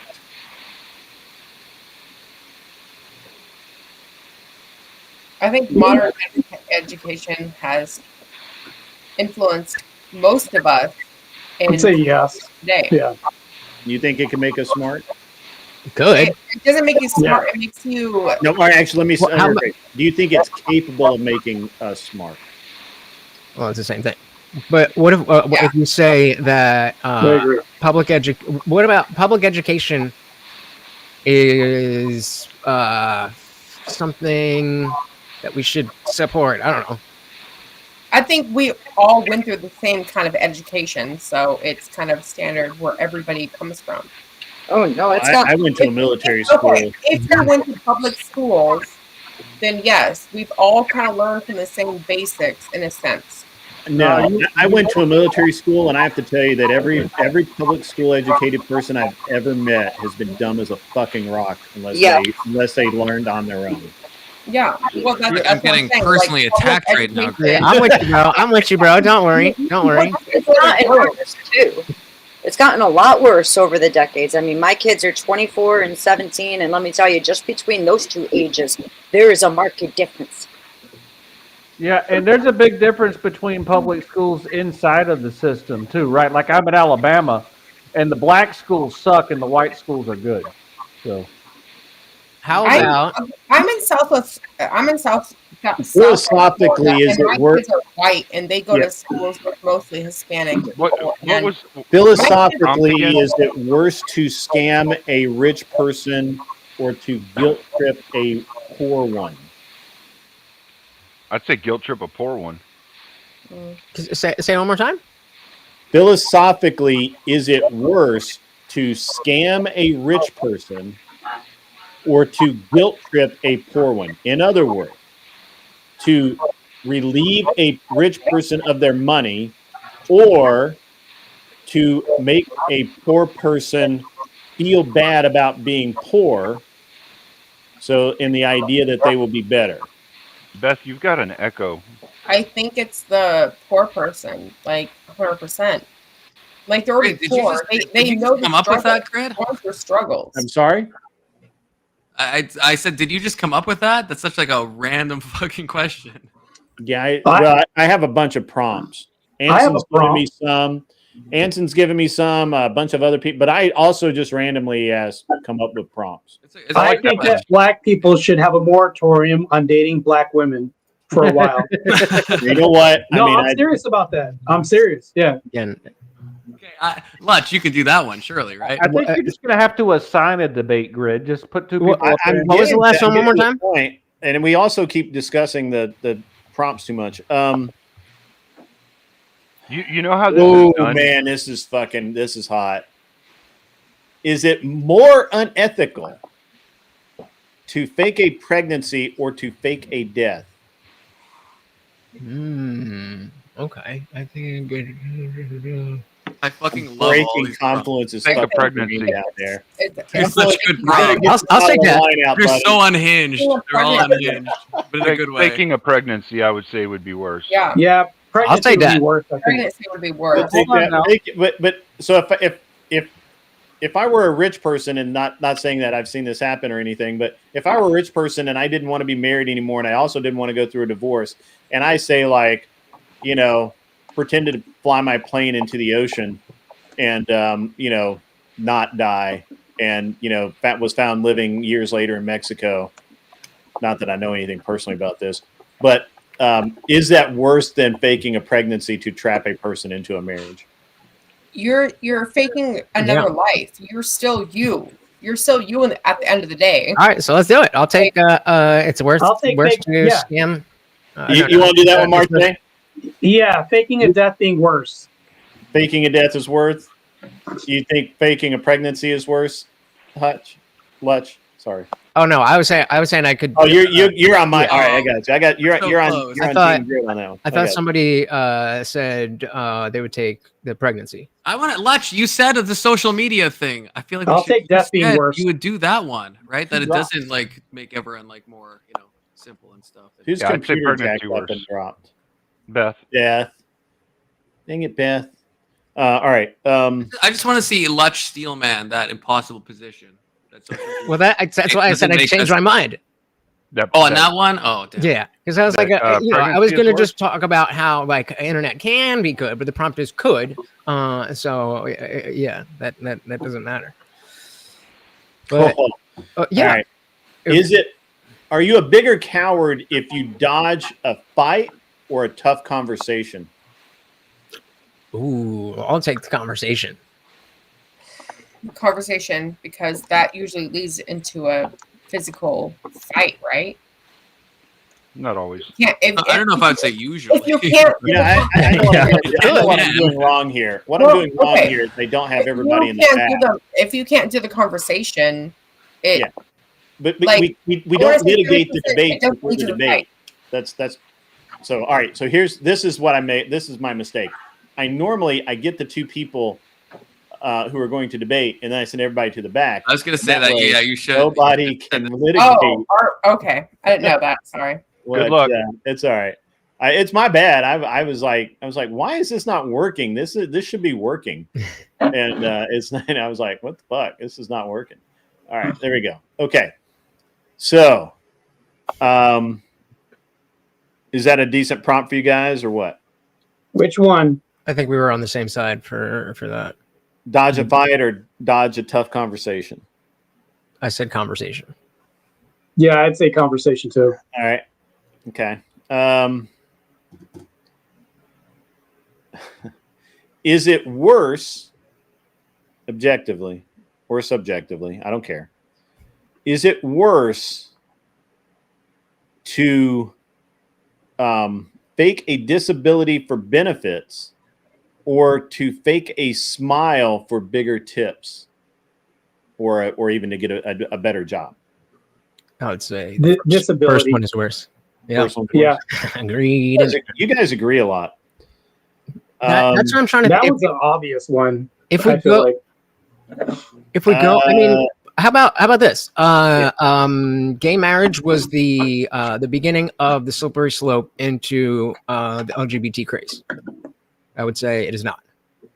Well, actually, feminism was, but whatever. Yeah, it's my argument, Cred. Let's see where we're at here. Are the newer parenting expectations helping or harming kids? And neither of you guys are parents, so that's a tough one. I don't know what parenting. I am. I mean, she turned 18 on the 9th last month, so yeah, former parent, I guess. I mean, you're still a parent, but it's been a minute, right? So where do you stand on that? As far as parenting, I think old school parenting is better than new parenting. Agreed again. I'm trying to think. Devil's advocate, not much at all. I see. Yeah. Half Indian Jesus, because you said you're half, but I just went along with it just to be nice. But go ahead. That's why I brought up the gay thing. I'm trying to think of, without arguing religion, things that we would be, even though politically we're aligned, that we wouldn't be aligned philosophically. So how are you not? Anyways, go ahead. Go ahead. All right. Moral philosophy, baby. I think you guys are going to be on opposite sides on this one. Is pornography and prostitution the same thing? Yes, it's the same thing. Are they the same thing? Yeah, okay. I'll say no. They're not the same thing. Say no? Let's do it. There. Let's do it. All right. So that was hard. I should have just started with the degen targets. The topics first, and we would have gotten there better. All right. So, who is the affirmative that they are the same thing? That's Marte, and you're saying they're not. Okay, Marte, you go first. Start talking when you got your minute. When you're ready for your minute, and we'll go. Pornography and prostitution are two sides of the same coin. Both involve the commodification of sexual acts for financial gain. You're giving sexual satisfaction and satisfaction, and you're getting paid. The core of this argument lies in their shared transactional nature. This is talking about ethical implications and societal impact. So right now, transactional nature, exploitation, and consent, both of them involved. Objectification, both people are objectified, and also there's harm too. Both pornography and prostitution reduce human beings to objects of sexual gratification, reinforcing harmful societal attitudes towards intimacy and gender. Both of them can ruin marriages as well too. Legal and ethical parallels too. In many jurisdictions, prostitution is illegal due to concerns about exploitation, trafficking, and decay. While pornography can be legal, raises similar ethical questions. The line between the two is arbitrary. In conclusion, pornography and prostitution are fundamentally equivalent because both involve the exchange of sexual acts for money, often under exploitation conditions. Both contribute to the commodification of sexuality. Go ahead. All right, Lutch, start talking when you're ready. So I would not disagree with nearly anything that you said. The prompt is not are they both bad? It is are they the same thing? And no, they are not the same thing. I think the biggest thing that I could point at is the money exchange. Maybe you don't visit, but P-Hub is free, so there is no exchange of money there. They are both bad. They are both having to do with sexuality, but there's a reason that one is called prostitution and one is called corn. They are similar, but they're not the same thing. I'll concede my time. 26 seconds left. All right. I'm going to give you guys 5 minutes. Remember, guys, I want a nice, clean fight. No hitting below the belt. Try and keep your ad homs to a minimum. All right. And just one of you start talking when you're ready. Yeah, they're both the commodification of sex. I think that when you take something, you're giving away sexual gratification for money, i.e. that's my definition of what prostitution is, which happens to be in alignment with what porn is. Can you tell me how that's not the same thing? In line doesn't mean the same thing. Would you be confused if somebody said, I went to go see a prostitute versus I went and watched corn? Would you be confused as to whether somebody went and paid somebody face-to-face? Or which one did which, or would you very clearly know this person did one thing and this person did another thing? They're not the same thing. They are very similar. They are both bad. They're not the same thing. They're the same thing because I could say that I watched a prostitute do something, whereas I engaged in a prostitution event. They're the same thing because I can watch a drug deal go down, and then I can also be a consumer of drugs. They're the same thing. Can you tell me how that's still a distinction, both of them being different? I just did. One, if there's a reason that they are different. That. One's watching, one's participating in prostitution. Okay, so is watching a football game the same thing as playing football? So if I pay, is watching football the same thing as playing football? It's still football. You realize that makes my argument, right? Same thing. It's still football. So watching football and participating in football, it's still football regardless. I watched a football game and to say I played a football game. Is that the same thing or are those different activities? If I pay a prostitute to come in my room, and she grinds on my lap until I buzz, is she still a prostitute? Or same? You're just rambling. Are they different or are they same? Same thing, but I just want to make sure I got you clear. I just want to make sure I got you clear that you're saying watching a football game and playing a football game are the same thing. Still makes it football. Yes, it still makes it football. So back to my question. I think still take the rest of the time, brother. No, what you're talking about is you're saying does this change the consumer from not being a John? Even though they're both football, are two very different things. No, I've never played in the NFL, but I watched a bunch of NFL. I've never fought in a cage, but I've watched a lot of UFC. You're now talking over me. I'll wait till you're done so I can talk. I'm done. Go ahead. Okay, is this person still a John if they pay to see it or pay to engage in it? Are they still a John? Yeah. Are they still a consumer of prostitution? Yep. Well, if they're you're right. Okay, cool. If you want to take a win that I didn't understand the question, if you want to take a win that I didn't understand the question, go for it. But if you'd like to actually get an answer, the situation where they're both Johns, one person's doing what and the other person's doing the other, doesn't change the behavior of them being transactional in engagement of prostitution. Can you tell me what's the distinction? Fine. So then they have a shared property where if somebody is engaging in these activities, then they are a John. That doesn't mean it's the same thing. I can be a football fan and never have played a football game, and someone else could be a football player and also be a football fan. But we are not the same person. We are not the same thing. Right. I'm a fan of prostitution, but I only pay to watch it. How is it not prostitution? I don't pay to watch it. That was the thing in my opening that you brought up. It's free, baby. So you don't participate in watching prostitution. People pay for prostitution. They will pay to see two people bang online. All you're doing is paying to watch the same thing. Can you tell me how there's a distinction between engaging in said prostitution? Because even your football analogy doesn't make sense. Okay, explain why the football analogy. Explain to everybody why playing football and watching football are the same thing. No, it's still the question is that's a false dilemma. Explain it.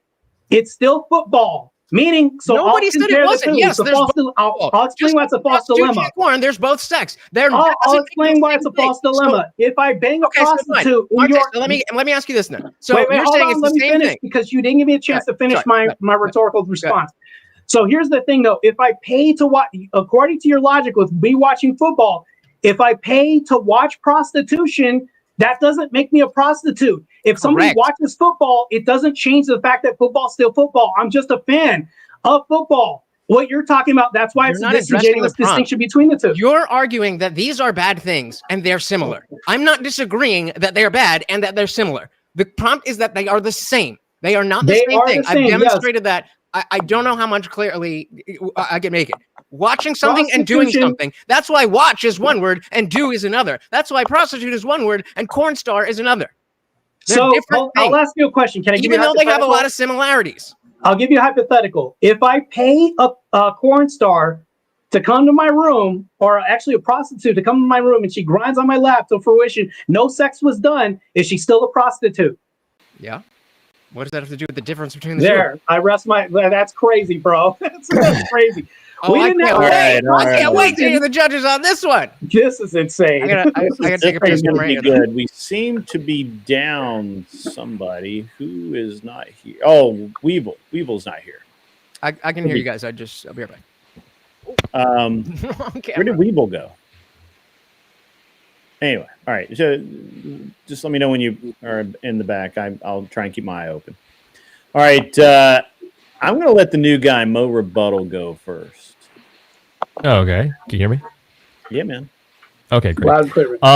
So I thought, Marte's opening was really strong. When it got to Indian Jesus' opening, he appealed to the prompt, which is completely fine. That's a valid way to go about an argument.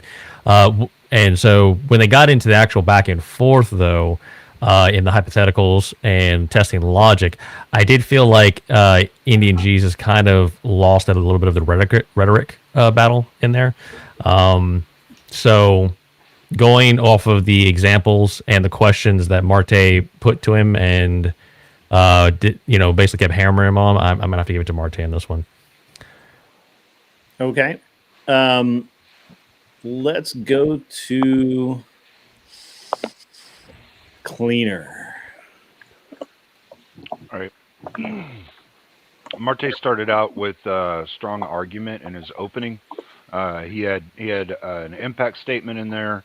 He had evidence, and he had a claim, and he had some supporting arguments to reinforce it. So I gave him a full 5 points on his opening. Lutch, you missed the impact. You had a good, strong claim and a little bit of evidence there and a subclaim. So I scored you out at 3 points on there. Now, during the meat and potatoes, y'all were pretty much going tit for tat, but I did see a control scheme here that Lutch had, where he kind of kept it on where he wanted it to be, which was a differential between porn and prostitutes or whatever, right? And he kind of kept it there. So it did give a more control type feeling where he held it in the area he wanted it to be at. And I mean, it was pretty close other than that. And so I'm giving it to Lutch on this one. All right. And Anson Knowles.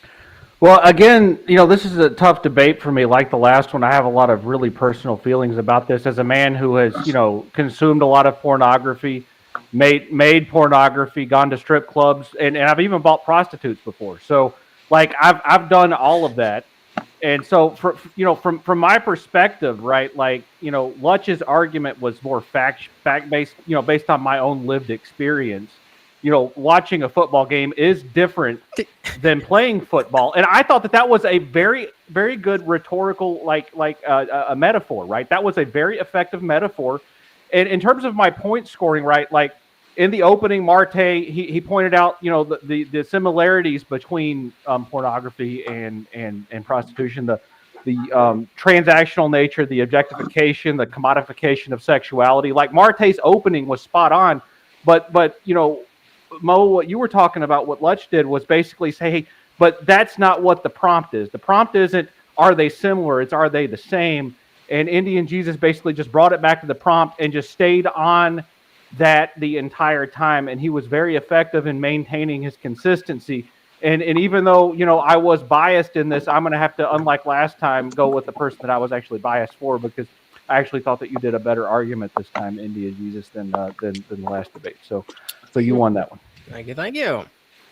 All right. I mean, come on. Watching football and playing football are not the same thing, Marta. You don't actually believe that. So Yeah. can I respond? I do think that was a strong case, and that's why I mentioned it. I do feel like the reason why it was very close, but the reason why I went with Marteo was because of the hypothetical he posed about the prostitute coming and just like that fine line. And Indian Jesus did give ground on that, so that was the reason. Indian Jesus, I wish you had argued the fact that consuming corn, there's no interpersonal contact. You're never going to meet that person. You're not in the same room as that person. There's no contact. No, he answered this. He actually answered this. So yeah, when I didn't understand what you're saying, so take the win. Go ahead. Oh, when I gave the hypothetical of the prostitute coming into the room and there being no interpersonal contact, too quickly. Is she still a prostitute? So he basically conceded. You're watching corn. Are you a John? I did not. If you're watching corn, are you a John? Do you know those rooms where you walk into and you watch the dancer from the other side of the glass? You're a John. You're at home on your laptop on Cornhub. Are you a John? You're a digital John. Yeah, you're a digital John. Cornhub's free. So it's not. No, it's actually not. You're paying for internet. I can promise you that. Yeah, that's true. Okay, Cornhub is not actually free. They do make money off of it. There's a bunch of them that are pay to play.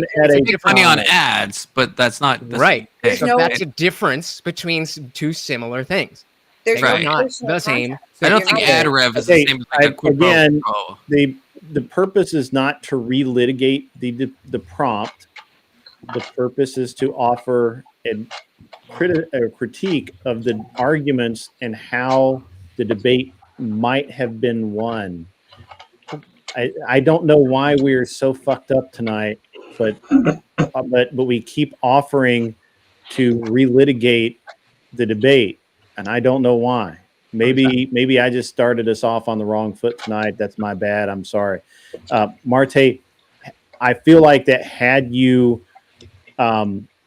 stuck more with it's a cash for sexual stimulation, and that's what makes it the same thing versus a physical versus non-physical interaction. I think you probably would have been a little bit more successful than you were. Asking, watching football and playing football obviously are not the same thing. And also, in general, people don't pay to watch football, as far as I know. I don't know though. I don't watch football. So I have no. Everybody pays to watch football. A lot of people do. I mean, it costs more to watch football than it does to watch corn.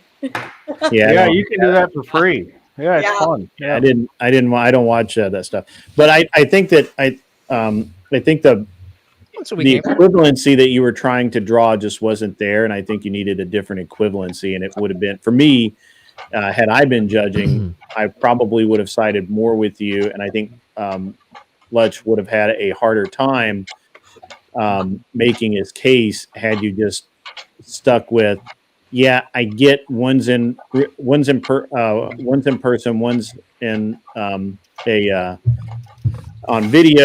but it's still pay for sex, and that's ultimately what it is. I also think that had you made the point that women are, people often hire prostitutes, both male or female, not necessarily to have sex with, but for whatever deviant thing that their mind desires. And the same thing is true of pornography. And I think that's a solid point.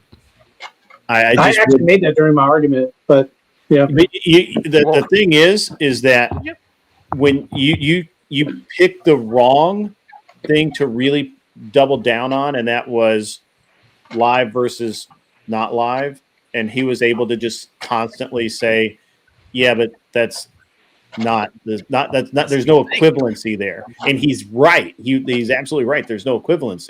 One is in person, but you remove that when you say, yeah, but it's all and you, while you said it, you really didn't hammer the point home. It's all sex for money, right? It doesn't matter It's all the stimulation. And I don't even know that sex would be the right term. It's all stimulation for money. And it's all sexual favors from. Yeah, I said that. Sure. Yeah, I said that too. Yeah. Well, I think you said it was a commodity, right? Which in my mind, that's what made the connection I'm for not me. really sure. It didn't stand out in the argument. I would have made that the focal point of my argument, and in return, Hutch would have been able to defend against that, but it would have been a harder defense, and it probably would have made his argument look much more weak. Hutch, you did exactly what you needed to do with the arguments you provided. You just kept saying this is not the same; they're not the equivalent, and you can't prove to me how they're the equivalent. And you did a very good job tonight. But I want to say one last thing, though. The reason why I think that it was a false hypothetical or false dilemma is because if you take the consumer out of it, is it the same thing? I would say yes. If you took the consumer out of it is still football. That's the reason why I was pointing it out, is why, because the prompt says, are they the same thing? If you remove the consumer, like street ball or something, like it's just a pickup game. Is that what you're talking about? Yeah. So if you take the consumers out of this and you just put the players in, it's still football. If you sat on the sidelines and watched a football game, you did not play football. I would have focused on who's doing the act rather than who's consuming it. That's what I was talking about when he said the football analogy. The football players are still doing the act regardless of the consumer, whatever, right? It's still the same thing. Whether you're watching it on TV or not, it's still football. Just like prostitution, it's still prostitutes if you take the consumers out of it. And that was my actual argument. If you take the consumers out of prostitution, you just have regular sex, which is what you have with football. If you take the consumers out, you just have people play. Right. So his analogy holds, though. His analogy holds. Yeah, Anson's right, because even if you boil it down, it's still the same thing. That's my whole point. No, it's not. And wait. No, it's not. Because look, anybody who's married has probably taken pictures with their significant other or done video with their significant other just for their own personal whatever. We're kind of getting back off into the debate of things. Hold on. We just keep relitigating this stuff, which is fine. No, it's fine. Look. Most of the time, it's fine after a debate is over to relitigate it, but we're trying to get through these to some degree, and really relitigating it doesn't help Marte become a better debater. What helps him become a better debater is this you did this tactic. That tactic is okay, but you should have done this tactic because that would have defeated Lutch's argument. Lutch honestly couldn't have done anything better with the arguments he was presented from Marte. He did exactly what he needed to do. These two things are not equivocal. Sure. And that's why honestly, that's exactly why Lutch won and Marte didn't. And this is just, and that's helpful, right? Like that's good information for Marte. Marte will now take this back. And when he gets into the argument the next time, he can make those better arguments. But us putting our arguments out there, and I'm not picking on anybody. I'm just saying that when we're not prepping these guys to go debate same thing, prostitution versus pornography with I do have that debate on Monday, right. So I've got three things: one for Grid, one for Lutch, and one for Marte. Real quick.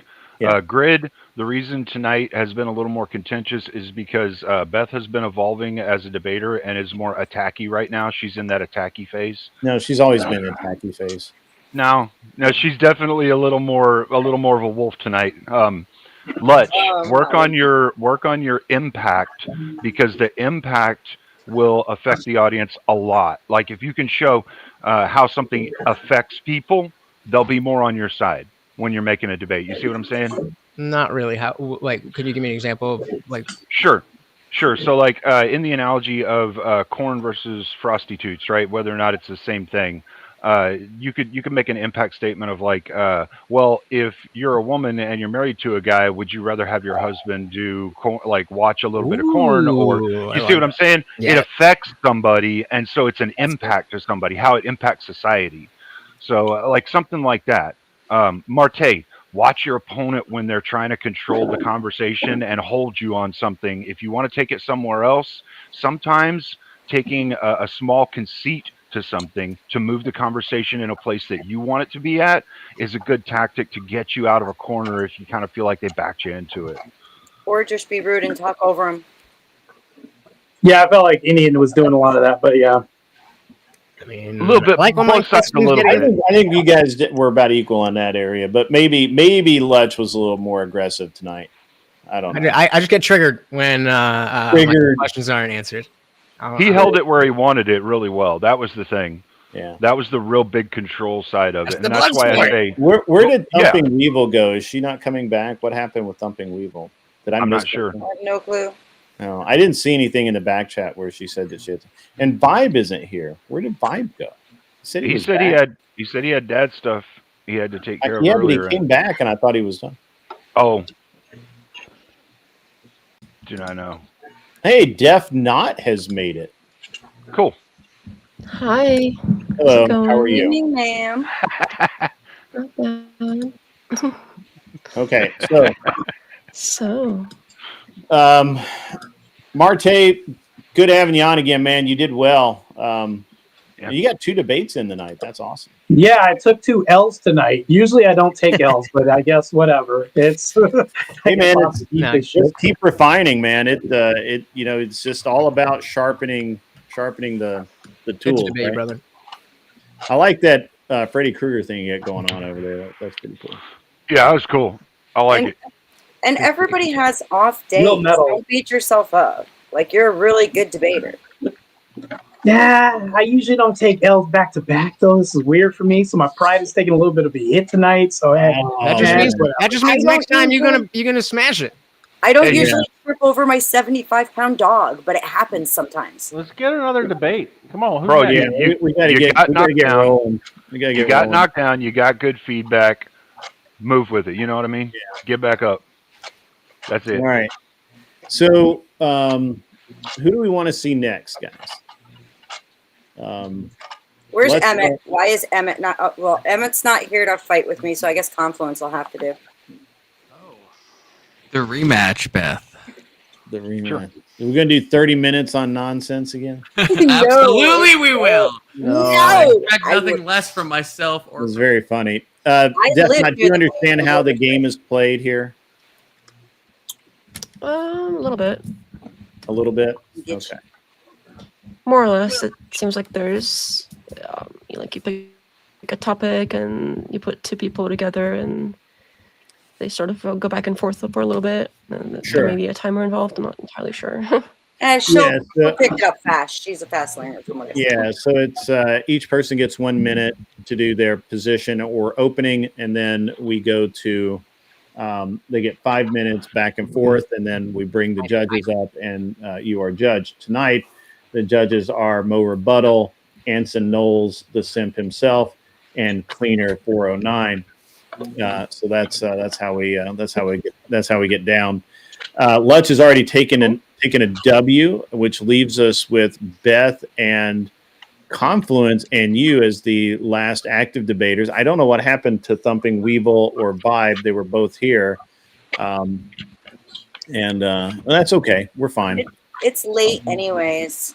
It is late. I normally would be already turning into a pumpkin, but we'll let it roll this time. All right, I'm going to throw everybody in the back and just be cool, and we'll get this debate rolling. So good luck. Yeah, good luck. Here, Confluence, you get to stay. Why did I do that? You get to stay, Confluence. Is it me against Beth? Yeah. Holy shit. Okay. I gotta fucking. Yeah, you got to do work in. Jesus, yeah. Holy, I was not prepared. Not prepared. Sunglasses in a debate. Cheating. Take them off. Move. Take them off. My ring light. It bugs me. It triggers me. Triggers my. So turn it off. No, I'll be like in 22 FPS. You're not that. I look cool. like shit. Anyway, all right. So how webcams work. I don't know what to say to y'all. Your webcam is very good. Yeah, if I put down the lights, then the frame rate drops. That's just facts. That's boots on the ground. Why do you have to turn the lights off? Because I'm saying the reason I have sunglasses because I have like blinding lights, and if I shut the lights off, lights. Okay. Yeah. Like The Weekend, you know. The Weekend. I'm sorry. That's like kind all of right. reference. I don't honestly. I don't care enough. What do you guys want to debate? That's a good. Social topic. Wait. What'd you say, Beth? Something social. Okay. Let's see. Sure. Mm. Do you have a prompt in mind, Beth, or do you want Grid to hit us with some fucking? I don't. I was prompt? waiting for Grid to start throwing some out there. Grid. Did you have one in mind, Confluence? No, I didn't know I was. You want a social topic? Beth, You want a social topic? For you two. No theology, please. Yeah, we spent like 20 I'm begging you, no theology. Let me think here how to express this. I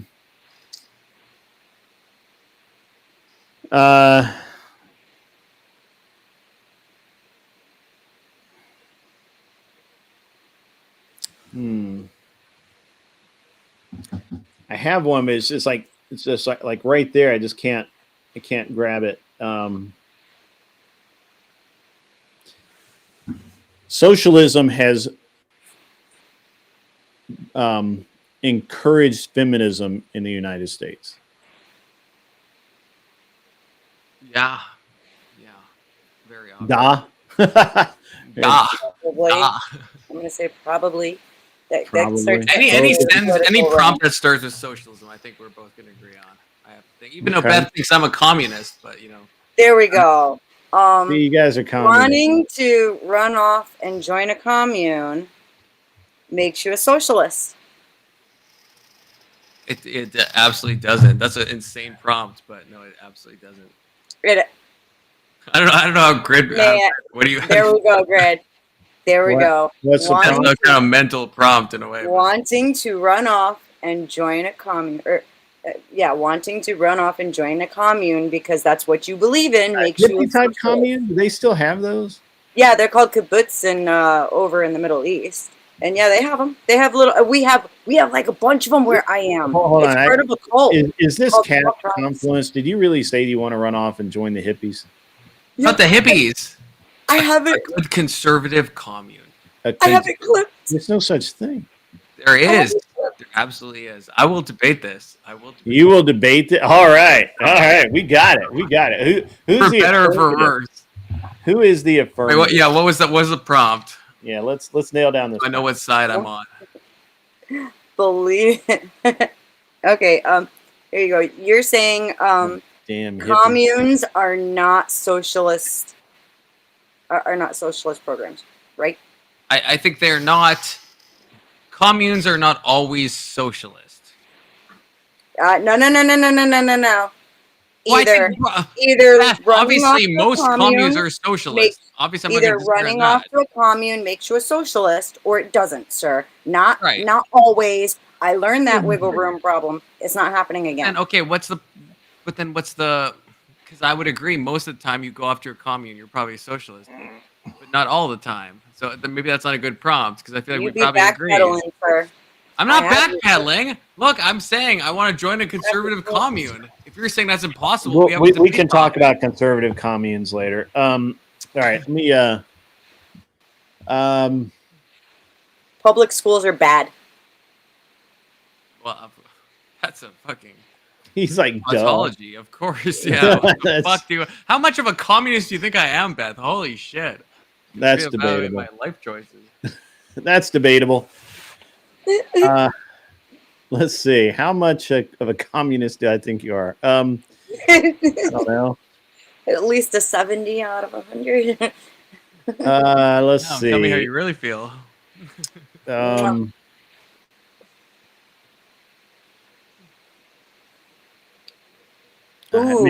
you guys have got me because I think that you guys agree on like a lot. How about this one? Women supporting the tea movement is a response to force doctrine. The what movement? The trans movement. Women's response, sharing their private spaces and all that is just their way. It's just their response to forced doctrine. I have to think about that for way more time than we have. We can do some trans thing, but that's I don't know. That's too variegated. Do you believe in forced doctrine, Confluence? Depends how it's defined, but not in the way Andrew Wilson believes in it. So maybe there could be a debate prompt from that. Okay, define how you believe in forced doctrine. Well, so I think might does make right, and I think forced doctrine is obviously a thing. Might makes, not always right. It just makes. It just makes right. So that's the thing. So if that's what we mean, I wouldn't disagree with that. But I don't think, I don't want to put words in your mouth, Beth. But but maybe there's a fertile debate topic in this. But I don't think that you cut out. Your mic. I cut out. Yeah, you cut out. Okay, wait. Okay, my audio might have fucked me. After you said, "I don't think." No, that was intentional because I just picked up the I had nothing to say. I picked up the second. Is that better? Is that better? That's echoing too loud now. Gain. Turn the volume down a little bit. It'll be fine. Okay. Wait. What about now? That's good. Okay. So I don't. What I disagree with Andrew, and I don't know what you think about this, Beth, is I don't think all males will band together, and I don't think the kind of male-centric thing that Andrew Wilson says, I don't think that is true or helpful, or so I don't know if we can get a prompt from that. Hold on. Let me make sure that I understand where you're coming from. Andrew never says that all males will. He says hypothetically, if all males did, women couldn't do anything about it. Right, but I would say. So I don't know if we can get a prompt out of this, but I would say that's just nonsense to say. It would be like saying, "No, I know." So if that's all we mean, but I feel like Andrew maybe means more than that sometimes. And to be honest with you, I mean, I would actually think that this would be a good debate topic, because even if you take the hypothetical and try and turn it into something and say that, some men would not side with the rest of men for whatever reason, that still would not. That doesn't change the entailment that women. It doesn't change the outcome. Yeah. Right. I guess my stance is it's a nonsense hypothetical that has no bearing in reality or any future reality that we see. So I don't know if we can get a prompt from that, but that's my stance. It's yes, hypothetically, if males join together, obviously. Are red pillars justified? If all people who have a certain muscle mass join together, they could force doctrine fucking everyone else. And that's tautologically true. Stop wasting time. Red pillars are justified in their thinking, yes or no? That's way too fucking broad. Yeah, it's way too vague. Well, it kind of goes hand in hand with what he was just saying. Red pillars don't believe in are men justified to think that to feel or think that women are privileged? There we go. That's a good word, right? Privileged. I mean, yeah, women are. That's the thing. You don't want to go into theological stuff, but yeah, obviously, women are privileged. Obviously, we're going to agree on that. We need some Arthadia's prompt.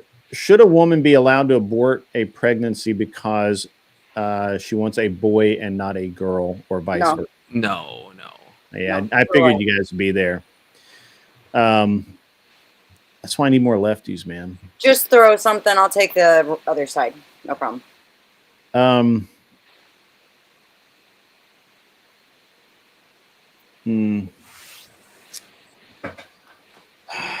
don't know. You guys have got me kind of scrambled up now with the forced doctrine thing. I just don't believe. I mean, literally, it's a doctrine. It's not really something to be debated. But the hypothetical is interesting. So then you say the hypothetical is nonsense. What if I say that it is possible? And Just even possible. You want to debate whether or not it's possible? A possible hypothetical?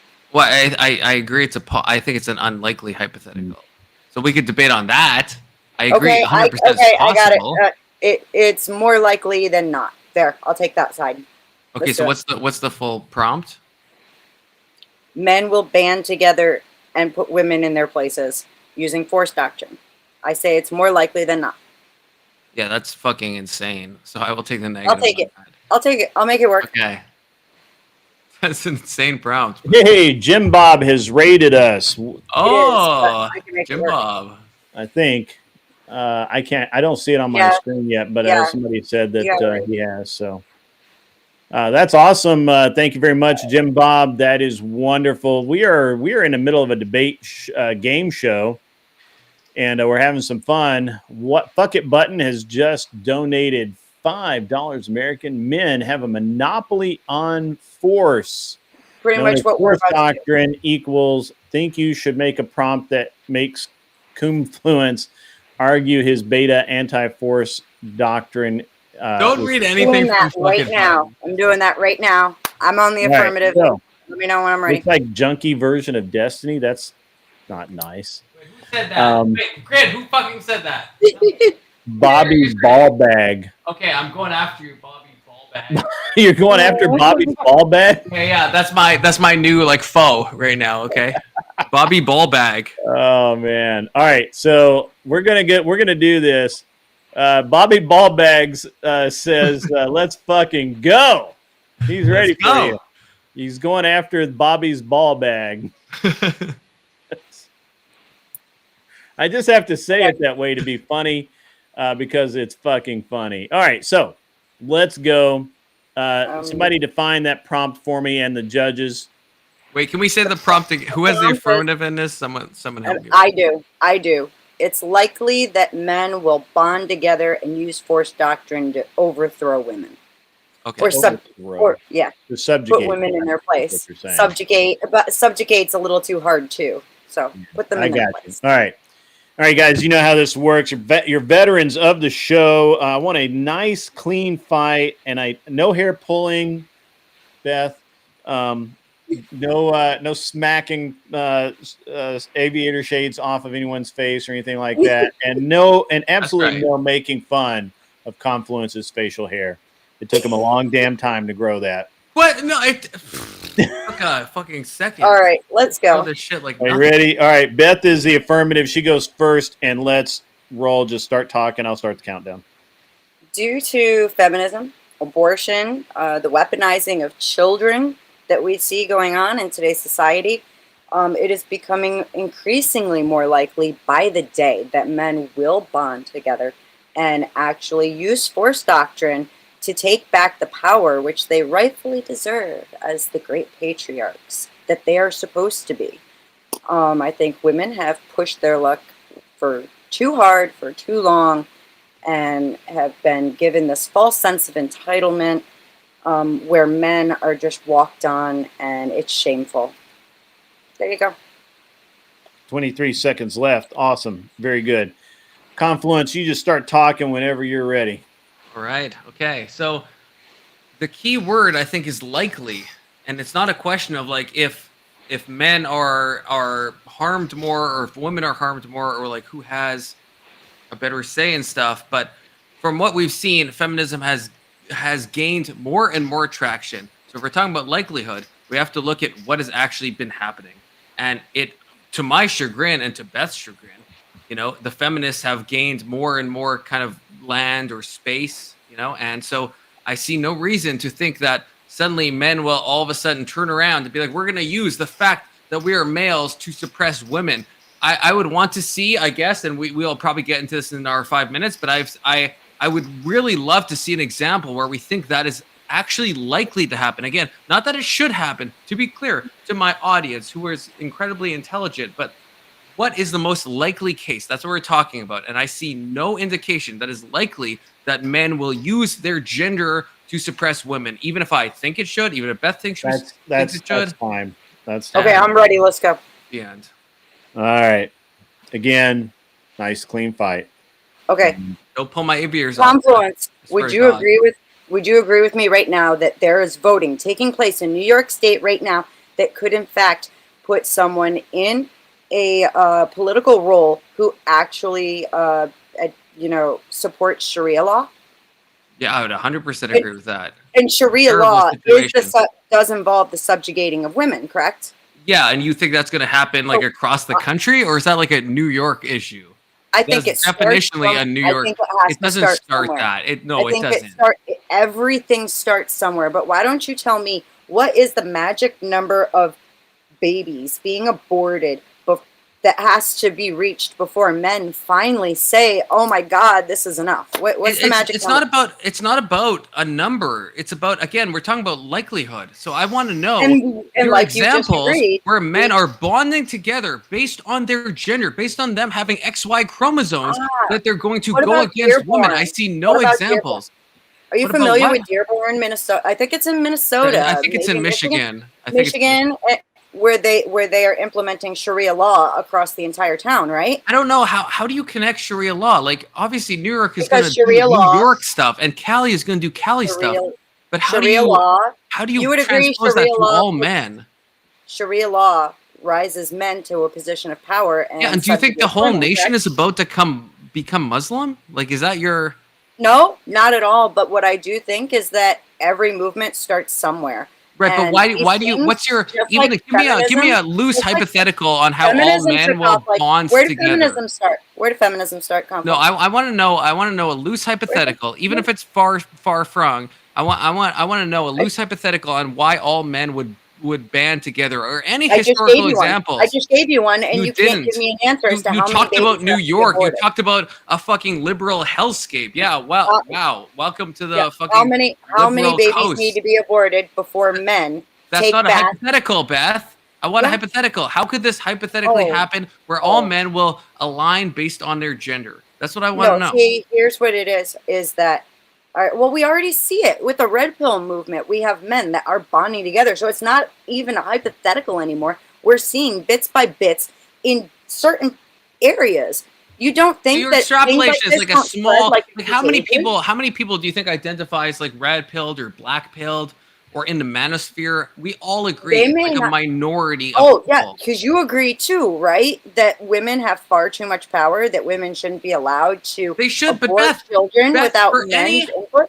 For any like Andrew Wilson, there is 5 Ryan the Radical Coders. That's just facts. And guess what? Guess what? Ryan is actually pro-life himself. Did you know that? I don't give a fuck if he's pro-life. I'm saying he's not the kind of guy who's going to bound together. No, and I want you to present me a situation where that's the prompt. Where do guys bind together? If your partner was about to abort your child and you had no say in it, would you not want to fight for it and do whatever you could to stop I don't know. Yes or no? Beth, square this fucking circle for me. Why are you going to abortion? I don't know why you're so dense, sir. I look. It must be those aviators. Fucking those aviators educate are blinding your vision. Truly, we're if you want me, I'll take off the aviators. Okay, now I'm blind.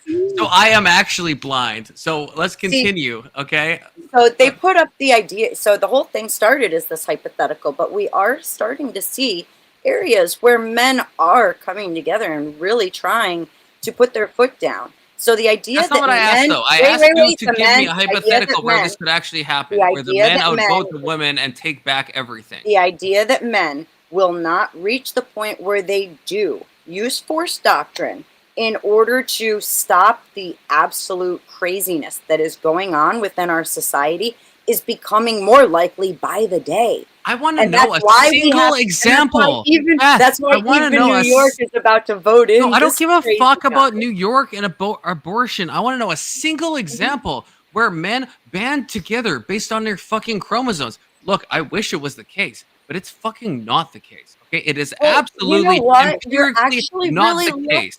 You bring up a fabulous point. There are actually some women within this country that also do support men's rights. Oh yes, some.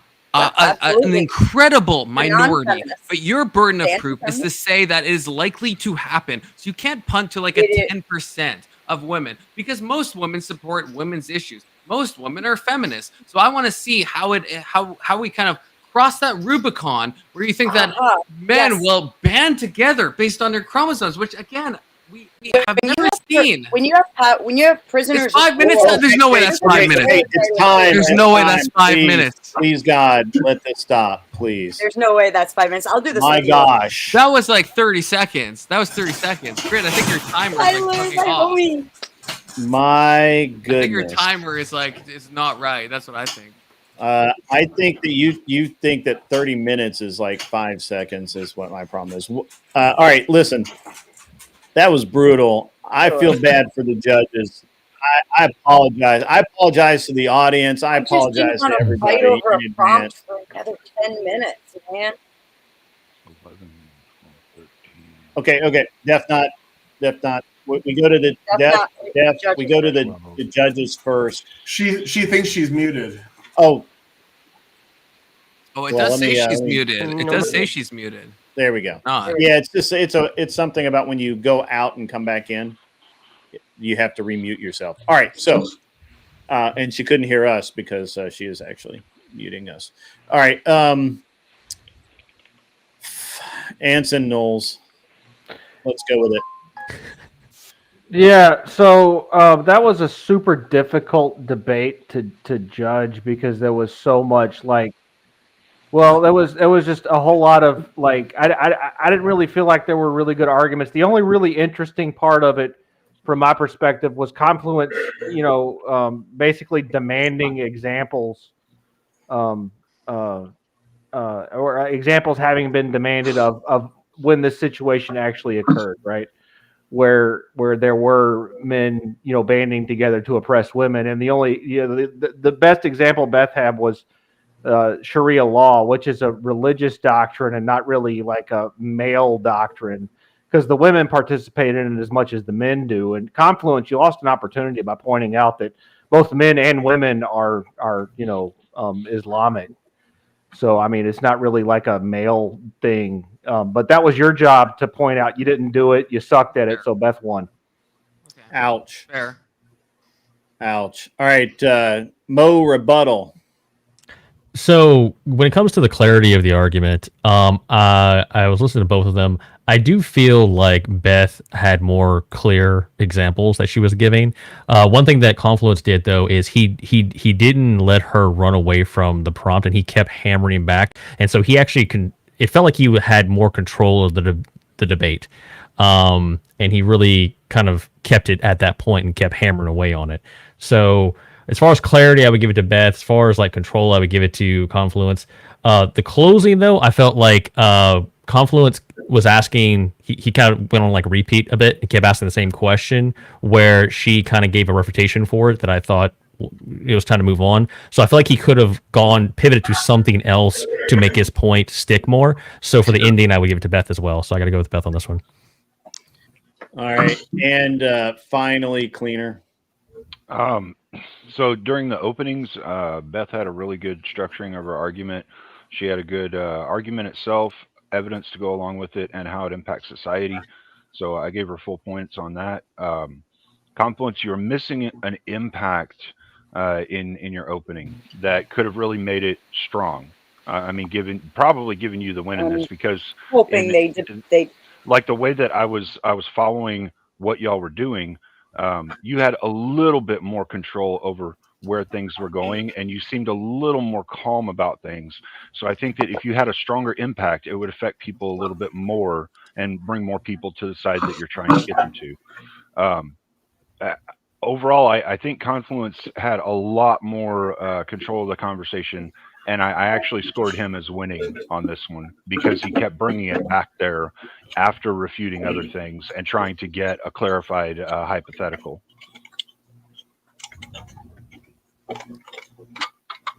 Okay. All right. Yeah, so, if I may, Beth, one thing that I noticed in the control, when he was hammering you on that point over and over again, one thing you might want to consider going forward is when you get in that position, say something like, okay, I've answered your questions, now answer my questions, and then stick him to something and because he kept putting the burden of proof back on you over and over again. And so if you would have done that, that would have landed even further, I feel like. Yeah, that's why I was trying to get him to agree with a lot of the positions I was taking and just kind of pulling that one out of my ass. Because, yeah, it's like we're debating about the likelihood of something happening. And especially something, it's force doctrine. This isn't like well, maybe it's true, maybe it's not. It's objectively true. So it's just a matter of time. Now, I missed the thing on the Discord. On the affirmative, that's your burden of proof. Yeah. So. Okay, so does anybody else have any feedback for either of them? I do. My feedback's from Marte. Please put down that Sith holocron. It's not worth it. Stay on the path to the light side. Right. It's not a holocron, though. Yeah. All right, so where do I even start? Beth, concise points. You use 10 words when you could use 3. Stop doing that. I know. That's one of my downfalls. I know that. Confluence, man. I felt like you lost this when you made the prompt. That's why I asked you twice to define it. I just didn't see anywhere anybody was going to actually win. I'm actually shocked that judges could come to a conclusion on it because I didn't see any win. So I feel like I've been prompt cucked like 5 times in a row. I'm just going to say that. That's my weakness. I literally asked you, is this the prompt? And you're like, yep.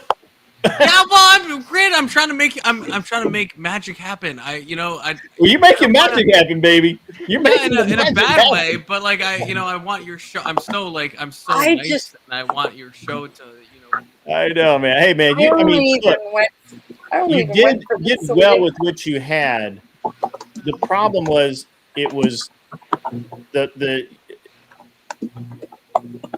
I probably would have engineered that prompt a little bit differently where it was the force doctrine as it pertains to the hypothetical of all men will band together to against all women is impossible or something like that. I asked you several times to define it. You guys just kind of spaghetti noodle on the wall that shit, and this is what happens. You lose, she wins, because you really had this one because the example she was using was like Sharia law, like that's fair. That's fair. Again, that has been honestly 4 times where you said I prompt fucked myself. So I take that to heart. I'm obviously not. Yeah. I shouldn't be accepting the prompts that I'm accepting. Right. Really. So really. That would be my feedback. That's what my feedback for you and Beth would be confluence. I think that you're doing really good in your debating, but you need to make sure of the prompt. So like you said, you don't get prompt cucked. You agreed to it, so it's on you as a debater. I'm prompt cucking myself. I agree. Everyone, don't listen to Fuck It Button's chat. He's saying something negative about me. Just everyone ignore that. Fuck It Button is funny. Ignore Fuck It Button's going hardcore tonight. Fuck It Button is a cool guy. Vow. Yeah, Fuck It Button is going hard tonight. Hey, hi, Confluence. Wow, that stings. Rachel said you're a beta. You're a beta. Rachel who? Against the basic standard of force. Rachel Wilson. She did it. Rachel Wilson talked about me. Wilson's in the chat. Rachel Wilson talked about me? Is that what you guys are saying? I'm not sure. He did. It could have been Rachel Wilson. Holy shit. Who's debating next? To finish out the feedback real quick, Confluence, work on your prompts. Make sure you agree to a prompt you can actually defend or fight. Beth, you're in your aggressive section right now. Learn to calm down a little and control things a little better. I know you're going through the aggressive side right now, and you're like a wolf just attacking the meat. You're like, give me! But calm down. Don't be as aggressive. Be more controlled, and you'll do a lot better. Yeah. Gotcha, love you. So Confluence, I think it's because in that RGR debate, you smacked them around so hard that they're just still upset at you. That's what I think. If you look on the bottom, so are you on your? If you're on your phone, just tap. Sorry. Yeah. So, Confluence, you just seem to agree to whatever prompt that's put in front of you, and you don't like. You're not. Yeah, like, I don't. I'm sorry, Grant. I don't want to waste your time with like a 60-minute prompt. You know. Well, no, but I mean, look, I don't want to do that. You can. We know that you didn't say that, Rachel. We know that bucket button is being bucket button. Oh my God, it is Rachel Wilson. Holy shit. Oh my God. What's going on here? Are you all right, Confluence? No, I'm just like Rachel Wilson noticed me. I'm just like I'm going through my own thing, but I'll and then she said she didn't say that. It's but just look, here's the thing. If you're going to agree to a prompt, make sure that you have your argument for or against the prompt, right? And you do this. I feel like I've told you this a couple of times now. You have, yeah. You just take whatever's thrown at you. Yeah, I can do that, but you can't, right? And it's not like Beth did that on purpose. Beth got lucky. It could have just as easily gone the other way, right? So it's not like Beth engineered your downfall. You did, you just did. I mean, she kind of did. She kind of did, but not on purpose. I don't think she did it on purpose. She phrased the prompt. No, I could tell she phrased that prompt knowing that she would have a higher likelihood of winning because of the way it was worded. Yeah. And she's gotten a lot better about her prompts, which is a good thing. So, yeah. So the biggest feedback I get is prompts. Yeah, a lot of debates are won and lost in the prompt itself. It's just the way it is. And I've been told that by not only you, Grid, but so many people. I actually was serious when I put in the private chat to please vote me out because it's after midnight. Well, I'll boot you right now. I got the button right here. Yeah, Beth, if you want me to win, I mean, hell, you can always concede. I mean, I'm not gonna stop you. Concede to Confluence at all. Definitely, maybe. Confluence except when you did. Oh, that's a very feministic way to do things, Beth. Shame on you. Oh well, yeah, okay. He's a communist. Never mind. Yeah, all right. That's enough of that. All right, somebody's got to leave because that's how this works. Yeah, I'll leave. You're watching though. Right behind you. Don't worry. God bless you all. 07s. Stay safe. Evan's in the chat. See you later, man. That's right. All right, so now we're left with Def Not, Emmett, Beth, and Indian Jeebus. And Tyler, average debate enjoyer, unless he would like to take over judge duties. You're muted, sir. Oh, wait, I didn't know we were doing elimination tonight. They're all, we're eliminating. Yeah, we didn't eliminate you the first time because that was against Dusty, and it wasn't a big deal. Well, Marte and I were talking about a prompt last week. If there was time, I was going to see if we could jump in and debate it. If you guys are doing your thing, I'm not going to fucking interrupt. I'm not a dick. Let's do it. No, give it to them. Do it. We're struggling. And do it. Let's do it. Let's do it another time. Yeah, that's fine. You can host it if you want and everything. We can even. Yeah, well, yeah. You guys asked me about that. I thought I responded, but maybe I didn't. I've been very busy. All right. So, do you want to judge then? And we'll let Mo debate. Mo probably wants to get in on some of this. Well, I actually don't have too much longer, but I can still judge a little bit longer. My brain is I'm on. I get I have dad brain right now. I got a new baby. You got 3 more matches, right? 4 more people. We got like 3 matches left. Okay, if it can go kind of quick, I told my wife I'd be done a little early tonight, so if we can go faster, I'm down. I can do it. All right, let's do it. Who's next? The only 2 that have not debated is Emmett and Def Not. Yeah, them 2 should debate. There you go. Hey, here's a good prompt. All right, the robots that simulate a woman for pregnancy and birth of a baby are morally bad. What? The robots that simulate women for pregnancy and birth of a baby. The baby robots that China came up with to simulate a pregnancy. Like it'll grow a baby. Yeah. They're morally bad. Would anybody take that prompt and run with it on either side? I'll take either side. I don't think they're bad. but I'm not familiar with what they are either. So, like from what you're describing, it doesn't sound bad. It's an artificial womb, basically. Grit, if you don't pull them both back, then it's going to turn into. Everybody be quiet a minute. FK at Button donated $10. Super chat. Those were my words calling out BT Tire's instigation from chat inspiration to make Coomfluence, who I kinda like, have to defend his base position that I happen to want to watch him be destroyed on. It's a love-hate thing, Confluence. it's a love-hate thing. Wow. Fuck It Button's a good dude for the sometimes. big He 20 comes up there. with fun I like Fuck It Button. He's pretty cool. He is a cool dude. He's a boon to the chat. All right, so let's. I like the mechanical womb, but to debate it, you'll have to really understand it, and it doesn't sound like Def Not does. That's okay with me. I'm going to put everybody in the back, and then we'll just have those two up there. So, Emmett, you're saved. Beth, you got to go. Average debate enjoyer. Well, you get Mo Rebuttal, Indian Jeebus, Anson, and Cleaner, and Marte, who's still here. All right, so let's do this. Look at that.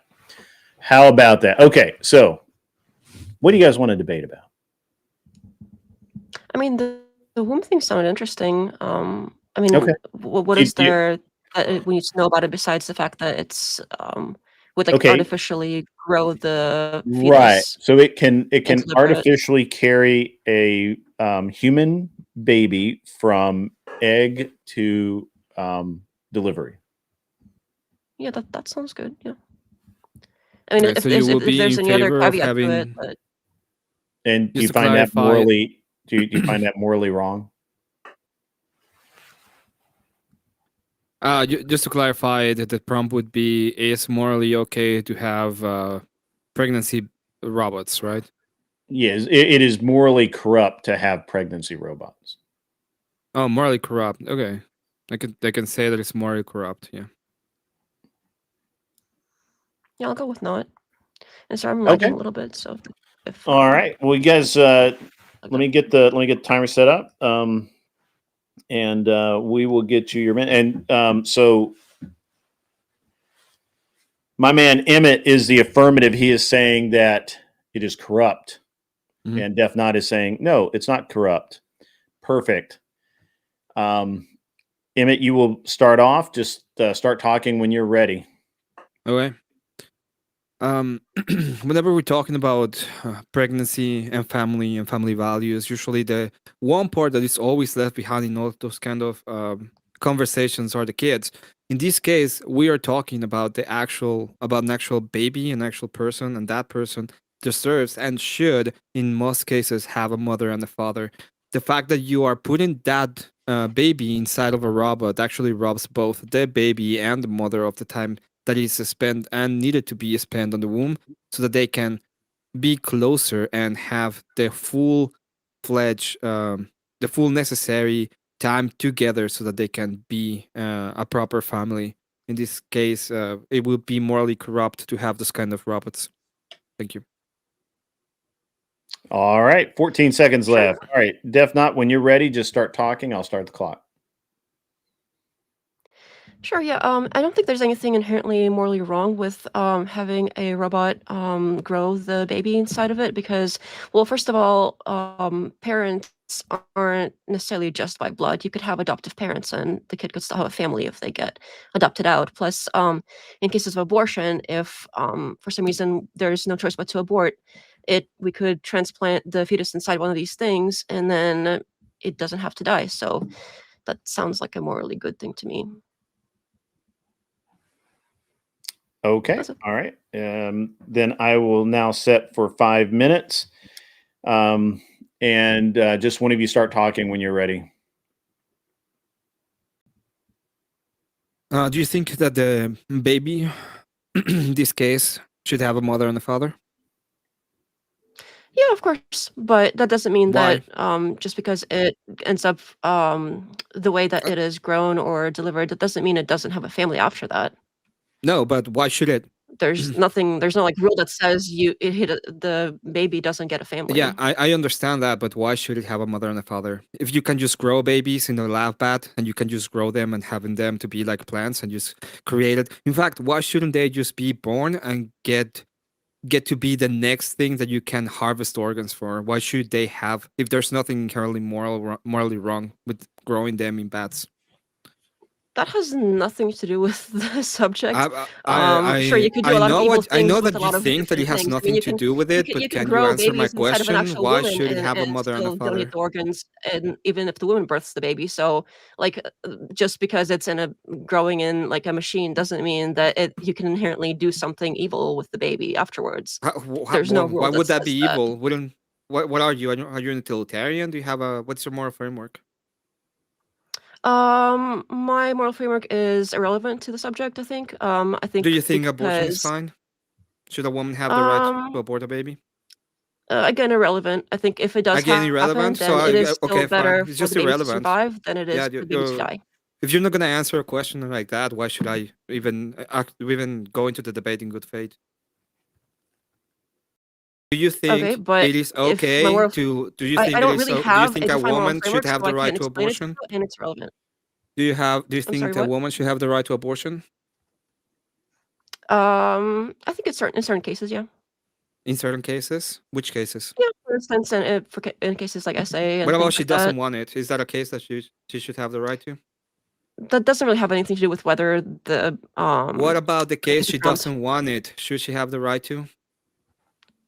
How is that relevant to the prompt, please? Because we're discussing What about the babies case she grown in a doesn't want machine to? and not discussing Would whether a she woman have? can or Because we're can't talking abort about a child. morality. That's why it's important.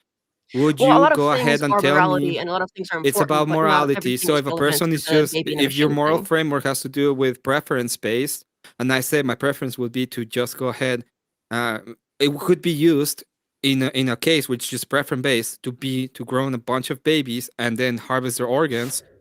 And then you say, well, it cannot happen. I will ask you why not. If a woman can just have the right to decide in accordance to her preference to kill a baby, right? Do you understand that? So, No, what I don't about understand if how a that woman relates to doesn't the want a subject, though. baby? Could you answer that question?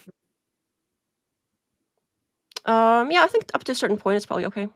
No, it's okay. Okay. So at this point, if I go ahead and I just prefer to have a bunch of babies, create them in the vat, and then harvest their organs and sell them, what's wrong, morally wrong in accordance to you? That's just my preference. I don't see how that's related, because you could also You don't see have how is babies there? with an actual female woman and harvest organs, and that would be equally bad.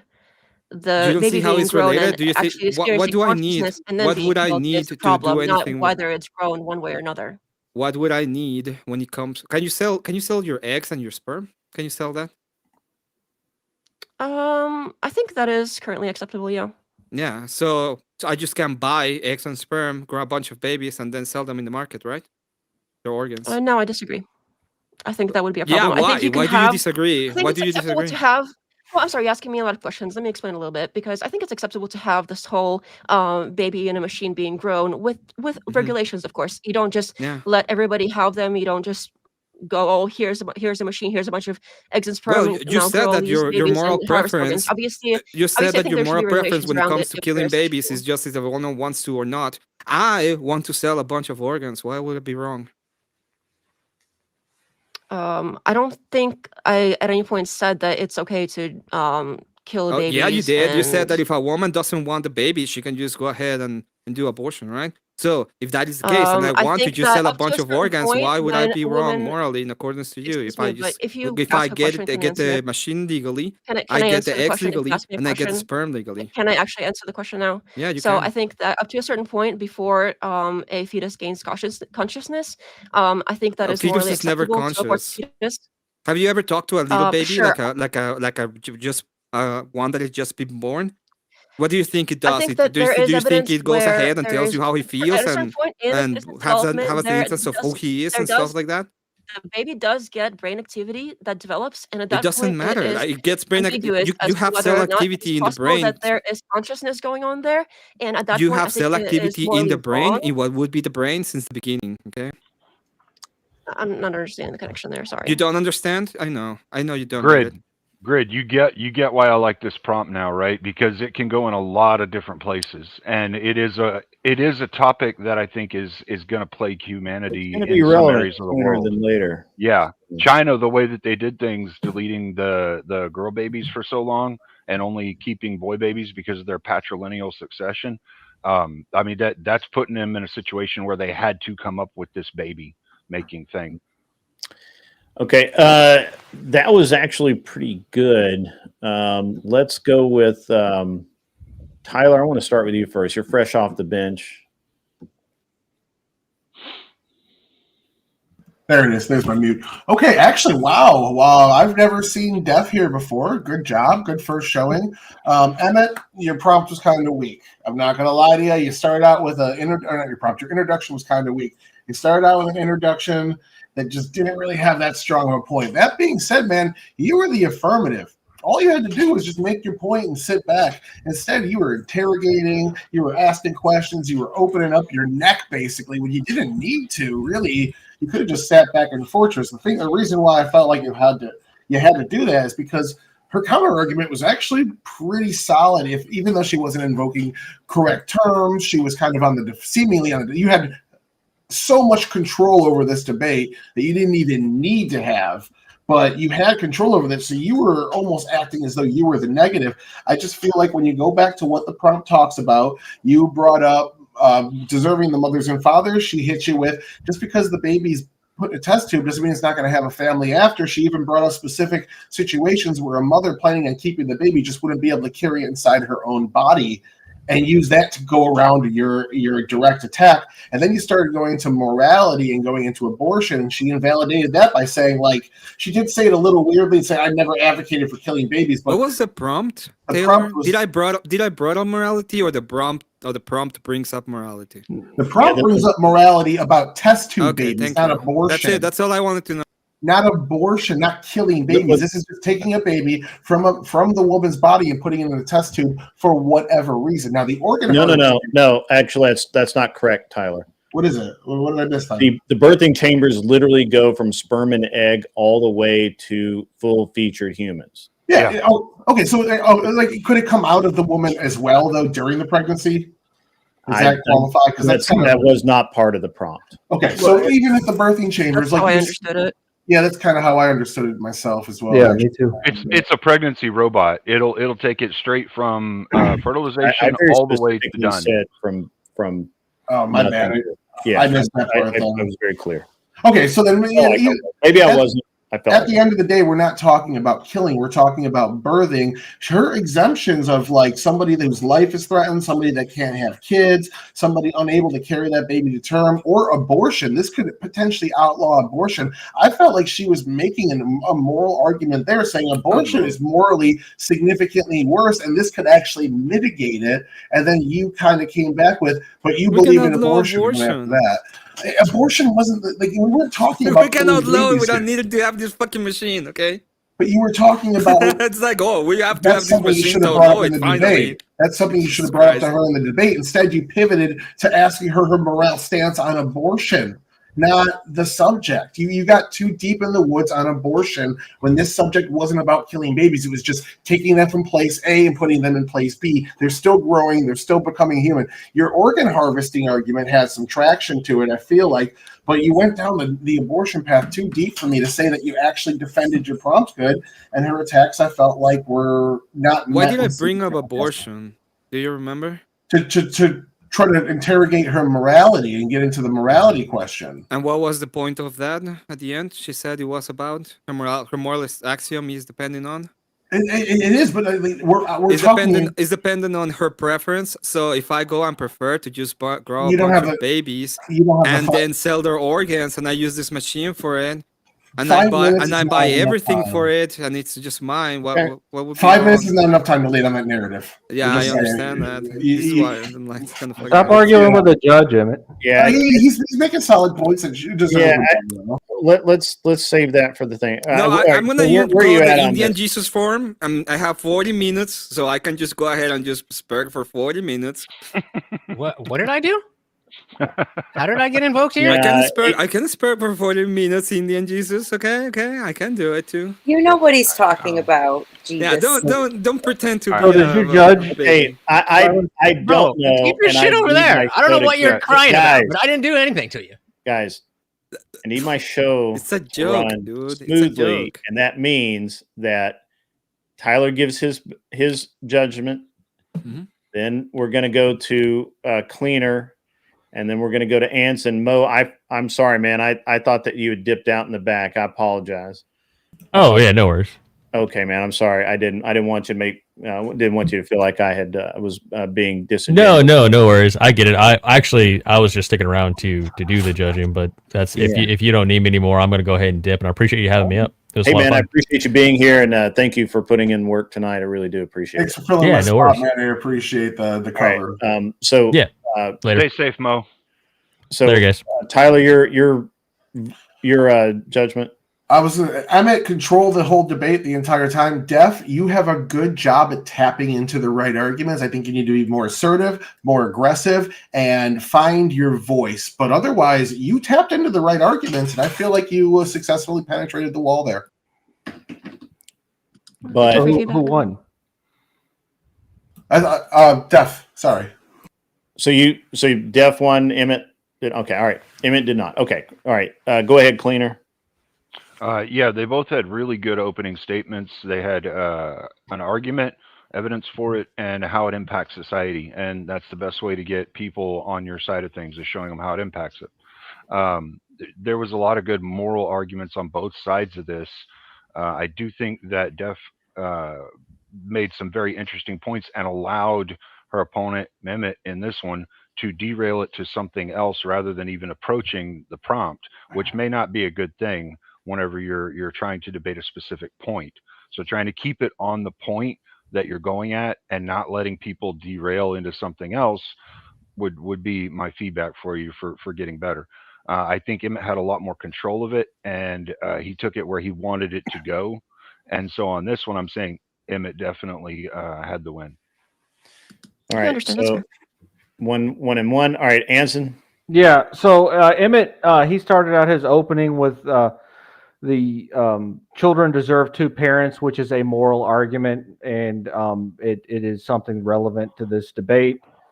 Def started out hers basically countering that with, yeah, but adoption exists, and you can create two parents in that process, and still, meet the moral needs of the child. And then also, the argument was included in her introduction that this technology could be used to mitigate the harm of fetus deletus, which is a very good moral argument in and of itself.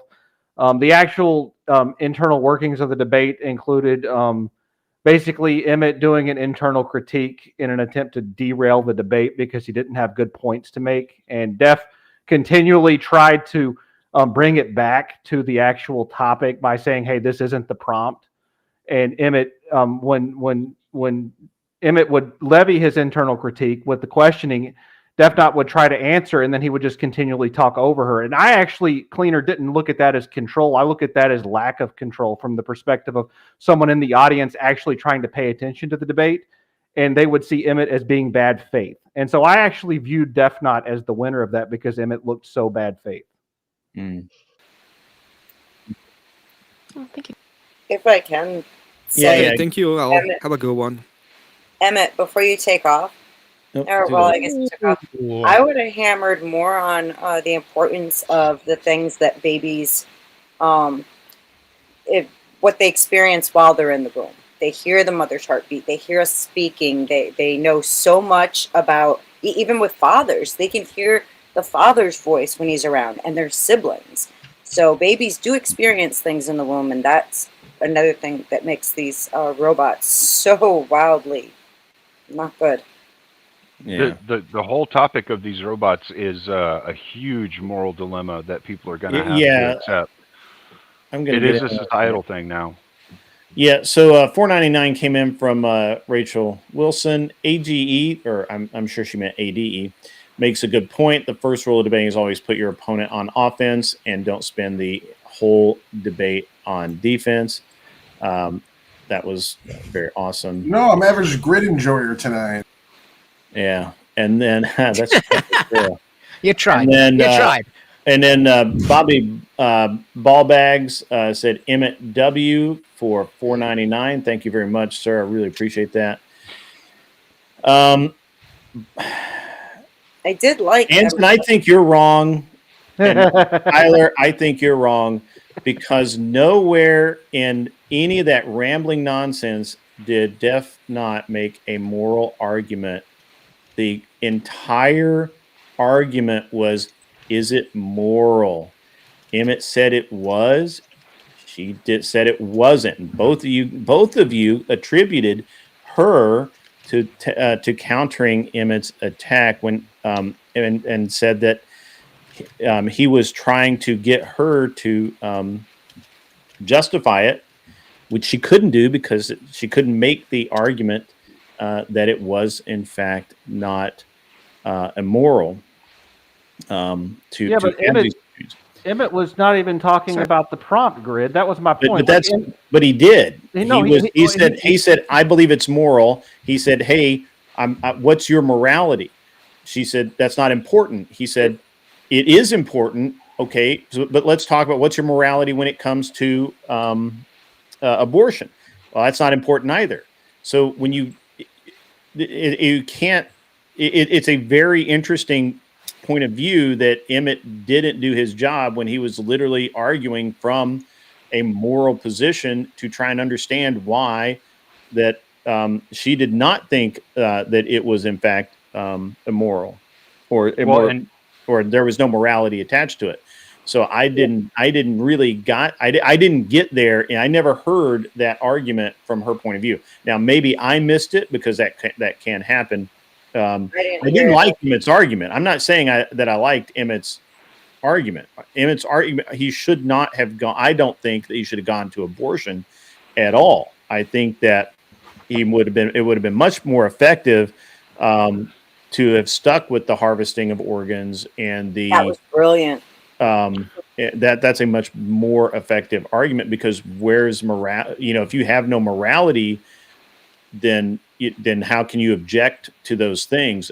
I just think that, I think he got kind of maybe a little bit lost in the sauce or whatever, but that's okay. And I still don't know what Def Not's morality is or why she would think that it's not, these machines are not immoral.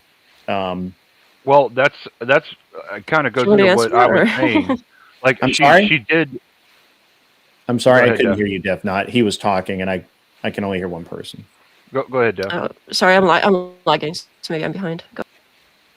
Oh, I was just saying that was why I gave it to Emmett on control, because Def did start to lead into her moral side of it, where she was like, well, what if there's like these situations that women get into where they want to have an abortion, but it's not necessary, like we could put it in the robot, and Emmett derailed it from there completely, and she didn't keep it there. That's why I said I think he had a little more control over it. Yes, he did some over talking, but she wasn't able to keep him in the area where she could refute him trying to poke a hole in her cup. Yeah, but that's just because he was bad faith and basically would ask a question and then she'd get a half an answer out and then he'd talk over her again. That's why I said he looked like he was bad faith. You viewed it as control. I viewed it as him having a poor position to debate from and being weak. Yeah, I guess that was pretty annoying, honestly. Like, we're going to disagree on that one. That's okay. It's all right. That's a good topic, man. Look at what it creates. I'm sorry, Def, not what?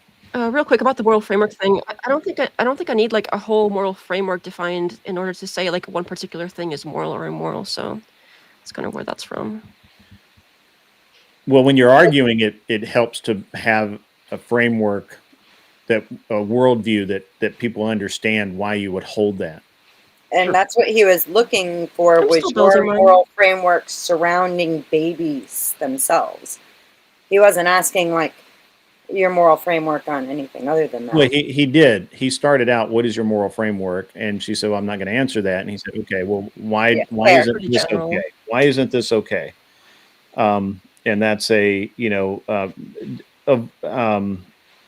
it is not a good. I again disagree with the judges here. I don't think it's a good technique to just not answer or say that's not relevant when literally the entire argument is about morals or immoral. Well, what it was a specific one.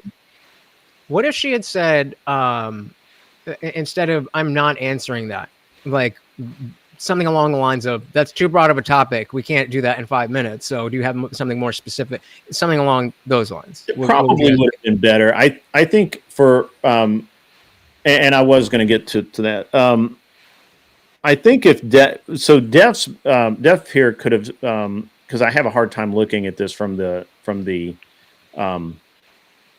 saying that it would in fact be moral or there's no moral issue with these machines. I actually have a hard time looking at it from that point of view because to me it's such an aberration. But the points that I think that she could have made were for obviously given a proper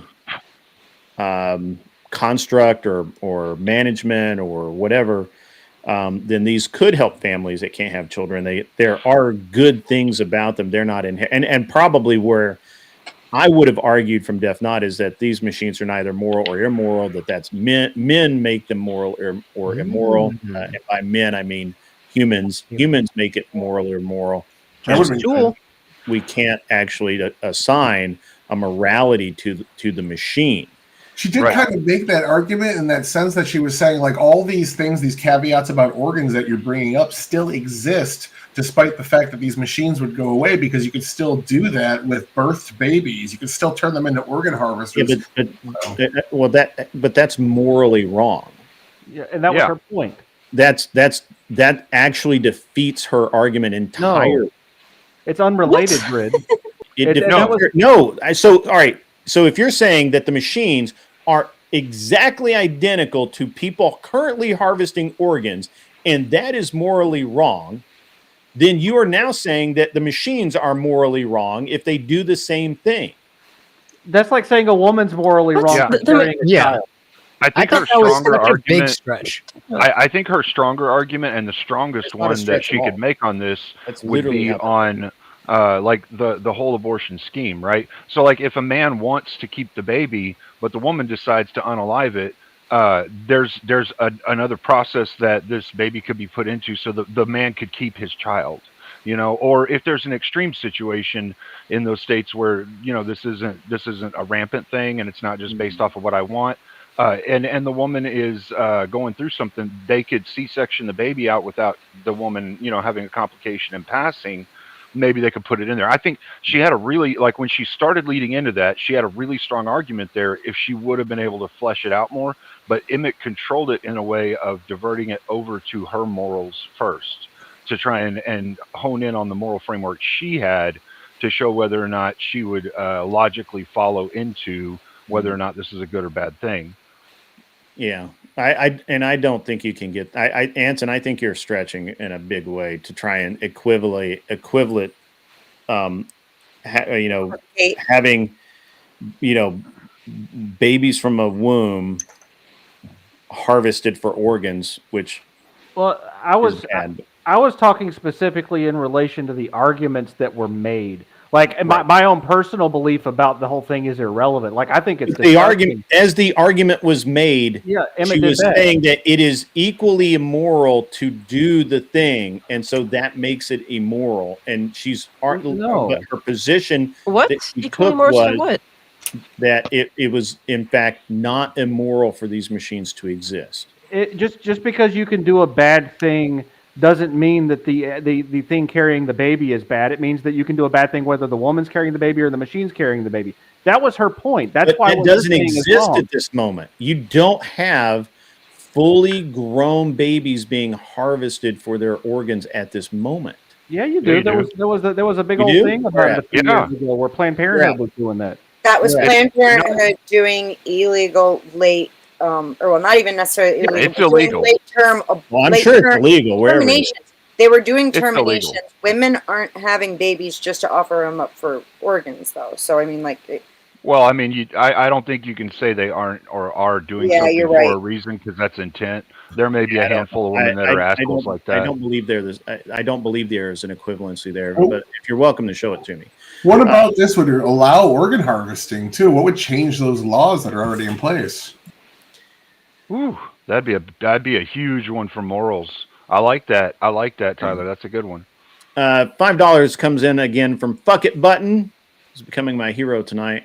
It looks bad faith to some of you bald head ass atheists because they think faith is bad. Something. You're welcome, Indian. You're welcome, Indian. I'm assuming that Lech is the Indian that's being thanked. Even though the line of questioning is valid. Yeah, I don't know. I mean, so anyway, I would not have. I didn't see the prompt defended, but that's okay. You know, I mean, it's fine. Judges are judges. Well, that was what I was saying. I don't think she held enough control of the conversation to keep it in a place where she could defend it. I think she did have a chance of a stronger moral argument with what she was saying about the extreme situations. And even the rampant abortion, like men wanting to keep their kids, but women going, nope, fuck it, it's gone. I think that was the strongest moral argument. And if she had That is a been good able moral to, like, if she had been able to flesh it and just hold him there, this would have been hers. Yeah. All right. All right. So now we are left with Death Knot, Lutch, and Beth. This is going to be good. All right. So who's next? Lutch, I know you want in. Always do. So who's Beth? Do you want to go? Left Knot? Do you want to go? Whoever wants to go. Rock, paper, scissors, girlfriend. I don't mind. Either way, it doesn't matter to Don't me. give a shit. Somebody else pick. May flip a These coin. women are too agreeable. Also, I'm like lagging pretty badly, so I don't know. This is kind of getting kind of annoying. You don't look like. I mean, it looks fine. You're not like jerky, herky jerky. The audio really is what Is matters. it look okay on your end? Maybe it's just on my end. All right. Maybe, There's a let it tiny be for bit now of a if it gets stutter in worse. the So video. might have to restart. You could drop and try and come right back. Yeah, I can do that. Let me try that. Yeah, like close out the browser and open it back up to clear the RAM. Yeah. Yeah. You want to do me and Beth? We'll figure that out. Yeah, let's do that. Sounds awesome. Oh, Really good. Really. Sorry. Does Yeah. it really though? It does for me. Good luck. Why would it not sound just awesome for me? All right. Are these people paying you enough tonight? What's wrong Probably with not. I don't keep track. Probably not. Probably lose money on this one. But that's all right. Yeah, let's try over here too. Monty's hungry. Okay, what do you guys want to? What do you guys want to debate about? I could go in a number of different directions. You were arguing more in favor of drugs before, right? No. I think it's coming from a hypocritical place when they start arguing over it. I don't think that all drugs should be legalized. No. Okay, we can do that. You think all should be? Mm-hmm.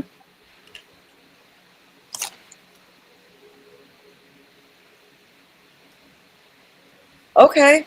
I guess we gonna do this. All right, I like it. Who's the so Lutch is the affirmative. He thinks all drugs should be legalized. Beth is the negative. She believes that you shouldn't be able to have your pills or whatever. Grandma doesn't get her pills. And so wait a second. That's maybe we need. Now I'm starting to think we need to clarify here. Yeah. Not all. Not saying all should be outlawed. Just not all should be legalized. So you think that some should be illegal, and I'm saying no, all of them should be legal. You're saying all should be legal. Okay. Okay. All right. So let's just start talking when you're ready. All right. So I mean, the argument here is not that drugs are inherently good or bad. Similar to the last debate, they are a tool and they can be used and abused. And I think we would agree that there is a big addiction problem throughout the country, if not the world. And the war on drugs clearly has not worked. And we want to be able to address problems, and just sweeping them under the rug and say that's illegal is not a good thing. And then we also don't want, I think it's a bad thing to erode our cultural conscience by just saying, daddy government, you determine what is moral. I would rather us as a community be allowed to do these bad things and collectively decide we don't want to do that. And if you do that, you're not going to be included in our community. What time? You're out. That's 10 seconds. Yeah, 10 seconds. Fair. All right. Beth, when you're ready, start. Okay, I'm saying that not all drugs should be outlawed, and actually the government does tend to agree with me, and that's why we see the pharmaceutical companies doing so well with our children who have ADHD, as well as people who visit pain management clinics. The idea that we can decide our own morality, sure, I can get behind that, but the problem is you can't just kick people out of the country, not if you're going on the idea of having the civilization the way that they are. I think that there are some that are good, there are some that are bad, and we could distinguish between the two very easily, including outlawing some that I think shouldn't be used by pharmaceutical companies either. 18 seconds left. That was good timing on both your parts. I really appreciate it. 5 minutes on the clock. One of you just start talking when you're ready, and let's have a nice clean fight. Okay. So just to clarify, when I said you're not part of our community, I don't mean like deporting people or saying you can't live here. I meant more in a cultural way, where we're introducing shame, taboos, things like that. You can't come to my party. We're all having a block party, but you can't come. And, can you demonstrate where we've used shame and it's actually worked so far? Fat people? Really? Do you see a reduction in fat people? Because I see them arguing. I see it going the other. When we were allowed to fat shame, it was going down, and then fat celebration or whatever. Then we saw a peak, and now that's fading away. Now that's fading away, and we see the acceptance of that going down. There's online. There's a million and bajillion stories of people who said, I didn't like I was fat and I wanted to be part of the fat acceptance movement. But then, some people were actually real with me instead of being in an echo chamber where everything I hear is, you're amazing, keep going, all of that stuff. A couple of stories where it actually worked doesn't establish that it will work across the board on a large scale, because we don't see it on a large scale. There's still fat people who are demanding bigger seats. Well, yeah, we're still in that process right now. I want to focus on the community aspect, okay? And the idea that we could ostracize people from our communities because they choose to abuse drugs that are made legal that are bad. Let's take, for instance, crack cocaine. Okay. Where do you plan to send these people? How are you supposed to restrict their ability to actually participate within the society without trampling their constitutional rights? Well, because we don't have to legalize doesn't mean completely unfettered. We would have regulations, and maybe we'd have treatment centers or places where you go. Like I believe it is not we have safe Peru injection or somewhere. We have safe injection sites. Yeah, but those are half measures because they're not actually. I forget exactly the country. Somebody remind me, but they did exactly this, and they had the treatment centers, but they did the full measure where you have to go. You can only. They don't just give out tools. They administer it for you, and you have to go through a program. And they've seen dramatic. But you would agree, though, that Americans are vastly different. Can you address that was wrong, though? You just said that, and I just gave you an example where it worked. And that's what I'm going after right now. Americans are very different kinds of people than we see in any other countries, because other countries don't operate the way that we do here. Well, maybe that's exactly the problem. Maybe we need to put more. So wait. You think that even because we see what's happening with safe injection sites now, and it's not deterring anything. As a matter of fact, they're being kind of protected from the law. I and agree. we're still Having a seeing- bad solution does not we're mean still that a seeing- better solution does not exist. We're still seeing an outrageous number of people who are overdosing, who are becoming homeless. That's another. So how does huge making those side things effect of drug illegal usage. address the problem? How does drugs being made legal address the problem? You're suggesting that by making them legal, we would create better situations for them to use, and that it might So not let me use impact their your lives in the advice. same Let me way. use your advice from Let me- earlier. Hang on, let me ask you a question.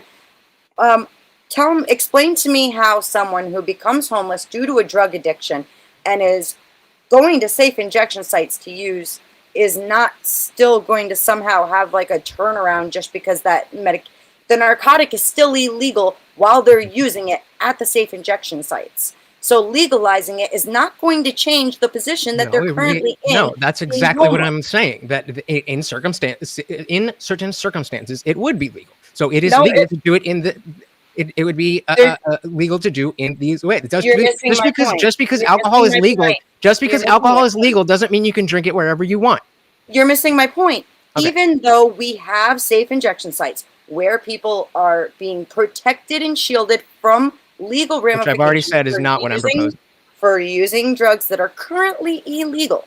Okay, Mhm. by legalizing it, you are not changing the effects that we're seeing on their Well, lives. yeah, but I from never said shooting up only at those legalize drugs. injection sites. I never They're said still just gonna be magically homeless. legalize and now figure it out. That's Yeah. not you're straw manning my position. If you would have asked, I would have been happy to go further into what I was talking You about. already went into it. You're saying that we would. Okay, so be then able I've to already develop addressed the better thing that you're saying. circumstances. Just because Okay, hang the on, safe but, injection sites that we have now suck doesn't mean that there is we've no solution where the government can make They this better. don't stop. They absolutely not. They're doing everything that you are saying that they should do. They're not. Okay, I want to shift this. Let's talk about. All right, so They're not. perfect example. They hand ADHD out needles medication. and they walk away. That is not what I am proposing. That Perfect. is exactly No, what they do. don't. That is No, not they what I'm don't. proposing. They keep them at the facility while they are high, and they watch them. Okay, they keep them under medical observation and protect them. Nope. Oh, God Nope. damn you! Because That's not how it works. It is. I live by one. I know what they do I've there. been- They keep them there with a nurse present in case something goes wrong with them. It Either doesn't way, change I their already lives. said it's a half measure, and that doesn't just because a bad solution It's a is there. full doesn't measure. mean- Hey, stop. Just Indian Jesus, finish your sentence. That's Yeah, it. just because a bad solution is being put in place does not mean that a better similar solution can't exist. Okay. All right. Oh. All right. Anson. And they don't do that. Yes, they do. Yes, they do. You jackass. Indian Jesus, his opening was, drugs are a tool, and then he goes into the amoral or the non-moral nature of drug use is not really a negative or positive inherently. And Beth, I tried to follow your opening, but I had trouble with it. I felt like it was somewhat all over the place. In the actual debate, there were points that were made on Lutch's side, and Beth did an internal critique most of the time. I thought that the highlights of the actual debate portion were, when was it? The question was, when have we used shame effectively? And then Lutch had an immediate answer, and it was relevant. The fat shaming, and then there were accusations of anecdotal claims made by Lutch, and then he was able to fight those off as well. There was a really good exchange in there where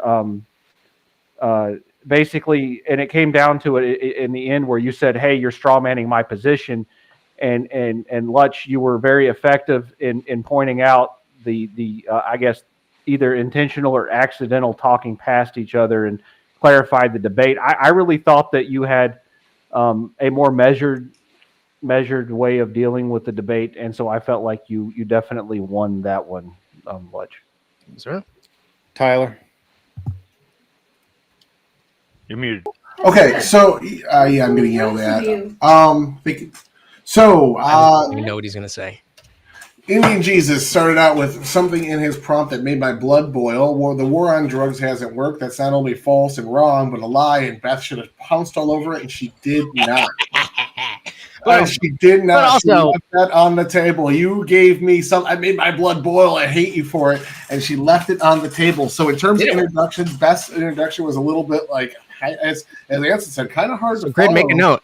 When that comes up, me and ABG, that's what we get to be. She could have hit you on that hard, and she didn't. She left half of your prompt on the table and went after the second half. Community should dictate, essentially. She went after your shame taboos, showing that I thought she did a good job dismissing your fat shaming argument pretty well. I thought she did. Beth did great in the body of the debate, but she loses points for her introduction, absolutely, because it kind of sucked, and you won. Yeah. He easily took you on the introductions. As far as the debate itself, it's hard to say. This is good. I want to lean a little bit more toward Indian Jesus, but it's not by much. Sorry, Beth. I just feel like his introduction was stronger. He seemed to have more control over the debate. And in terms of arguments, you did refute him a couple of times, but I don't feel like any of those landed enough to refute his main claim and take away the affirmation. You found a couple good arguments. You just never knocked the pillars out from underneath them. So it goes to Jesus.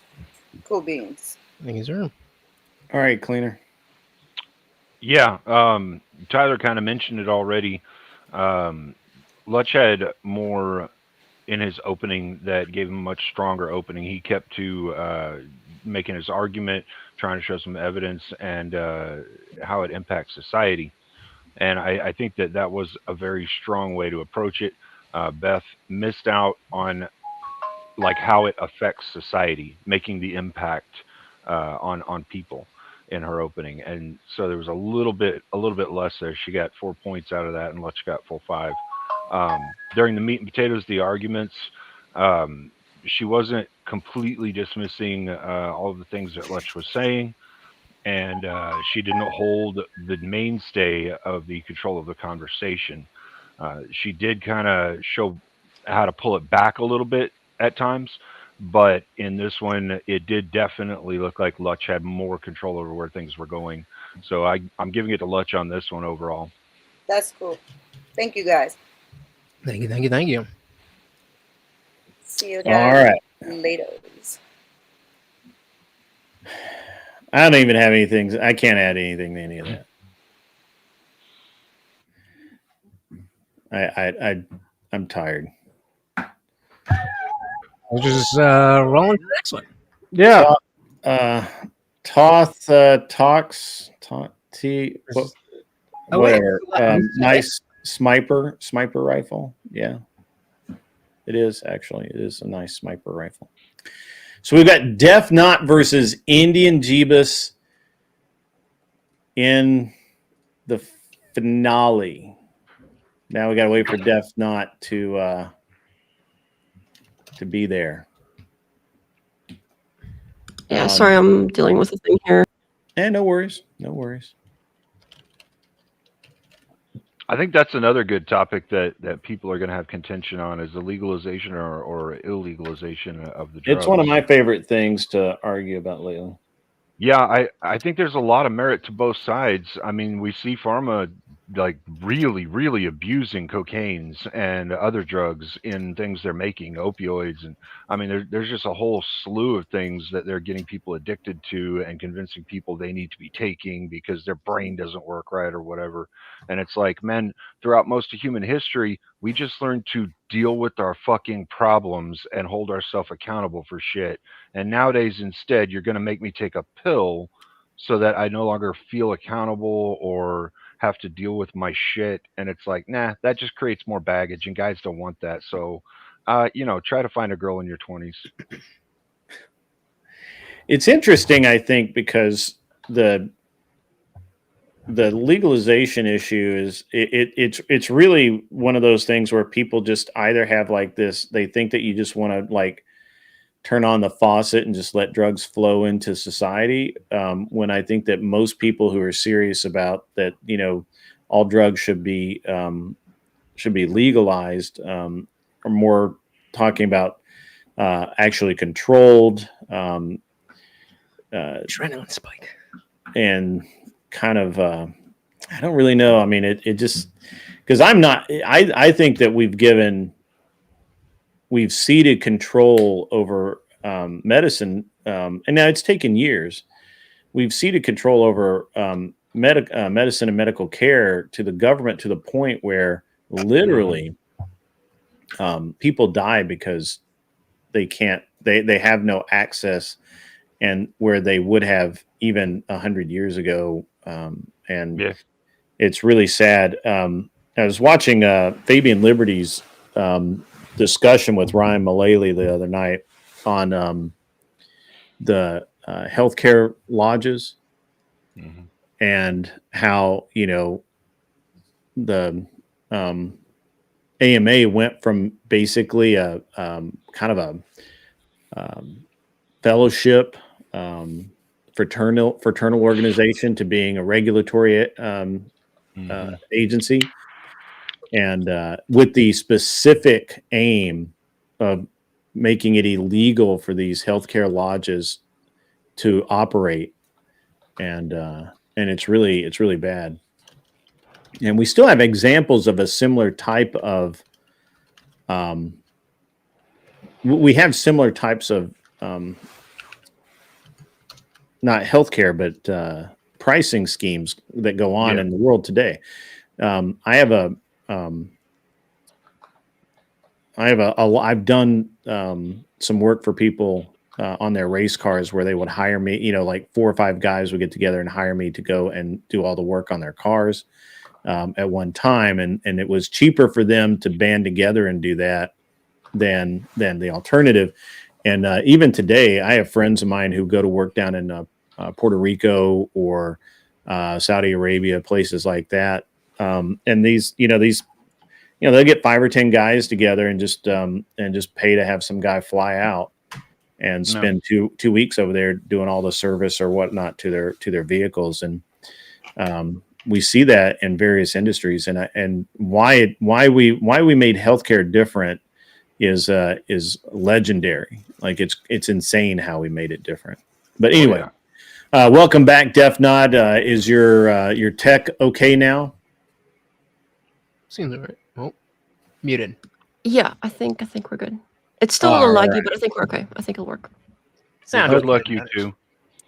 All right, Indian Jeebus, you and Def Not are the finalists. Now, just to remind everybody that when you play My Debate Show and the winner gets a crisp, digitally sent hundo for winning. Ooh. So that's what's up. All right. So what are we baiting? What do you guys want to fight over? So I mean, Emmett brought up abortion, and it didn't seem like you were. I don't do abortion. You don't debate abortion? Sorry, I'm lagging again.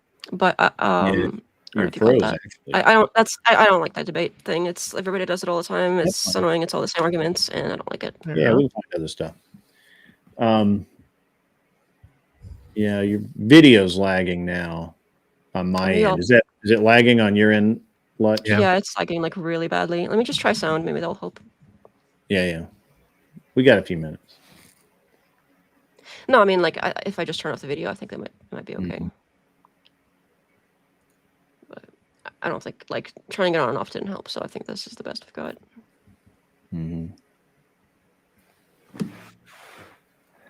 Everyone likes that you don't do abortions, by the way. I see what you did there. Ha! Def Lev laughed. How about that? All you other channels can suck it. We gotta laugh. Boys and girls. Is that like something I don't do supposedly, or? I don't know. I'm being funny because it's very late. Oh, okay. And I've been up a very long time, and it's my show, so I get to be funny. So that's how that works. Very funny. So what I don't do you really debate? have like topic ideas or anything. Sorry? I don't have topic ideas or anything. Yeah, no. I have plenty of those. Oh, good. Would you prefer political, social, Regulatory. Pick a subject matter. And I likely have a prompt. I don't know, social, I guess. Okay. What about? Oh, yeah, go ahead. Who's more abusive, men or women? Women. I mean, what's the criteria? Like, what do you mean by abusive? Hurting other people. I mean, we define hurting. This is gonna. I mean, I don't like this one.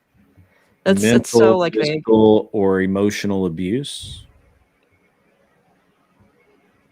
Yeah, that's a tough one because there's a lot of ways to take this one. Okay. Well, we got more. No,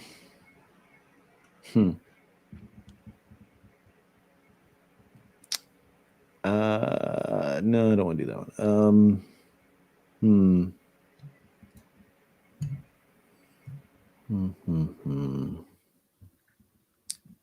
That's too long.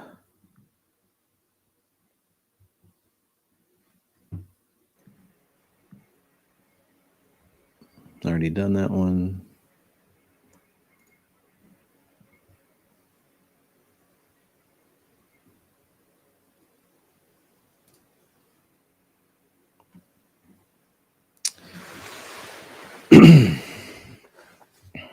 Okay, so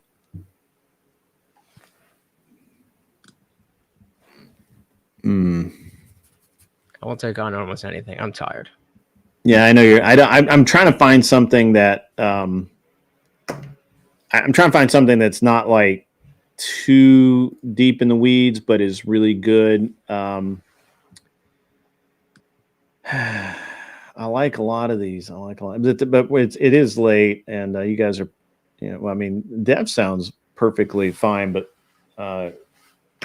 poor Lutch this is like his 5th debate tonight. So,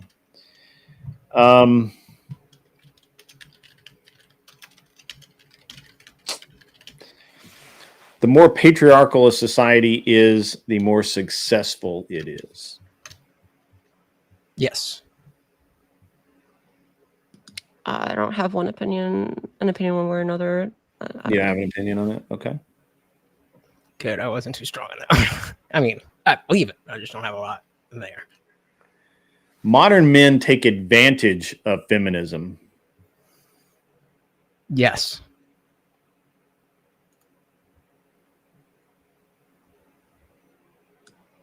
Is there like a direction there, like advantage? Well, I mean, modern men take advantage of feminism. Modern men use feminism to benefit themselves. Yes. Oh yeah, I think so. Yeah. You think that? Okay. Well, wow, this could maybe be tougher than I thought it was going to be, but I doubt it. I will get a prompt. I hear that a lot. Is it fair to sleep your way to the top? Male or female, we don't judge. Definitely not. What do you think? I think by like my personal definition of fair, I don't think so. I don't think it's fair. Then I'll say yes. Let's go. Oh, Lutch is gonna go with the ultimate nepotism. All right, I like it. I like it a lot. All right, so once again, Lutch, you go first. When you're ready, man. I got 1 minute on the clock. Oh, but I'll try video like on and off. If I turn it off, just not like I'm still here. It's just because it's laggy or whatever. But let me try it off again. I personally don't mind. I know Grid's channel, but it's unfair for in a debate not to be able to see that. But she's got a mask on, so I mean, it's fine this one time. All right. So can I get the prompt one more time, please? Yes. Is it fair to sleep your way to the top? So I would say, yes, it is fair to sleep your way to the top. Is it moral? Is it something that, people should be doing? I wouldn't say that. But if we say fair, that implies a playing field, and anybody can sleep their way to the top if they play their cards right. And then on top of that, then, there's other aspects of non-meritocratic reasons that you would get a job. Your father has a company, all these things. I don't see that necessarily as any different. Again, I'm not saying that I personally think that it is good to do that. I don't think it is unfair. I think you do what you got to do. And if somebody's willing to give you what you want for something you're willing to give, then that's free trade, baby. And I'll see my time. All right. You had 10 seconds left. All right. Def, whenever you're ready, just start speaking. Sure. Yeah, I don't think it's like inherently like bad or evil to sleep your way to the top, but it is certainly unfair because there are people who obviously can't do that. There are people who are more attractive, and sure, that's like not like bad of them. They didn't like, you know, do anything evil to be born that way or be that way, but I do think it's still unfair. And not only because there are people that are more attractive and that's unfair, but because there's a lot of these other workers that could be doing a much better job and they're not getting a fighting chance because some hoe, you know, sexy. But yeah, that's to me that sounds unfair. And I think this is more of like an opinion sort of debate. And in my opinion, it is unfair. I would be interested to hear what is the definition that Lech here has for like good versus fair, because it sounds like he's differentiating between the two, and I want to hear what the difference is. All right. That was it. That was actually a really good time. You had 1 second left. All right. So 5 minutes on the clock, and just start talking when you're ready. So yeah, I think a definition for fairness is working within the confines of the social contract.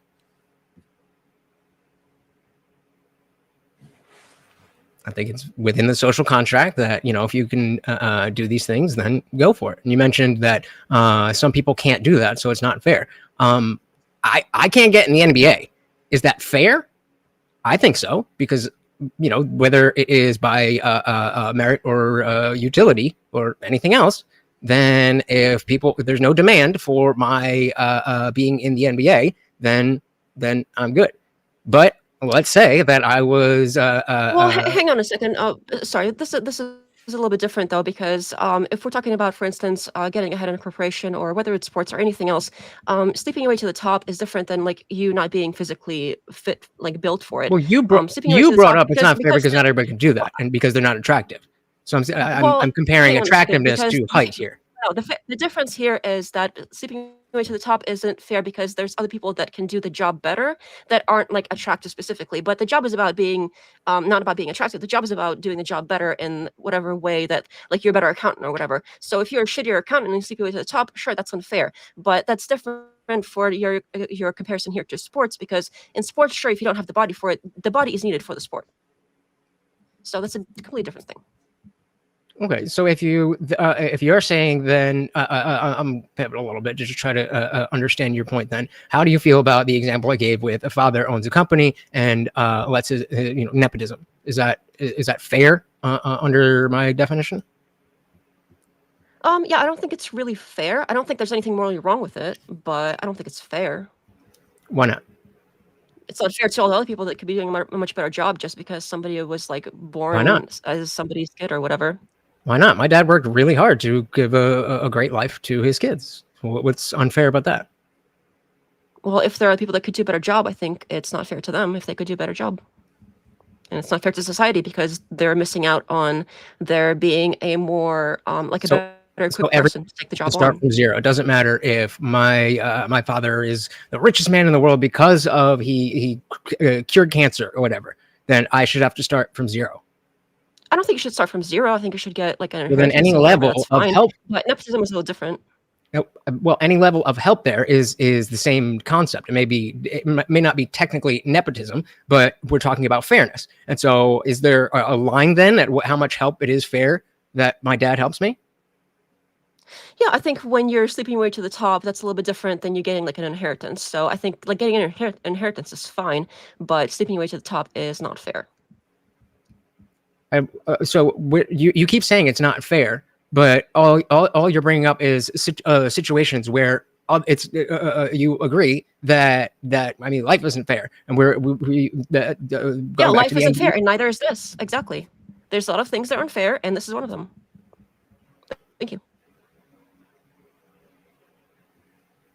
Damn, I think I need to concede. I agree with you there. Yep. Dilly. Did you just concede? Yeah, she's right. Life ain't fair, and this is part of life. There you go. I mean, when you're wrong, you're wrong. I'm wrong. Didn't see that one coming. Neither did I. That's why I lost.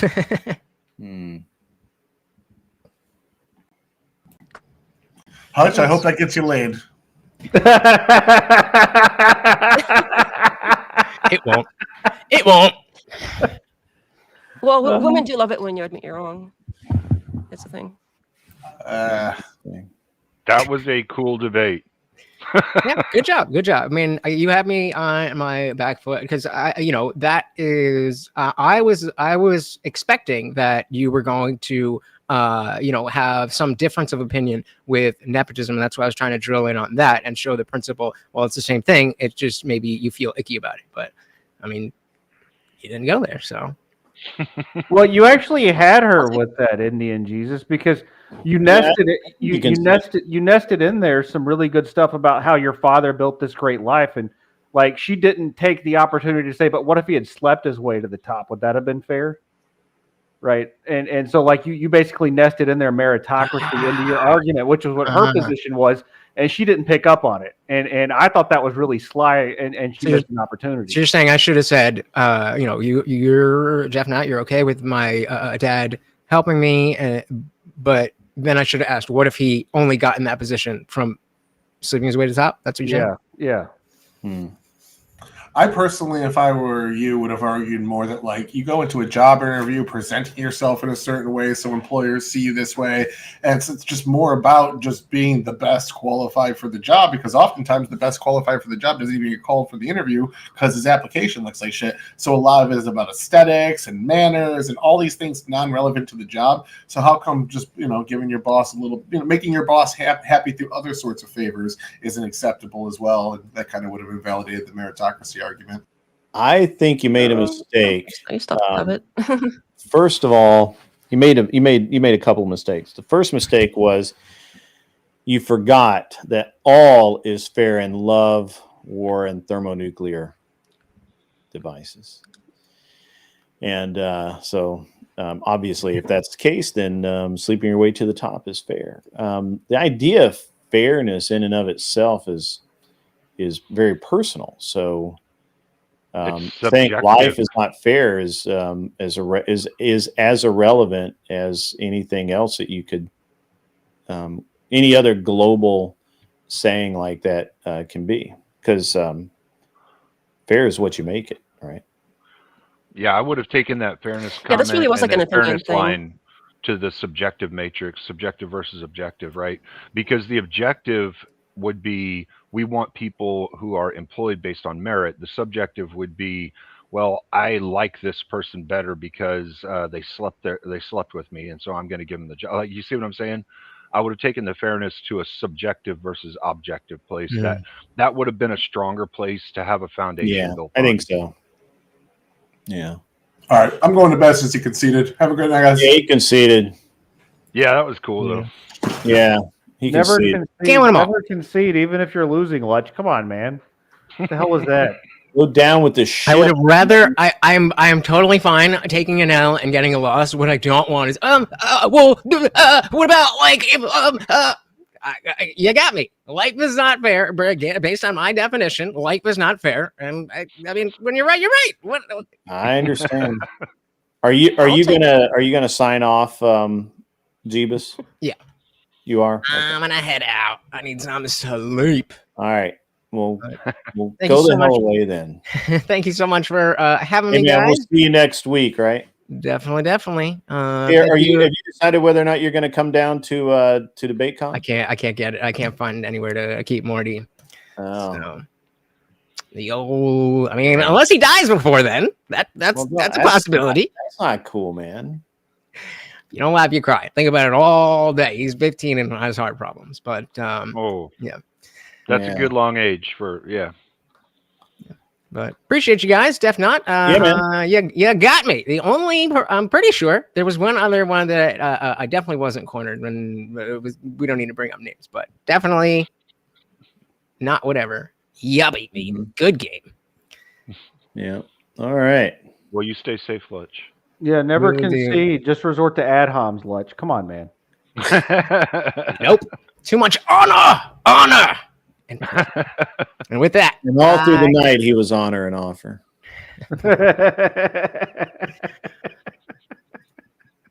Exactly. Well, Def Not, you took the round tonight. That's awesome. You'll have to reach out to me in the morning or sometime tomorrow, and we'll get figure out how to get you paid up because we always pay up. I'm sorry. I said, "Yay me! Thank you." Yay you! Sorry, That's I'm still cool. lagging really badly. It helps with the video off, but it's still like I heard like. Yeah, it's half of okay. everything. Well, good job on tonight. Yeah, ladies and gentlemen that are still here, I have nowhere to send you. I'm gonna go to bed. You must all wander off on your own onto the prairie and enjoy the rest of your evening. Sorry to end it on a concession, but that's what the man wanted to do. He died on his own sword. Correct, the Raging Patriot. He died on his own sword. But he took it like a man. All right. He did. And Def Not did well. So hopefully she'll be back and have a great time. And if not, that's fine too. In the meantime, as always, guys, be cool. Wear the glasses if you need them, because that's important, being able to see and stuff. And go find somebody else's lawn to stand on. To everybody who hung out, thanks for being here. We'll see you later.